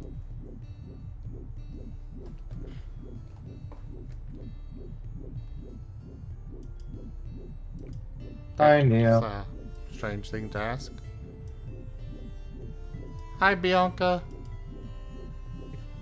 Hi, Bianca. Bianca. Hello, sir, and Reagan. No. I'm Did gonna Rex give you fall a- asleep? No, Rex is in his room. Ah. He is being silent. Why? Oh, Rex I'm is here. silent? Rex is taking some of his special meds, so he may be very little. Also, I just kicked the shit out of Jake by accident. Whoopsie doodle.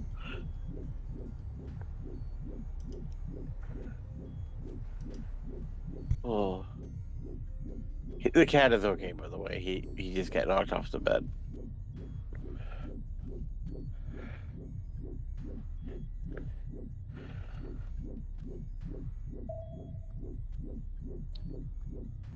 I'm gonna boop them. Boop.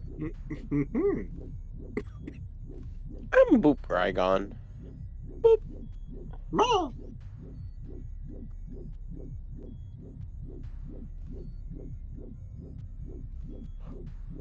I'm boop Rex.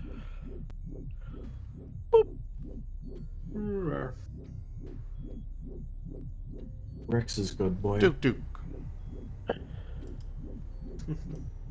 Rex is a good boy? I'd have to agree. I definitely think so. I don't know what I'm doing. I'm just over here just relaxing. Enjoying the shit. Like a good boy. Okay. Oh, well. Actually nodded off a little bit. I was just really relaxed and enjoying the vibes. Oh, come get in bed. What? Dude, you have a chair that's dangerous to nod off in. You should come get in bed. I'm trying to stay up to hang out with Tim. Remember? Oh. If you need to sleep, go get sleep. But Jake. I'm so confused. What? He's off tomorrow, so if he wants to try to stay up, I don't see any harm in it. I mean, I'm not saying he can't. I'm just saying if he needs sleep, then he can get sleep. He really wants his time, because he likes you. He's a goofball. He's a good boy. He's a good goofball. Independently verified is true. I can confirm. Dang, I can't believe it. You verified my ID.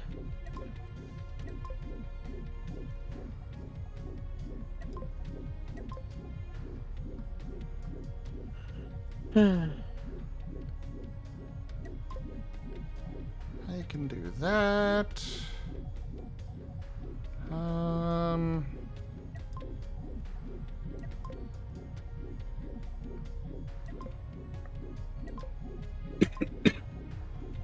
don't know. I've just been vibing to Varjruna, and I am absolutely blissful.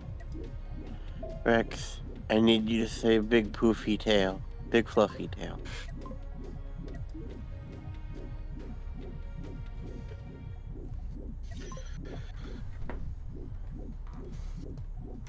Dang it. Hey, Rex. You're a good boy. Thank you. You sound like you're about to fall asleep, though.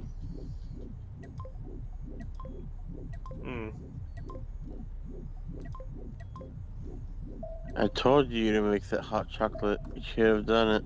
Would have gave you energy. Oh, it's a treat. No, that's not my cheat day. Alright. The ping.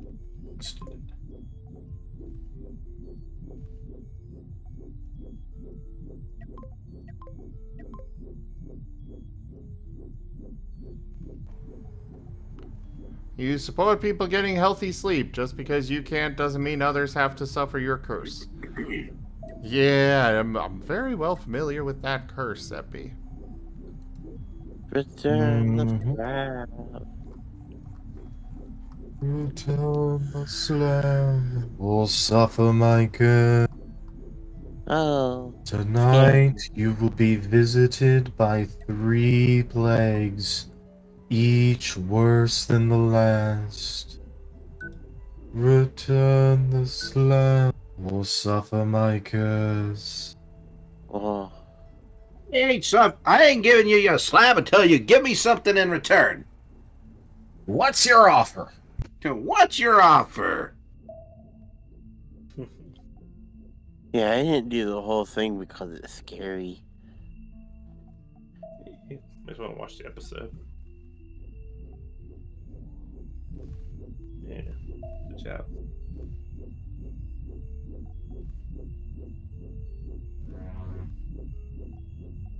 Okay, so we got our engine crew set up. I've decided I'm gonna set up a crew to be my default crew across all things, because I am getting tired of all of this having to reset up crew every single freaking time. Rex, you deserve a suplex. You deserve to be suplexed. I was trying to exist, and you're turning it back to me again. He is a good boy. He is a very good boy. He deserves to be suplexed. I'm just A existing. suplex of love. Okay. Oh, you know about that, along with the pile driver and the DDT of love. I have no idea what you're talking. You've done the DDT of love. I've experienced it.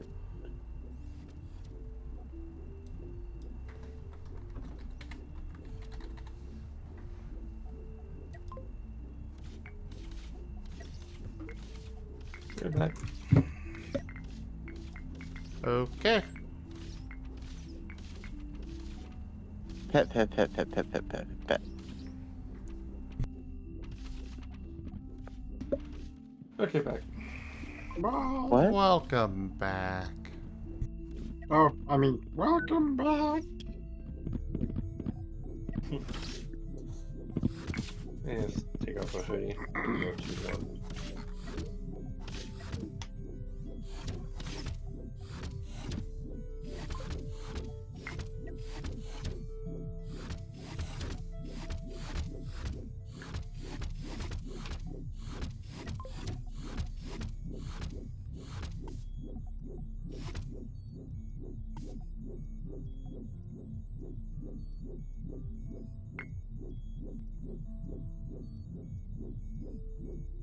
The first plague, no pizza.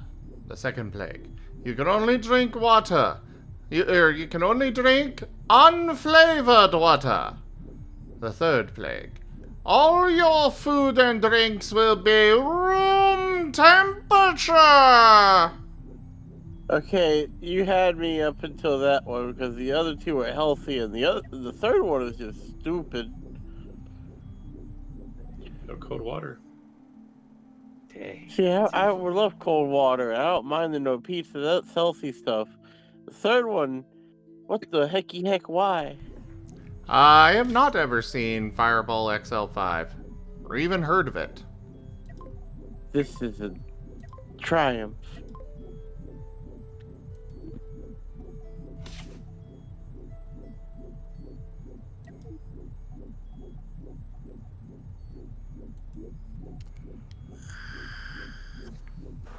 Oh wait, is someone here arachnophobic?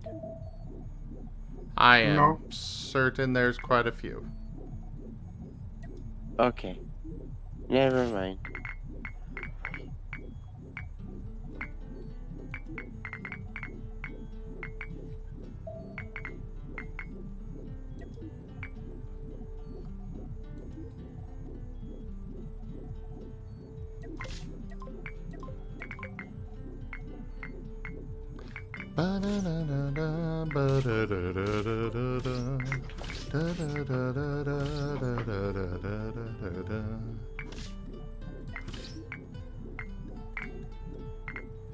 Yeah, we'll keep them at that.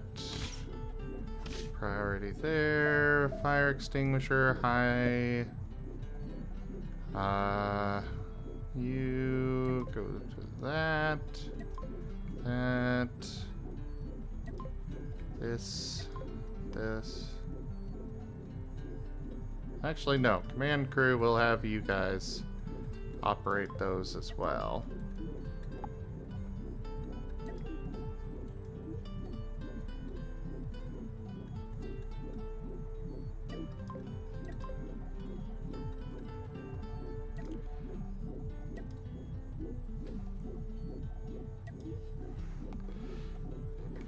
Oh, I know these are super entertaining moments here, everybody. I apologize. But I gotta get this stuff set up.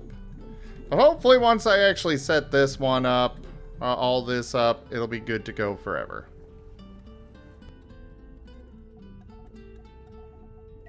Do you not assign crew bunks to certain equipment?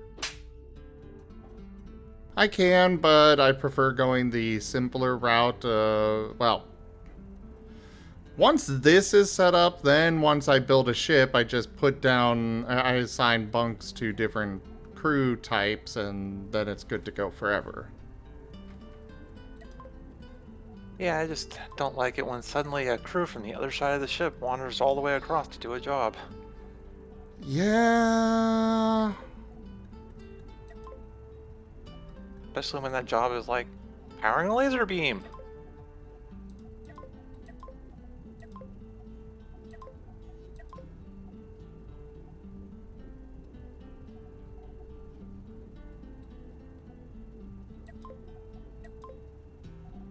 Well, I get this set up how I want anyways.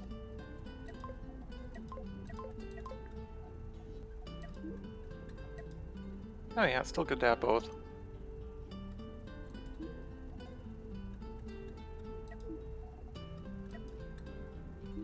Your cute face is super entertaining. What? How dare you? Yeah, I mean, how dare you speak the unfiltered truth? Rex? You already woke me up with your what? What is it? Ban the Zeppy. Ban the Zeppy? What did he do? Did he call you cute or something? Exactly. Oh, okay, got you. Tuesday again. Alright. Rex knows exactly what the bannable offense around here. Yeah, I know, right? I train. Cough, Barbra Streisand, cough. So, Valerie, in my experience, the best practice in this game is to have both one large ship as well as a swarm of smaller ones. The large ship is the primary target for enemies. They are going to go after that large ship first and foremost. And that means that while your primary ship is engaging, the rest of your ships are being more surgical in their strikes. You know, taking out their various parts and whatnot.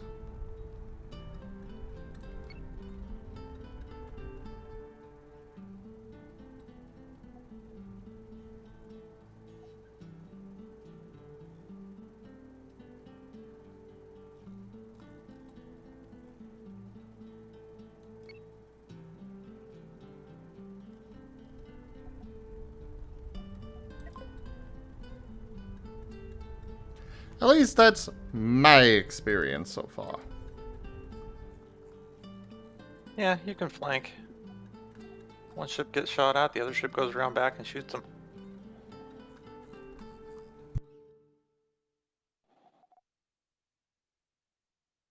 I keep telling my mods to do so, Valerie. I keep telling my mods to ban people, and they just refuse. Oh shit, I'll ban anyone you want right now. I think that was the ban button. I mean, shit, I'll ban whoever. I'll ban you, Zim. He's gone bad happy. You cannot, Valerie. This is a lie and slander.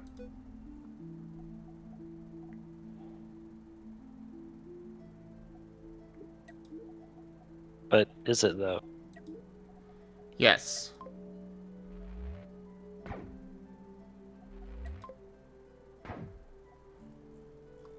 X'd it out.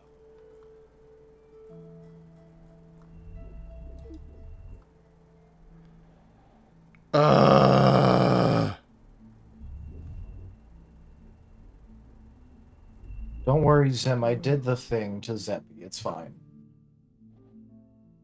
I see what you did. You did the wrong thing. Oh, well, that's too bad. The exceedingly wrong thing.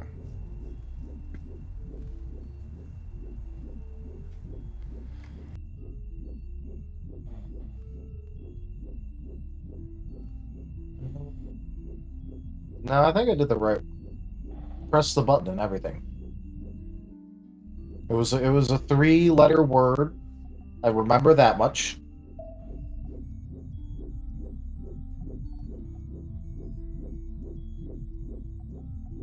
I will end you. Yeah, that was Perkin. What are we talking about? Zim Seems being cute. interesting.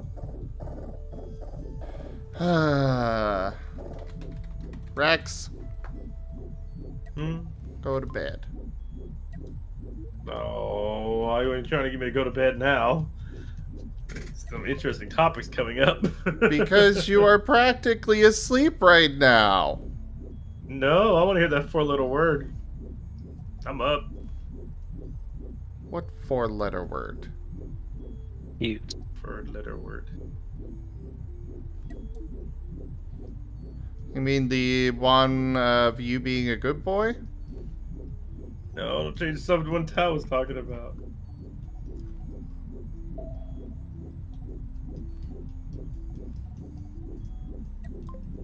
I don't know what you're talking about. Also, hello there, Autumn.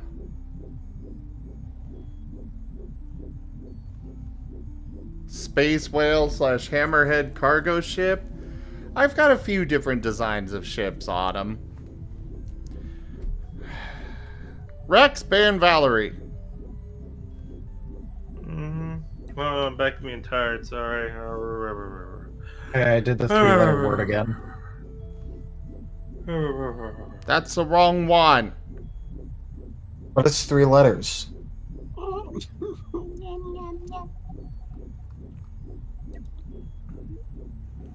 You are the pedantic one.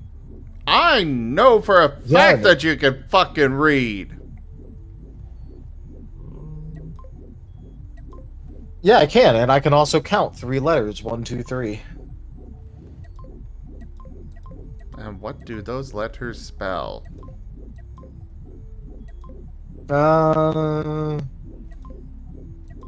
They certainly spell something in the English language.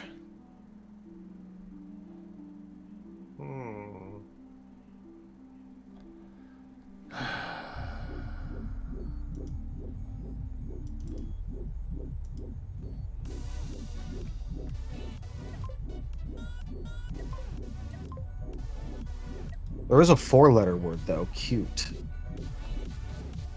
Yes, that is a very bad one. No, that's a pretty good 4-letter word.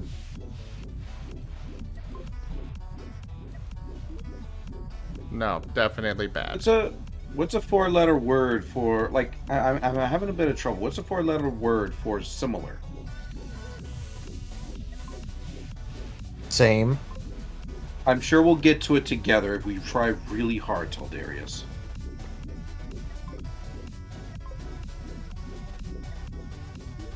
Same.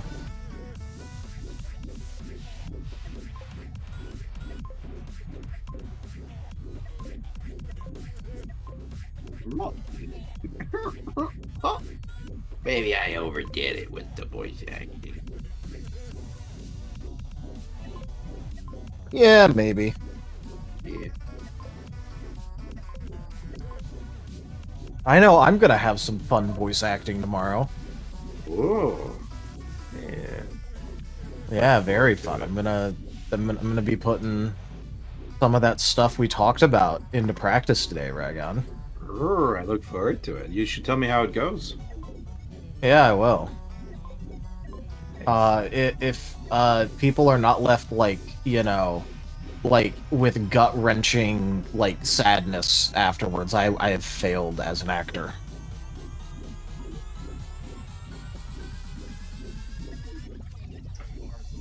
Ooh, so it's gonna be a very interesting session. Yeah, it will. And of course, everything will be fine. All of it will be fine. 100%. Yeah. Sounds like you're gonna have fun times.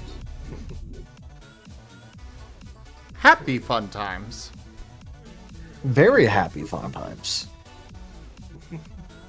In fact, they'd be such happy fun times that I'm thinking about inviting Kerr, just so that way he can also experience the happy fun times. Just like he loves. Damn, that hard? Holy moly. That's how much fun times is gonna happen for Oh yeah, yeah. I mean, you'll have the time of your life listening to that scene. Alrighty then.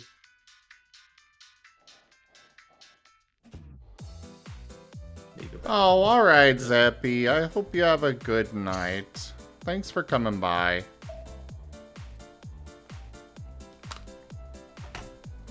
Neo, why are you saying teen energy when I told you, like, what's happening, like, from everything? You know just how bad it actually is.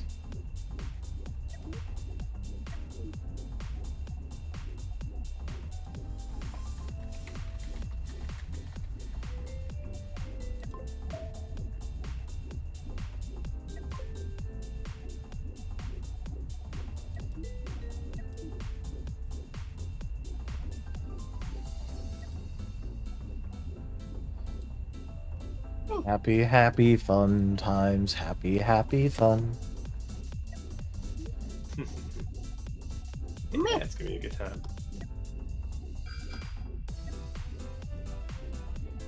I had a little bit. I enjoyed when y'all got to tease Kerr a little bit, give them a little storyteller fun times. Because, yeah, ever since that y'all were just teasing about the details of the story after the calendar thing. I find that amusing. Because most of the time, you are the ones on the hot seat, and a lot of things are going on. I'm gonna tease Kerr a little bit. I found that very cute. Zim, you have incoming, which is why I paused it. Name every color I of the still balloons. I still think it's funny that I was invited to that under the pretense of if I was a Digidestined, apparently I would make Kerr lose his mind almost instantly. Yes. What? I don't know what any of that means, but you know. Oh. Apparently, if I Okay, would then. just show up as myself, like it would be very bad for Kerr. So Zim is in support of it. Really now? 100%. Bring on the Taldarius. That would be cool though. From the exact zero knowledge I have, no, wait, I have one knowledge. Magna's traitor. I have no clue what I would even do there.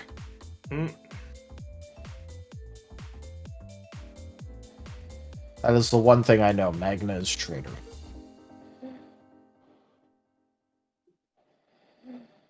And I make sure to remind Magna every time I see them in chat. I think Bianca fell asleep. Yeah, Yeah, I think so too. Could you move her down to the pillow nest, please? The pillow nest. Move to super pillow nest. Yeah. I dropped a can. Not just the pillow nest, but the super pillow nest.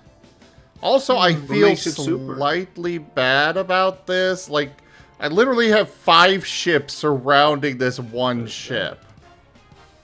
Oh. Yeah, murder. He has a surround on something. Yeah, get him. Firing. Oh, boom! They're fighting back pretty hard, though. No, they're not. They're doing very little damage. Sheesh. Get shot from And so they're many dead. directions. Yeah, they're definitely dead.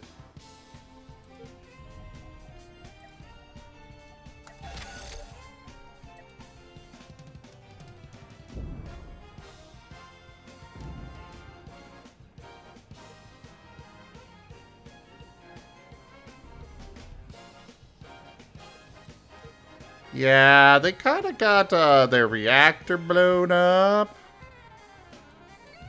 Oh, hey Jeffer, how's it going? Jeffy!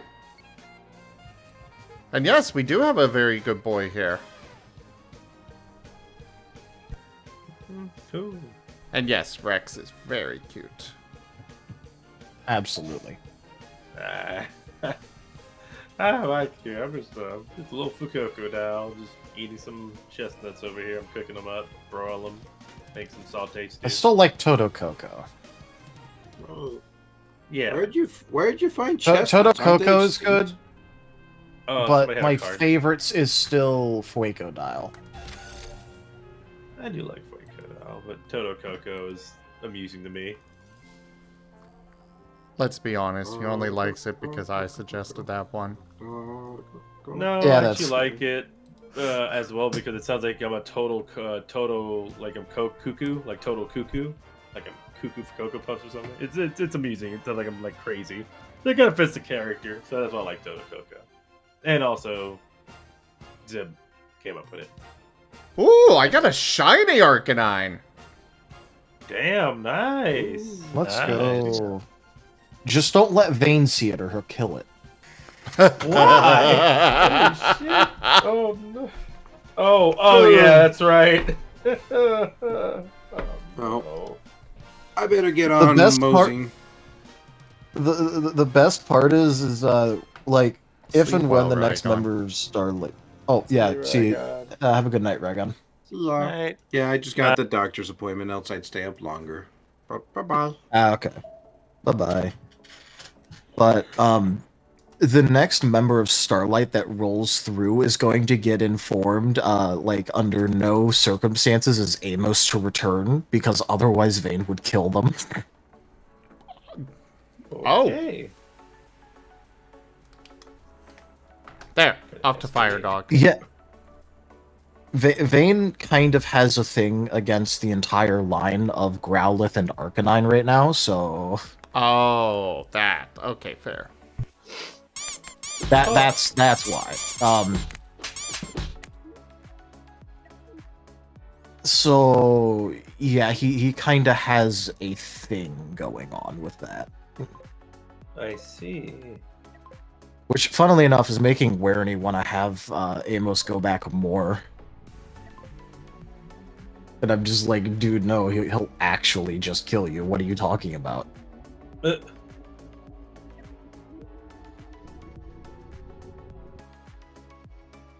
You'd show up for half a session and it'd turn into survival horror. Sounds kind of cool. But also, no. I like Arcanine. Did I ever share with you guys the actual effects of when Vane spirals? Because he does have stat changes. No. +2 physical damage, like increase, raise physical damage by 2, raise special damage by 2, double stab effectiveness on dark type moves. And then also he'd get his, super luck active, so he'd also crit on 9s. Ah. Yeah, as you can tell, very scary, do not fuck with.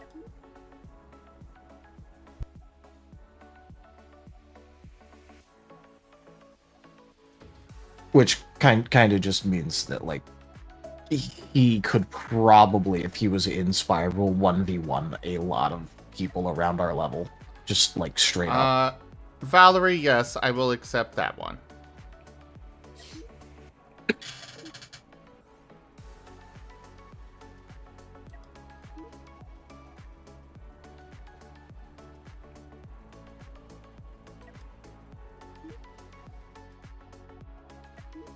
But yeah, Vane is going to have a very brutal fighting style.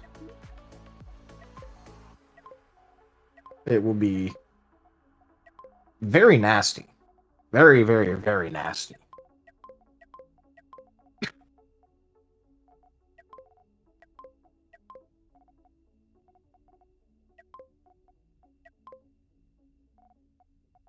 Then What's up? I figure when you get done, I'd like to ask for some resources from the good boy. What for? Upgrade my ship. Ah. Oh yeah, Zim, I just thought about something. What's up? Does critting multiply the set damage or only the dice you roll? Only the dice you roll. I figured. I'll go ahead and transfer the good boy to you now. I am going to build another one of these ships, but I'm still getting things set up for it. There you go, Burnin. That wasn't me. Oh. Well, you transfer it over to Atchi. Sorry. No, that's fine. I'll also clean up the mess that you have around the good boy as well. I kind of prefer the Valerie. Mainly because of the fact that Vixen is just a species name, and, well, we're probably going to get... It's kind of like the wolf thing. Where there have been at least 15 different people with wolf in their name, and they all want to go by wolf. And so, yeah, I you know... Even funnier because a popular German name is Wolf, which is wolf.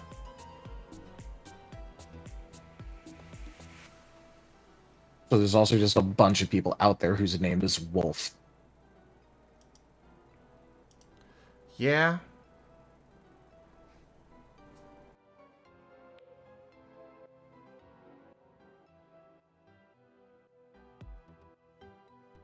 Do do do do do do do do do do.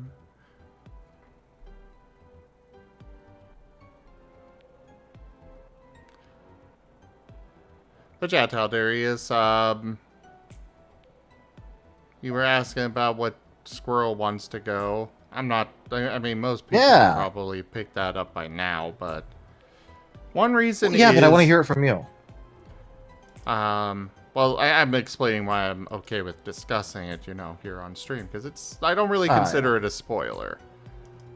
He wants to go, weapons. Partially because I want to... I'm kind of using him to playtest that system of things. That's fair.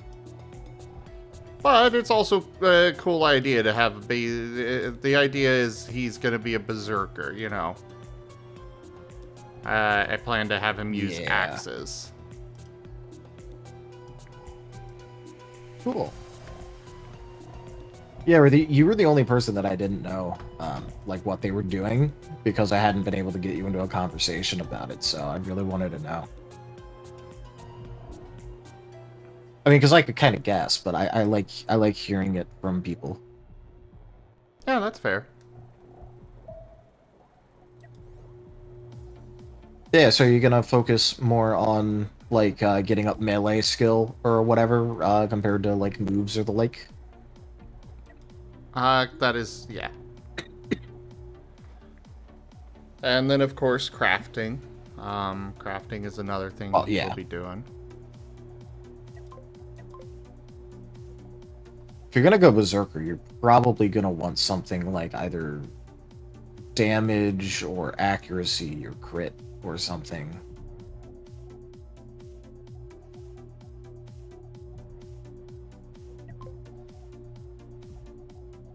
Or a stat buff move.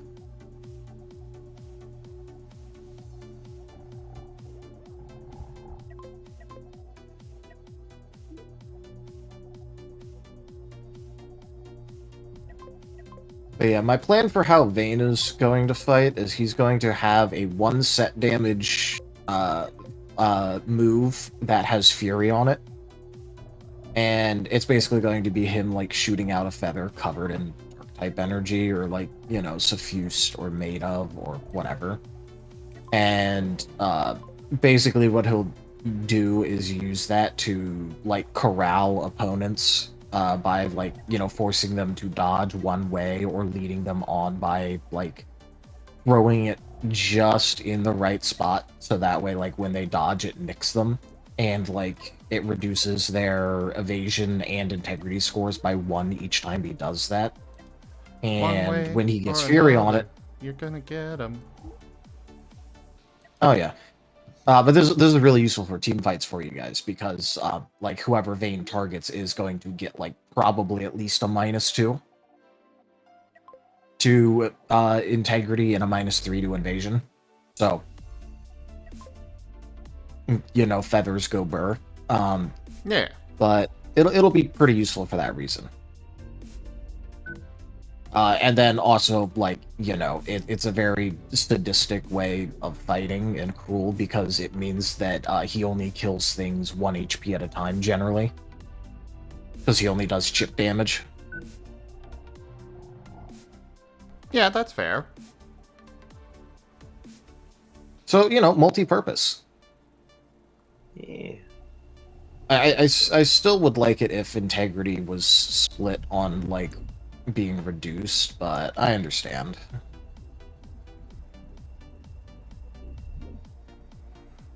You mean for,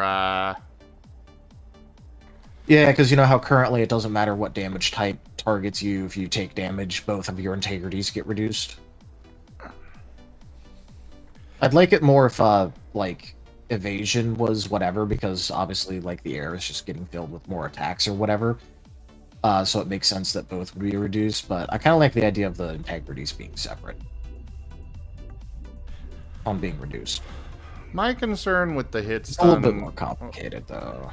Yeah, that's kind of my concern there, is keeping things from getting too complicated. Yeah. Now, the one reason that I'm just, like, thinking about it and trying to, like, consider it is just because of the fact that, like, you know, it's very... It's a little bit feels bad to, like, get hit with a physical attack and have your, like... Let's say you have good physical integrity, you get hit by a physical attack, and suddenly your already bad special integrity is, like, a lot worse.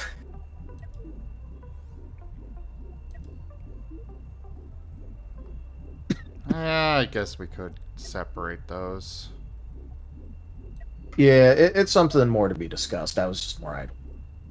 So now I'm thinking about the mechanic because I was discussing Bane's strategy and how that, like, interacts with it. Early Scar development stream. Whee. Actually, pretty cool. That's what we're doing. It to learn the stuff. That's why I'm gonna, just test around with all the just mechanics around the team moves and the extra damage and stuff like that. If you Pretty want happy to that I was test able out to- move shit, ask me. I've done a fuck ton of move and combat and damage and all that testing. Yeah, I know. I'm enjoying actually playing and just. I'm the play tester that plays and enjoys and see how fun it is. So far, it's been pretty that's fun. fair. I'm the numbers guy that occasionally just goes up to Zim and goes shit broke. Yeah, I'll let you know if something's unfun or like feels slow and whatnot or something. So far, I've been enjoying myself.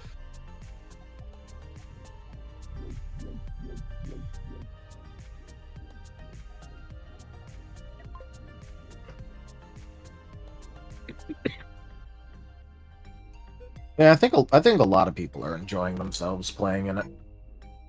Very much so.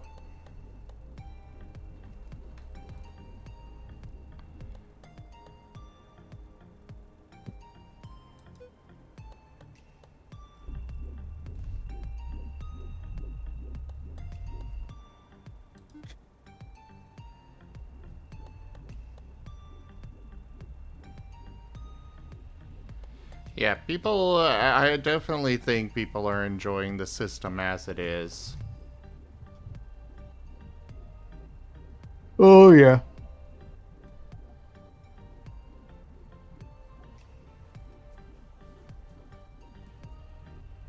I mean, it also helps that, like, a lot of the stuff we're doing is being kept in scope.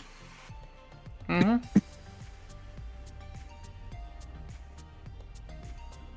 Like, I definitely have things in mind that I'd love to add in later. But right now, these aren't priority things. Yeah. Like, one thing that I have an interest in adding is... So one thing that I have an interest in setting up is a magic system.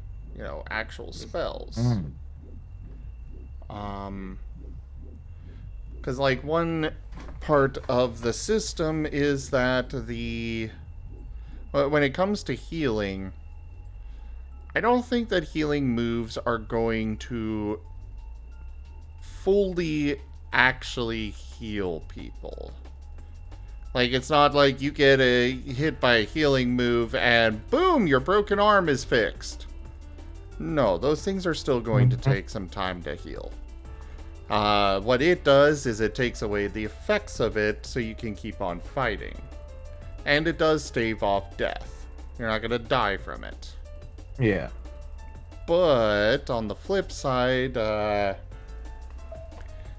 way that it... yeah, basically morphine. But on the flip side, a spell... Put the morphine in my body. On the flip side, a spell would actually, you know, repair that broken bone.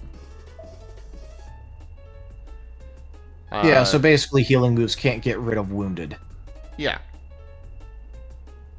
They can temporarily remove the effects, but they can't just fix it. And It kind of doesn't like stop Squirrel from being a mangled mess after being mauled. Precisely. Oh, man, it was hype. It was your first taste of being a barbarian. You just kept fighting the Arcanine. You just kept getting power boosted by the chat. Legit barbarian fighting. And Vayne was never the same again.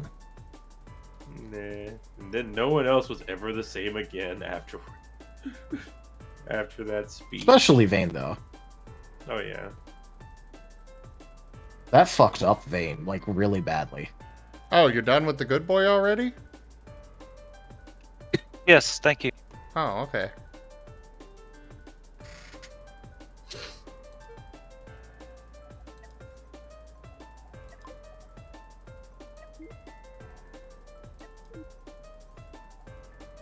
Like, seriously, though, that moment of, like, seeing Squirrel get mauled is actually what caused Vayne to finally, like, get caught in the spiral.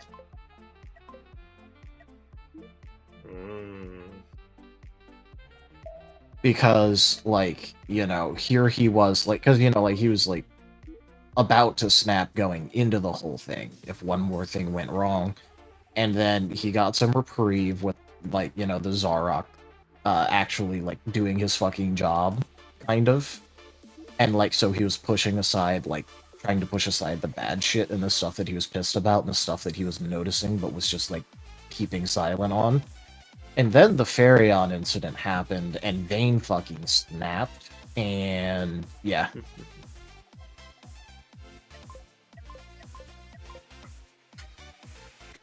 So yeah, also, if he sees an Arcanine or Growlithe, he's going to have to, like, physically or, like, mentally restrain himself from trying to kill them. Or at least, like, you know, beating the ever-loving fuck out of them right now. Maybe kill right now. He's feeling very violent because he has no, the only coping mechanism he has learned this entire time, because he hasn't had time to explore, like, himself, is beating inanimate objects very hard.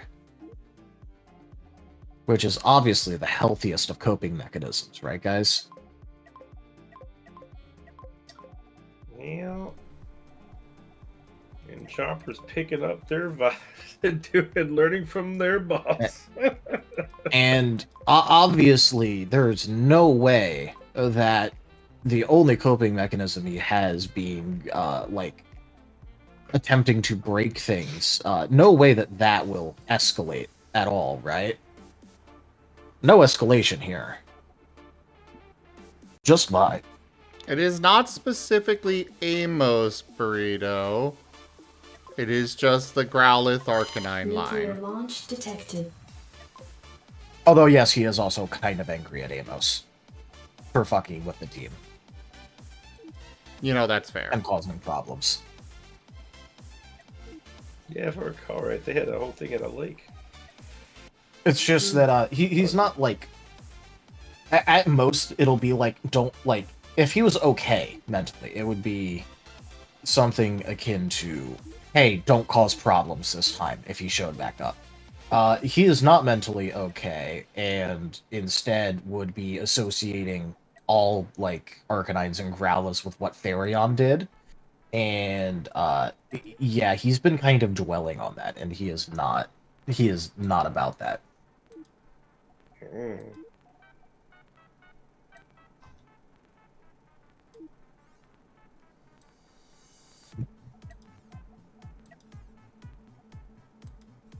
Also ranting for 35 minutes about, like, the most, like, some of the more minute wrongs that people have done him, is definitely a perfect sign of mental health and stability.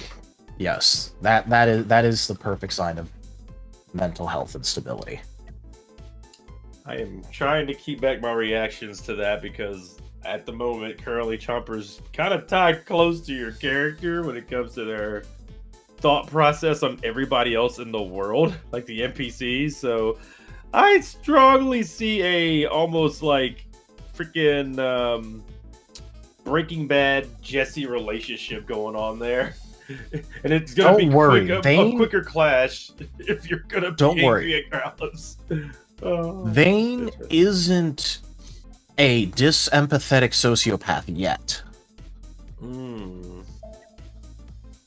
Haven't reached that yet, huh? No, because that the sociopathy is near the end of the spiral. Yeah, that's what I was thinking. But dang. That is an actual symptom, though. The afflicted develops some sort of sociopathy, so Vane's is going to be disempathetic. Which, in case you don't know what disempathetic is, it's the kind where they have a very small circle that they view as, like, people, and anything not inside of that circle. Real quick. Achi, what you doing there? Cleaning up the mess. Probably help with the lag. I was about to use some of that. Oh, well, I can't even get it all, so... I'm just letting you know, so... Because I don't know how much I'm gonna need exactly. I was just gonna transfer to the good boy anyway. Oh, don't worry about it then. If that's all your plan is, you can go off and do other stuff instead, because the good boy's got plenty of collectors and such. Oh, okay. It'll take longer for you to transfer than for it to just pick it up itself. But yeah, so there, anything that's outside of that small group of things that he's able to feel connection and empathy to will be treated as, like, the equivalent of nothing more than, like, a talking, moving object. Because that's what disempathetic sociopathy is. Don't worry, he will be anchored and his circle will be his team. It's just, everyone else is not a person. Of course, that's near the end of the spiral, not right now. Right now, he's just unable to feel positive emotion. Yeah, this sounds like it's gonna be fun. This sounds like the driving force of something that was like hoping to kind of start getting with the with the campaign.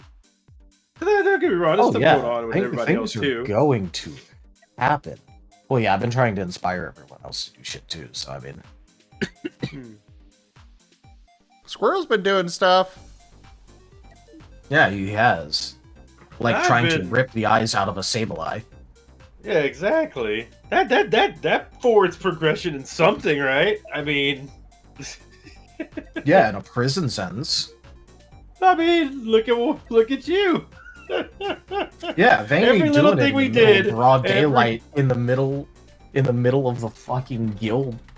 Did you like me, deciding to go ahead and grab all the food from the kitchen? Oh yeah, you mean the part where he yelled at you about you starting to commit fraud? Yep.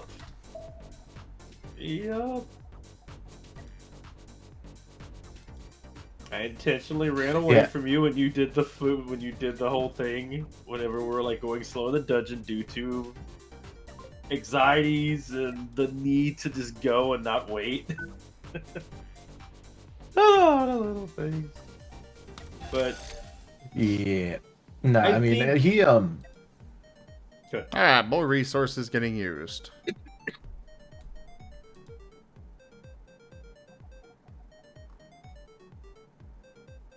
Wait.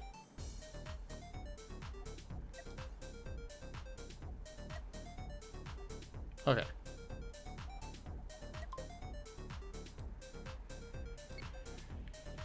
Do you still have that stuff flagged to pick up?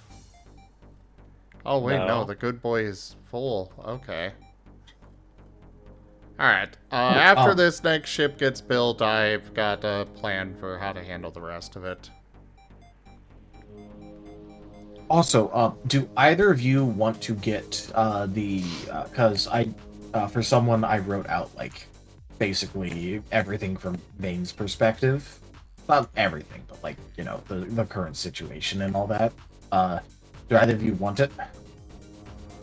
Or do you want to be spoiled, like, spoiled? The Chekhov's gun thing? No. I'm good for now. I think getting the surprise factor will be good for my character. Because legit, I'm pretty much in the zone when I'm playing Chomper currently on these episodes. That's fair. So a lot of the times, like, I think it's better that I don't know because I'm actually seeing it as Chopper would see it. Because especially with your last thing, I want to rewatch the episode really bad because I want to see how it actually played out. Because I was totally feeling your how you were playing when I was doing my big show on like trying to like prove to you that like I've been getting better and making chestnut food and learning it and this and that. And it was like kind of like an arc I was going on. There was a tinge of a moment of noticing that you were brazing through me showing it to you, and I was like, huh, that's not this. I know he would actually have some kind of reaction to this because this is something that he has made such a big deal, and I made it the point to actually focus on it. But I think Chomper, who would be disoriented and tired at that point, you know, wouldn't really be picking up on that. Be more just wanting to try to get the reaction and focus on like, what? Wait, say something. So he'd be just basically saying like, "Hey, look at it! Hey, look at it!" like a kid showing you a picture they made and not getting like the big reaction at first.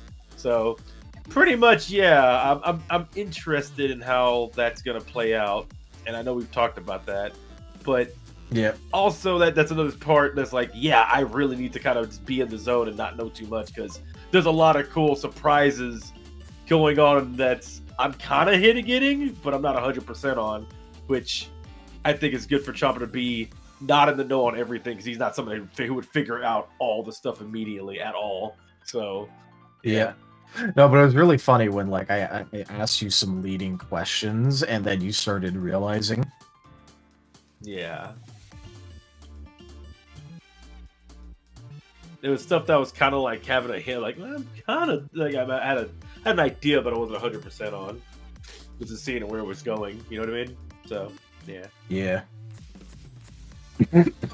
Your 5D no, chess like, is what playing really well. You're doing really well in that 5D because, like, chess. You know, I'm just sitting there showing off my acting chops, and I'm like, people are gonna notice eventually on it. It's fine. I'm noticing. Whew. Mostly because I really like trying to put a lot, like, as much energy as possible into my characters and their development and all that shit. Yeah, shows.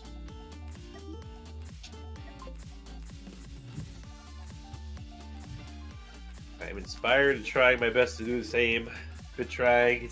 Woo! But it's been fun. Definitely a learning experience.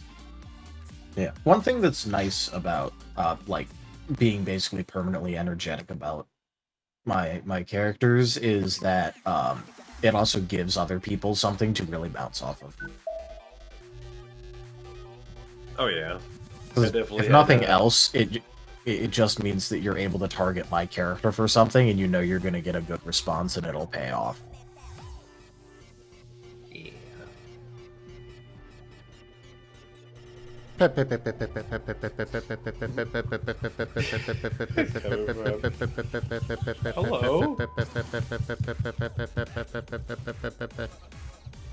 I don't know if you're petting me. You could be petting Vane right now.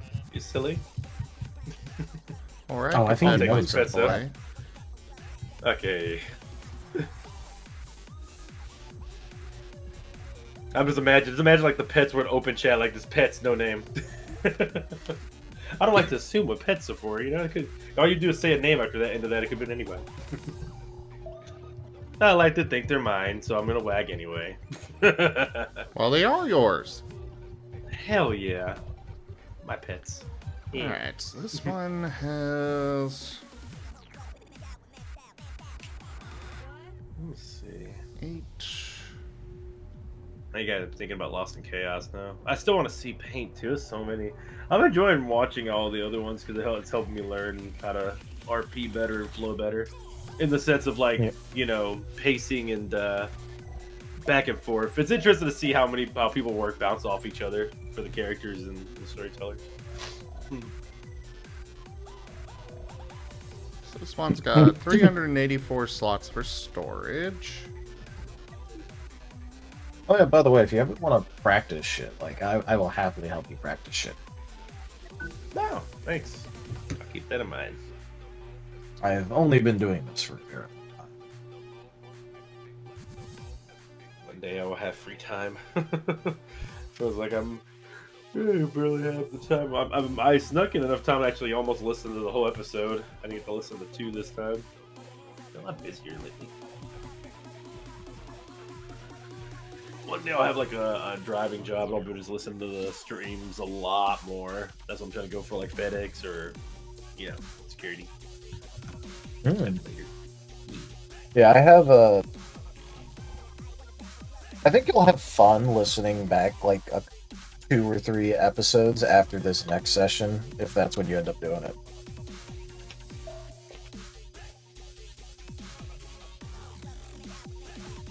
Because, that's going to be when, like, the big shit happens, and then you'll have a bunch of context going backwards. Yeah, so that's good.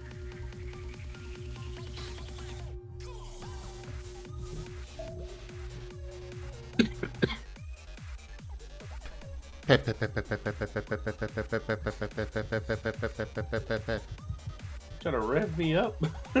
Keep me up. You are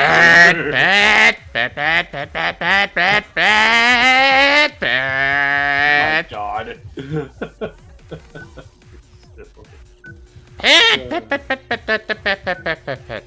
Oh my goodness. Okay. What are you building right now?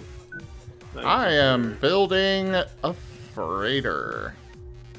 Oh, freighter, another place to hold cargo. Right? Yes. We have a lot of cargo. Zim, it's uneven. What do you mean it's uneven? Uh-oh. The front, the spacing, it's uneven. Is it? Fine. I just didn't want to put it there because of those. Symmetry.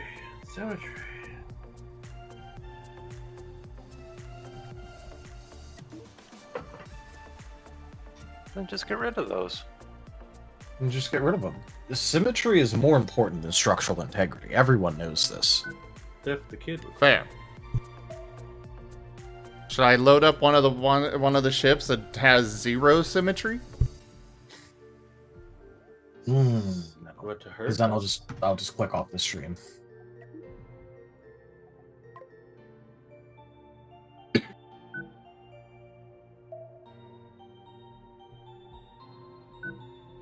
Remind me why I like that anime Soul Eater now for that one character. I need to watch that again sometime. See if it holds up. Soul Eater just makes me angry because the first episode has my meticulous and pedantic ass just going, who the fuck makes that kind of mistake? You absolute troglodytes. What are you doing? Oh. You know what I mean? Hmm. I can't get past the first episode because I get too angry watching it. I have to go back and watch. I know there was some dumb moments in it for some of the characters in there, if I recall. Yeah. Oh no, I'm turning to Charles. I'm gonna talk with that drawl. Yeah, just gonna talk like this. Yeah. Go to sleep, I guess. Actually, a little real talk. Charles had a really good moment that made me really feel for his character a bit. What's up? Yes, sir. What's up? Yeah. Oh, me. Yes, me. You are yes, sir. my very good boy. Do you know what? Okay, that one got. I love you. What's up? I love you too. I cherish you. I enjoy every moment I get to spend with you. Oh, because you are just a wonderful boy. I had to pretend to be Charles more often. Holy shit! Thank you. Absolutely fucking not. Well, damn. Fair enough. I guess I'll go ahead and go. That's funny. But yeah, he had a nice moment with Brioche. I went ahead and timestamped it. Also makes me laugh out of character a lot. Apparently I have no not- context. Is it about Magna being a traitor, or? I can't. You know, I can't tell you, Cod. I gotta leave you like with the Magna being traitor meme, and that's it. Well, no, I mean, like, all you have to say is no, it doesn't have to do with Magna being a traitor, and I've lost interest, and I'm gonna tune it out. Damn. Well, no, it doesn't have to do with Magna being a traitor. Damn. Okay, cool. No! Damn it. There was a lot to do with that, too, and that was good as well. I already told you what I liked about a lot of that. I'm too freaking, like, tired to really go back and talk all about this episode. I'll probably miss a lot of stuff, so I'll just... My favorite part about my ability to tune out and forget things is that I've legitimately already forgotten what Rygon was trying to tell me about his character, only that he tried to tell me something. Damn. That's impressive.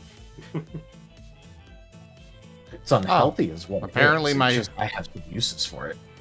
Apparently my horn fighters are considered bigger than the wing fighters. Interesting. Probably because of weight. Probably.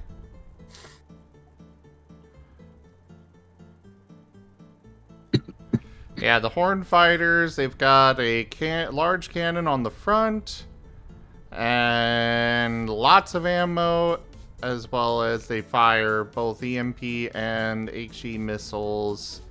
They got some heavy lasers and disruptors, just in case.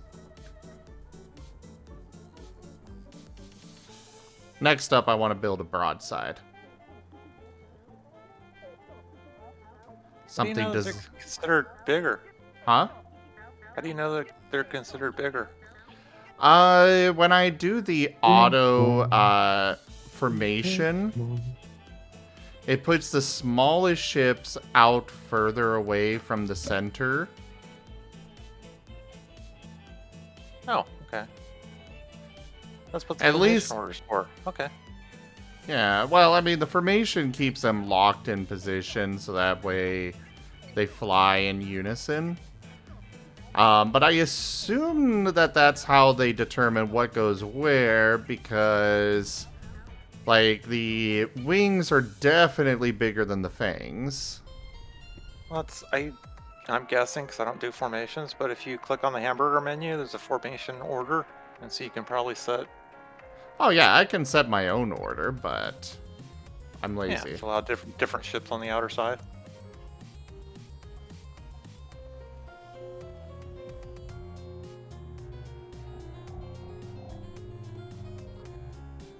And you need to go blow up some more stuff. I'm just about out of things to mine in the system.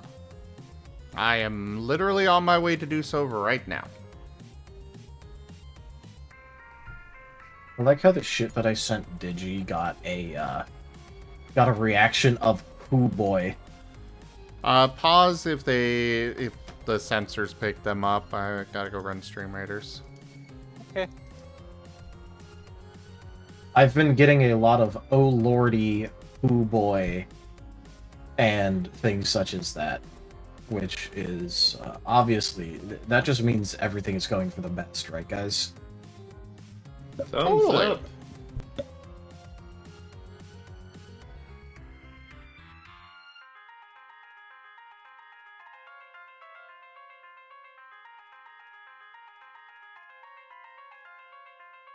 Don't worry, now Vane's mental illness is Rygon approved. Because I spent like 3 hours talking with him about symptoms and ways to express it.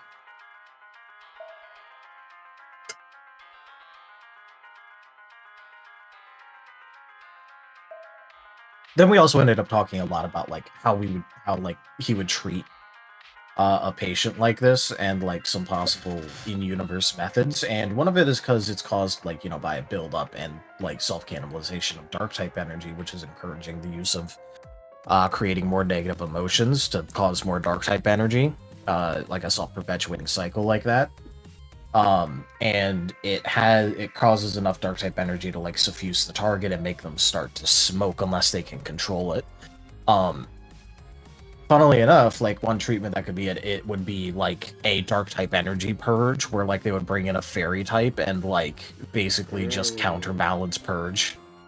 Oh, you like talked about it in world. That's kind of cool. Yeah. I was hoping like legit, like it sounded like a really cool idea just to have Rygon, if he was down legit, just have a session with each character one at a time as like a little show or just a little fun fun times thing. More like it is a dark thing. His idea of everybody getting a little therapy session in character. Times. Happy. I'm gonna go grab water, but again, pause if that pops up. Will do. Yeah, I find that very And- interesting, that conversation. Yeah, no, we Watch that. talked for like hours about it. It was great. Damn it. I would totally watch content like that about like any character from like any of these campaigns. Especially the Yeah, we did a- we did a- Squad and Lost in Chaos. Yeah. We did a lot of it off stream, but there's like a little bit on his stream, like at the start of it. Oh, okay. So it is. Then again, you might not want to tune into it before tomorrow, just because of like possible spoiler. Gotcha. Because I don't remember what we were talking about at that point.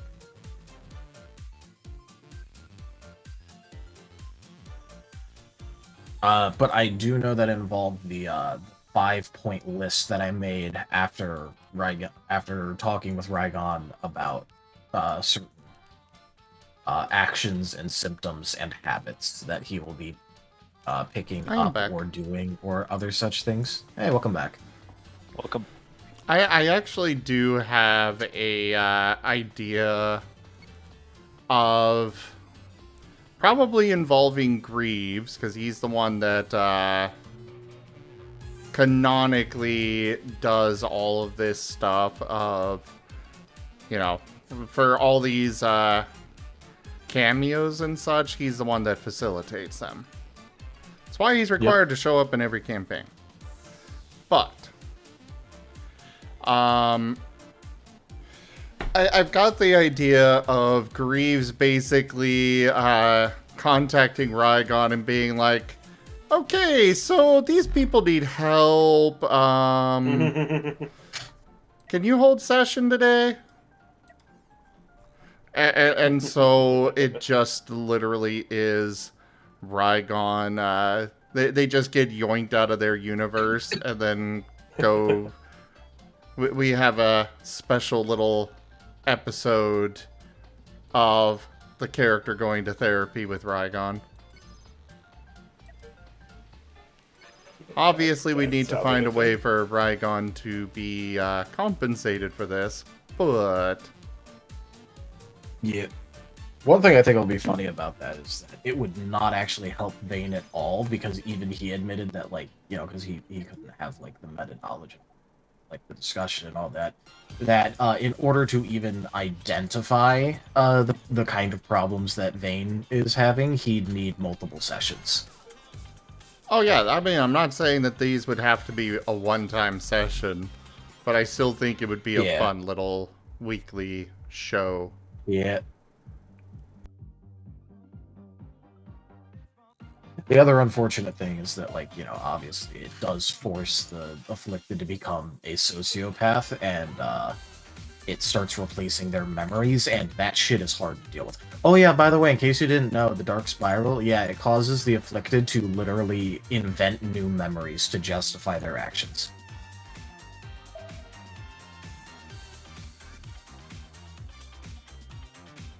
Sounds fun. Yeah, it'll be very fun. Obviously, what Team Chaos needs is to have their completely mentally stable leader inventing new memories without knowing it. Isn't that exactly what you guys need? So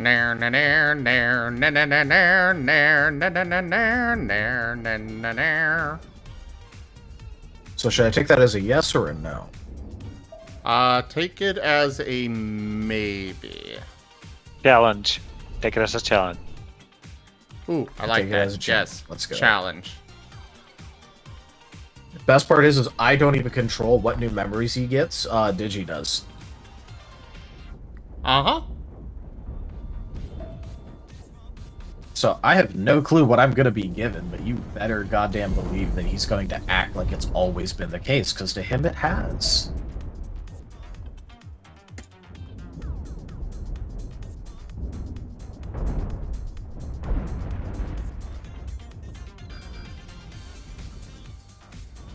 It's dead! Stop firing!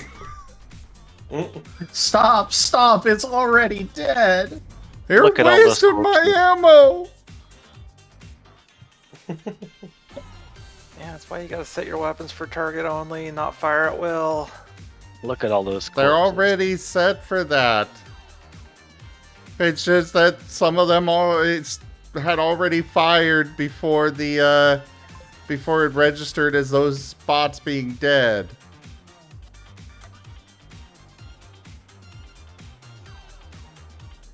At least I think they are.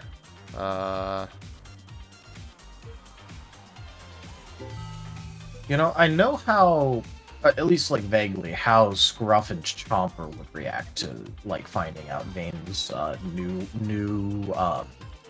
new profession, hobby, whatever you want to call it. I wonder how Squirrel and Paz would react.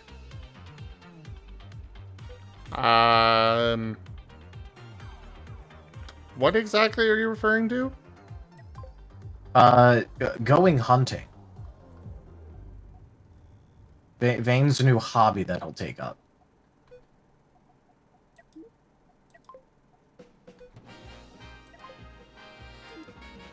Because I know how Chomper will probably react. I know how Scruff would probably react. I don't know about Squirrel and Pets. I'm curious. Well, I suppose you'll have to wait and find out. Well, yeah, I was more making my curiosity stated. Honestly, with most of this stuff, it all comes down to how it's described. I couldn't say it at right now, like how they would react.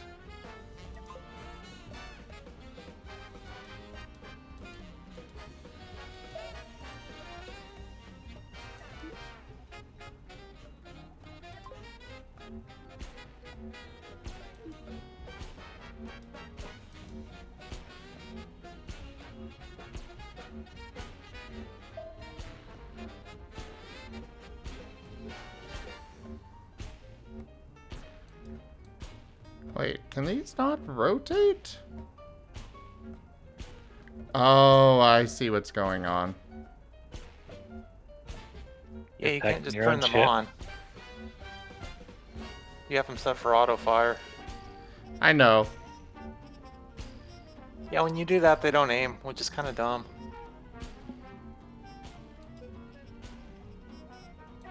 No, I'm testing a couple of things. Ah, only one of those is actually firing out with this design.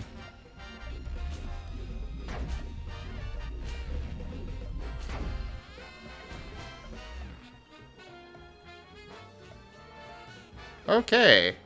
Might need to remove these disruptors.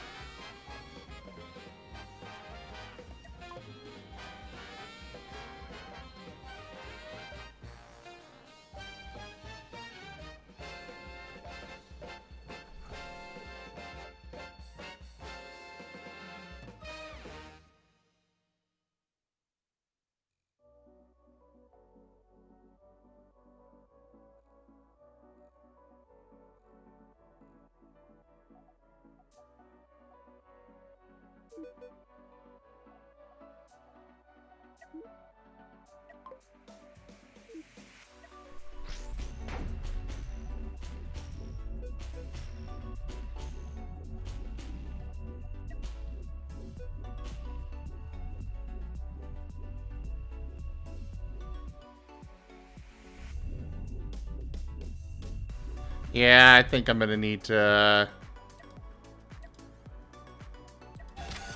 replace those. But does that mean that these point defenses are also in danger? Probably. Oh shit, it's 4:30. I should have went to bed. I'll see you guys. Oh, okay. Good night. Bye. Good night.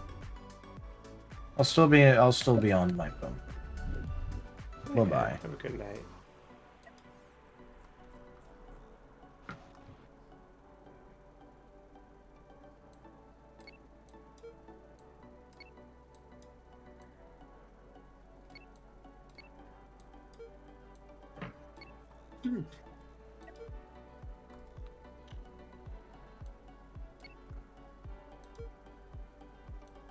Alright. Let's see what's going on here. Destroy pirate base, clear asteroid field, negate pack money, huh? Neat. Yeah, I'm working on a few different things right now. The main thing is revamping some designs. Like, I've discovered that this, my horn fighters have a major flaw in their design. Really? What's that? Well, these heavy laser blasters hit these things on the sides of my ship when they're firing at something straight ahead. I think I know how I'm going to handle this, though. Instead of just removing them, I'm going to move the heavy laser blasters over. That's smart.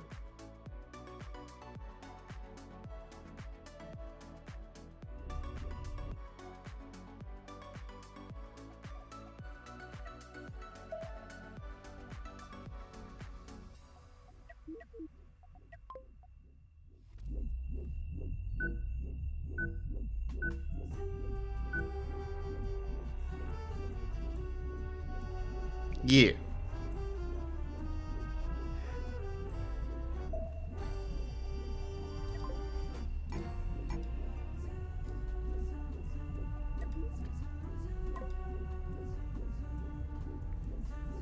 Oh no, why is there no... oh well. Apparently the mirror mode got turned off. Oh, the mirror mode.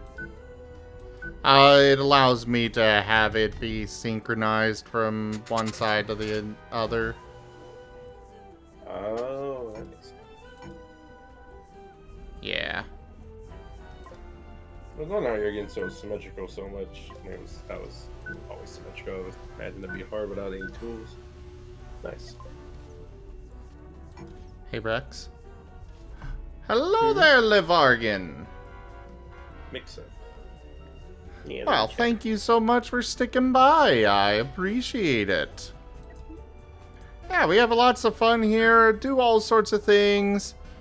There's probably going to be a few things you may not fully understand the full extent of it all, but I assure you it is still a lot of fun and encourage you to stick around and enjoy.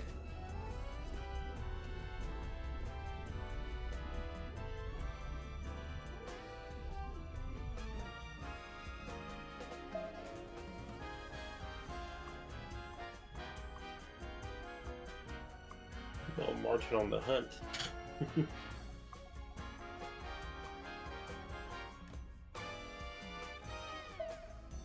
Kind of cool. It looks so smooth. It almost looks like a CG cartoon. Actually, I think that one is CG.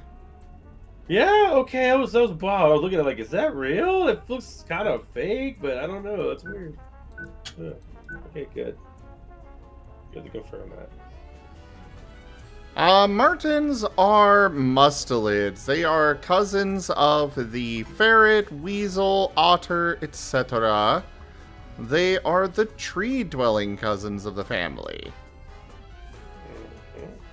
I am very passionate about martens. As you will very, very quickly find out here. Oh yeah. Power to disables. Okay, we're gonna move that there. Put these doors here. Hey there, Deafant. Rick Strider is keeping the baby sable from the chicken nuggets. You monster. I can't even talk to you. They want the whole chickens. Yes, Oh, so give them the whole chicken. Let the martens eat.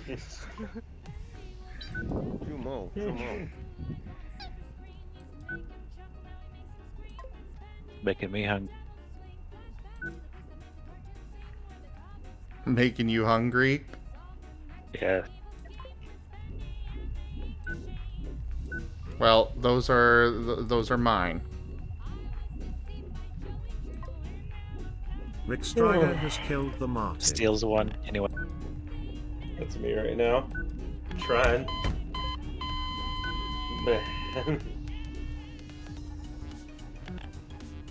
Oh, Rex, why? You're supposed to be a good boy. 4 hours of sleep catching up to me. No. You're supposed to be the best of us. I'm trying not to end up in the sleeping Discord voice chat. I'm good though. Super pillow. Now. Dr. Martens. Oh.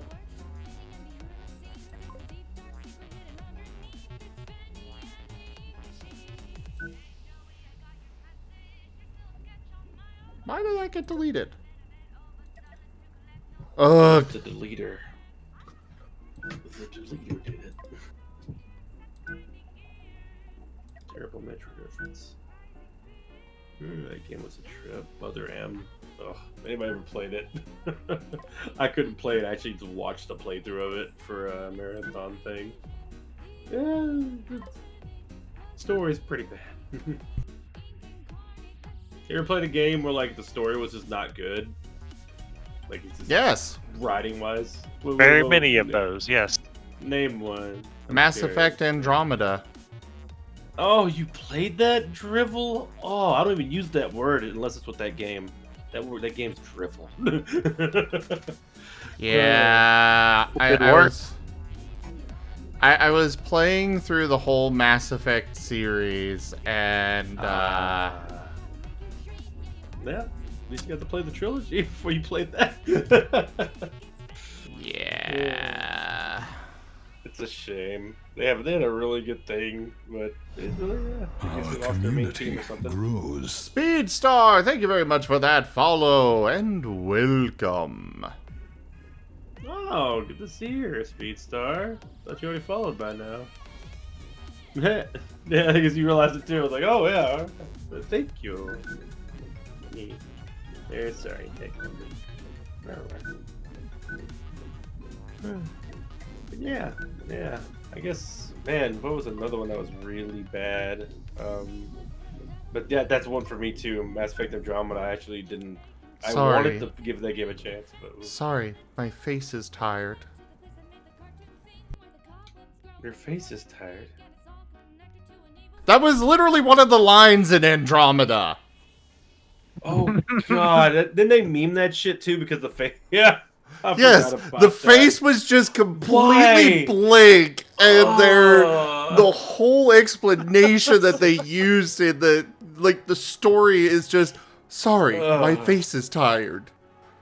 What the fuck? I forgot about that. It was just too meta. It was very fucking meta. Like they knew they were fucking up. They knew they were doing it bad. Wild. Yeah, I forgot about that one. Holy shit. So, Rex, what was the story of Callisto Protocol? That's gotta have a good story, right? Hey, I gotta get some Pepto. I'll be right back. Yeah, I'll see you. No, I did not say you could leave. Do you want me to vom on stream? Alright, here we go. Let's talk about Callisto Protocol, shall we? So this game, right? It's made by the people who made a little battle royale called PUBG. Never know about that game? They made that game and they decided, yes, 100%. They made that game and they're like, you know what? Let's make a game where it's about battle and combat. It's melee focused and you are in a battle royale. And then after about a couple of months of development or something, they decided, you know what?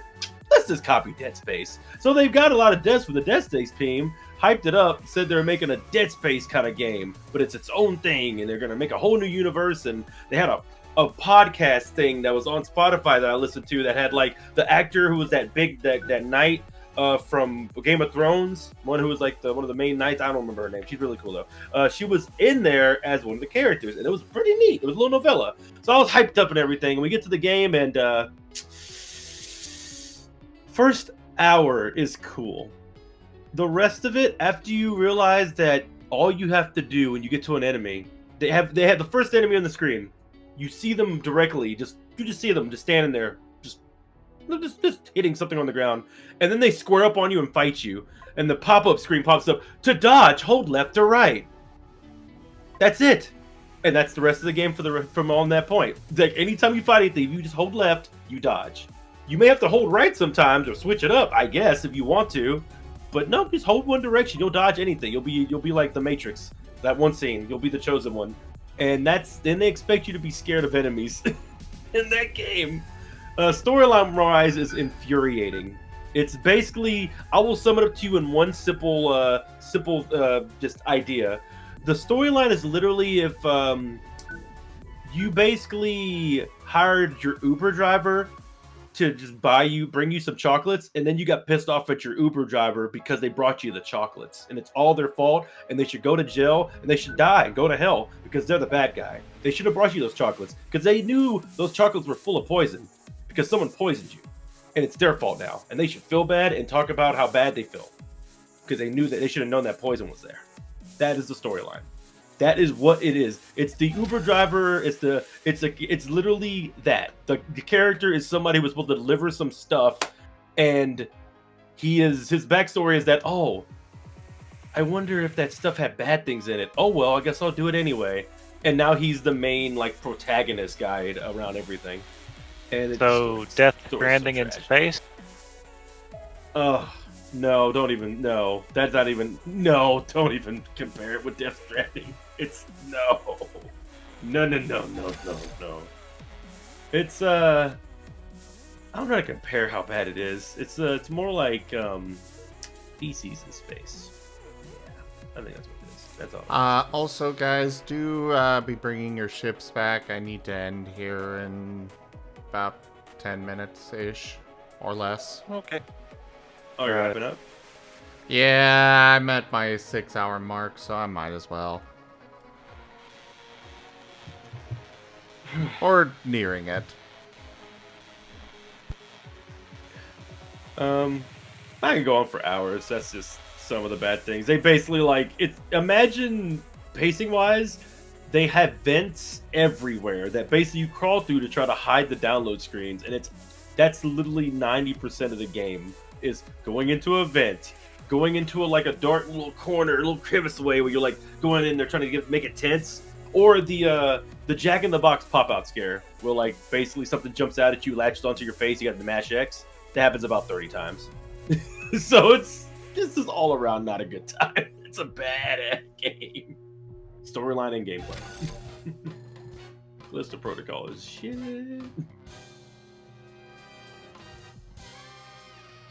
Honestly, I can't think of a game that's that bad. Plus, it's really bad because it's supposed to be a horror game. So the aspect of that you're looking into it for, to be tense and scared. Never. You're never tense or scared. You're just waiting for the next ooh. Lavargan, yes, I have had multiple forms of licorice. I quite enjoy them. I like the Australian licorice. I like licorice, yes. The gummy, the really chewy one. Those are really nice too.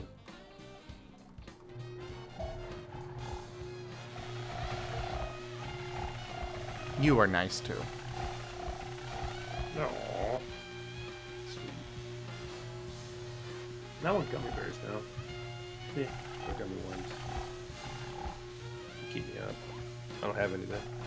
I haven't had any hot tamales. No wonder I'm so tired. Eh? Go ahead. Yay, food.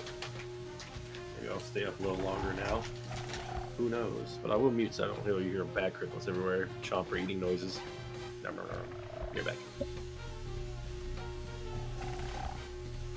I mean, why not get an early start? We're going to hear it tomorrow. Or later today. Oh, geez, yeah, you're right.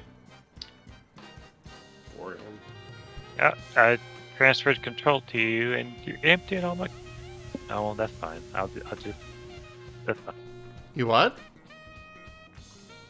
Transferred control of the ship, and then the crew just started emptying the cargo bays of everything. Oh, they might be building stuff.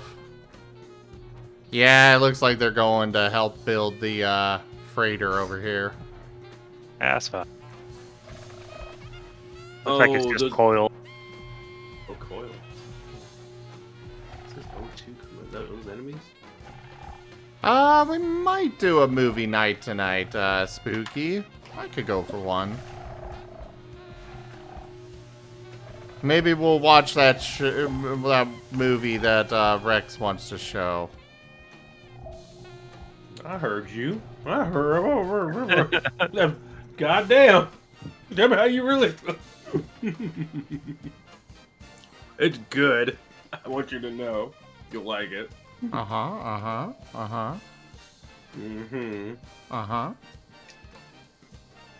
There's only one other game that I can remember easily that I was like instantly like, oh yeah, I don't like that game.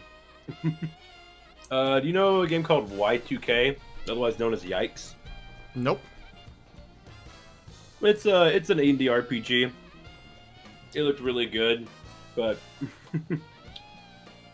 it ended up being pretty bad, just in like pacing and in fun factor.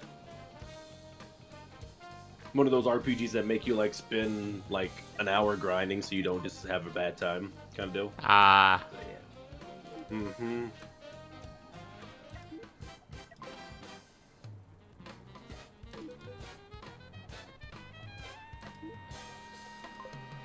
I'd love to join, but I'm probably gonna head out. I don't want to. I just fixed my schedule to where I'm mostly up when the sun's up, and I don't want to correct that too much. I'm already pushing it now. Oh, you're fine. Yeah. Get some rest.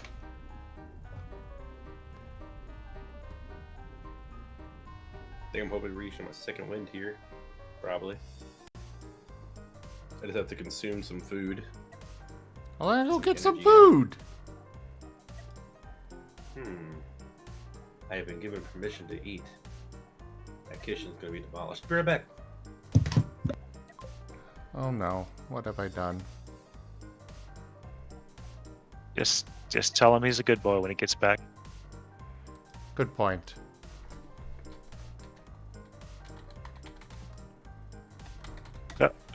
Good night. Good night. Thanks for joining. Good night. Thanks for invite.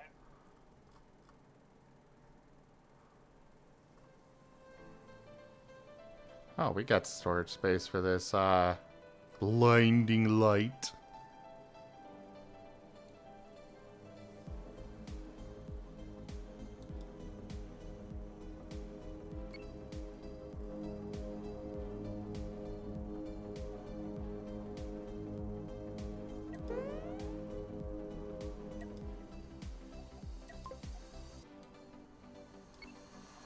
I really wish that I could tell my ship to stop moving without telling it to recall crew.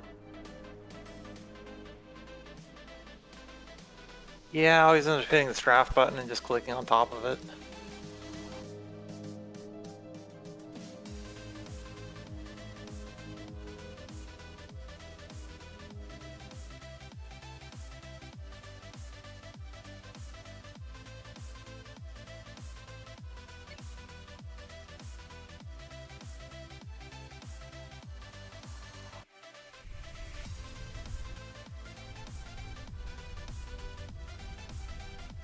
Okay, my ships are all yours. Excellent.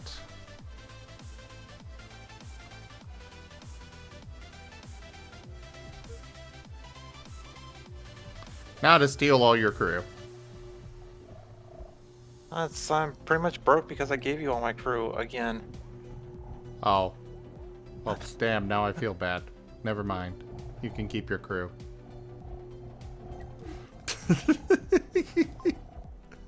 Every time I borrow the Rex, I give you like 100 crew out of it. I always transfer everything down to 1, and then I can't buy anything because our space station's sold out. Well, I appreciate your sacrifice.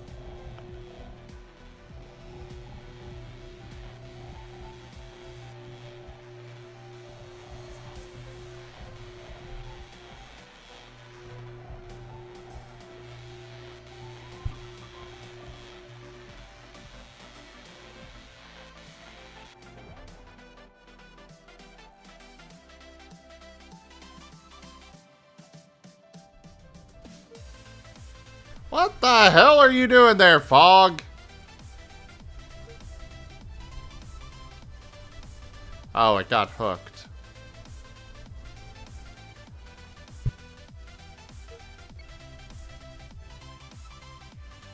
Haha, I am back with salami and a Sprite cranberry and an apple juice. When you go to move your ship, if you hold down X as you click, it'll not have it do the collision avoidance mode. So then it'll just go. Good to know. Wedge between. If you're trying to wedge between some other ships. Wiggle, wiggle, wiggle. Wiggle, wiggle? Wiggle, wiggle. Wiggle the Rex. Wiggle, wiggle, wiggle, Wait. wiggle. Hey, that's not what I said at all, but good. Pet the Rex. Pedal, pedal, pedal, pedal. Pedal, pedal.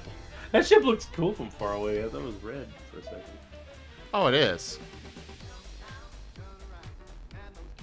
You just didn't like the inside of it? Okay. Oh, damn. That's cool.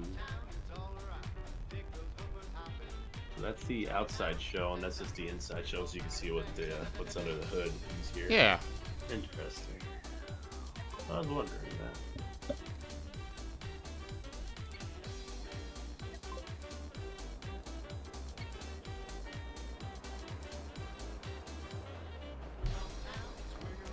Alright. I'm just gonna let that finish off stream and might do a little bit of ship designing and maintenance stuff, but I won't do anything major off stream here, guys. But I'll do Stream Raiders off stream as well because, yeah, time. Thank you so much, everybody, for joining us today for Cosmoteer. Check out our website, zgfgaming.com. We've got links for our Discord, Telegram, Mastodon, Blue Sky, Patreon, and more. They are on the website as well as down in the description below through our link tree. Thank you to my patrons, tippers, and subscribers. It is your support that keeps this channel alive. I cannot do this without your guys' help and support, so thank you. Consider becoming a patron over at patreon.com/zgfgaming. It's one of the best ways to support the channel, though you can also do so by simply sharing the stream around. But for now, thank you so much again for supporting the channel, coming by, hanging out, and all that stuff. And I bid you all the most fondest adieu. Duke Duke, keep it red. And don't forget to subscribe to the YouTube. We may be partners now, but that doesn't mean you should stop subscribing. If you haven't already. Tell your friends.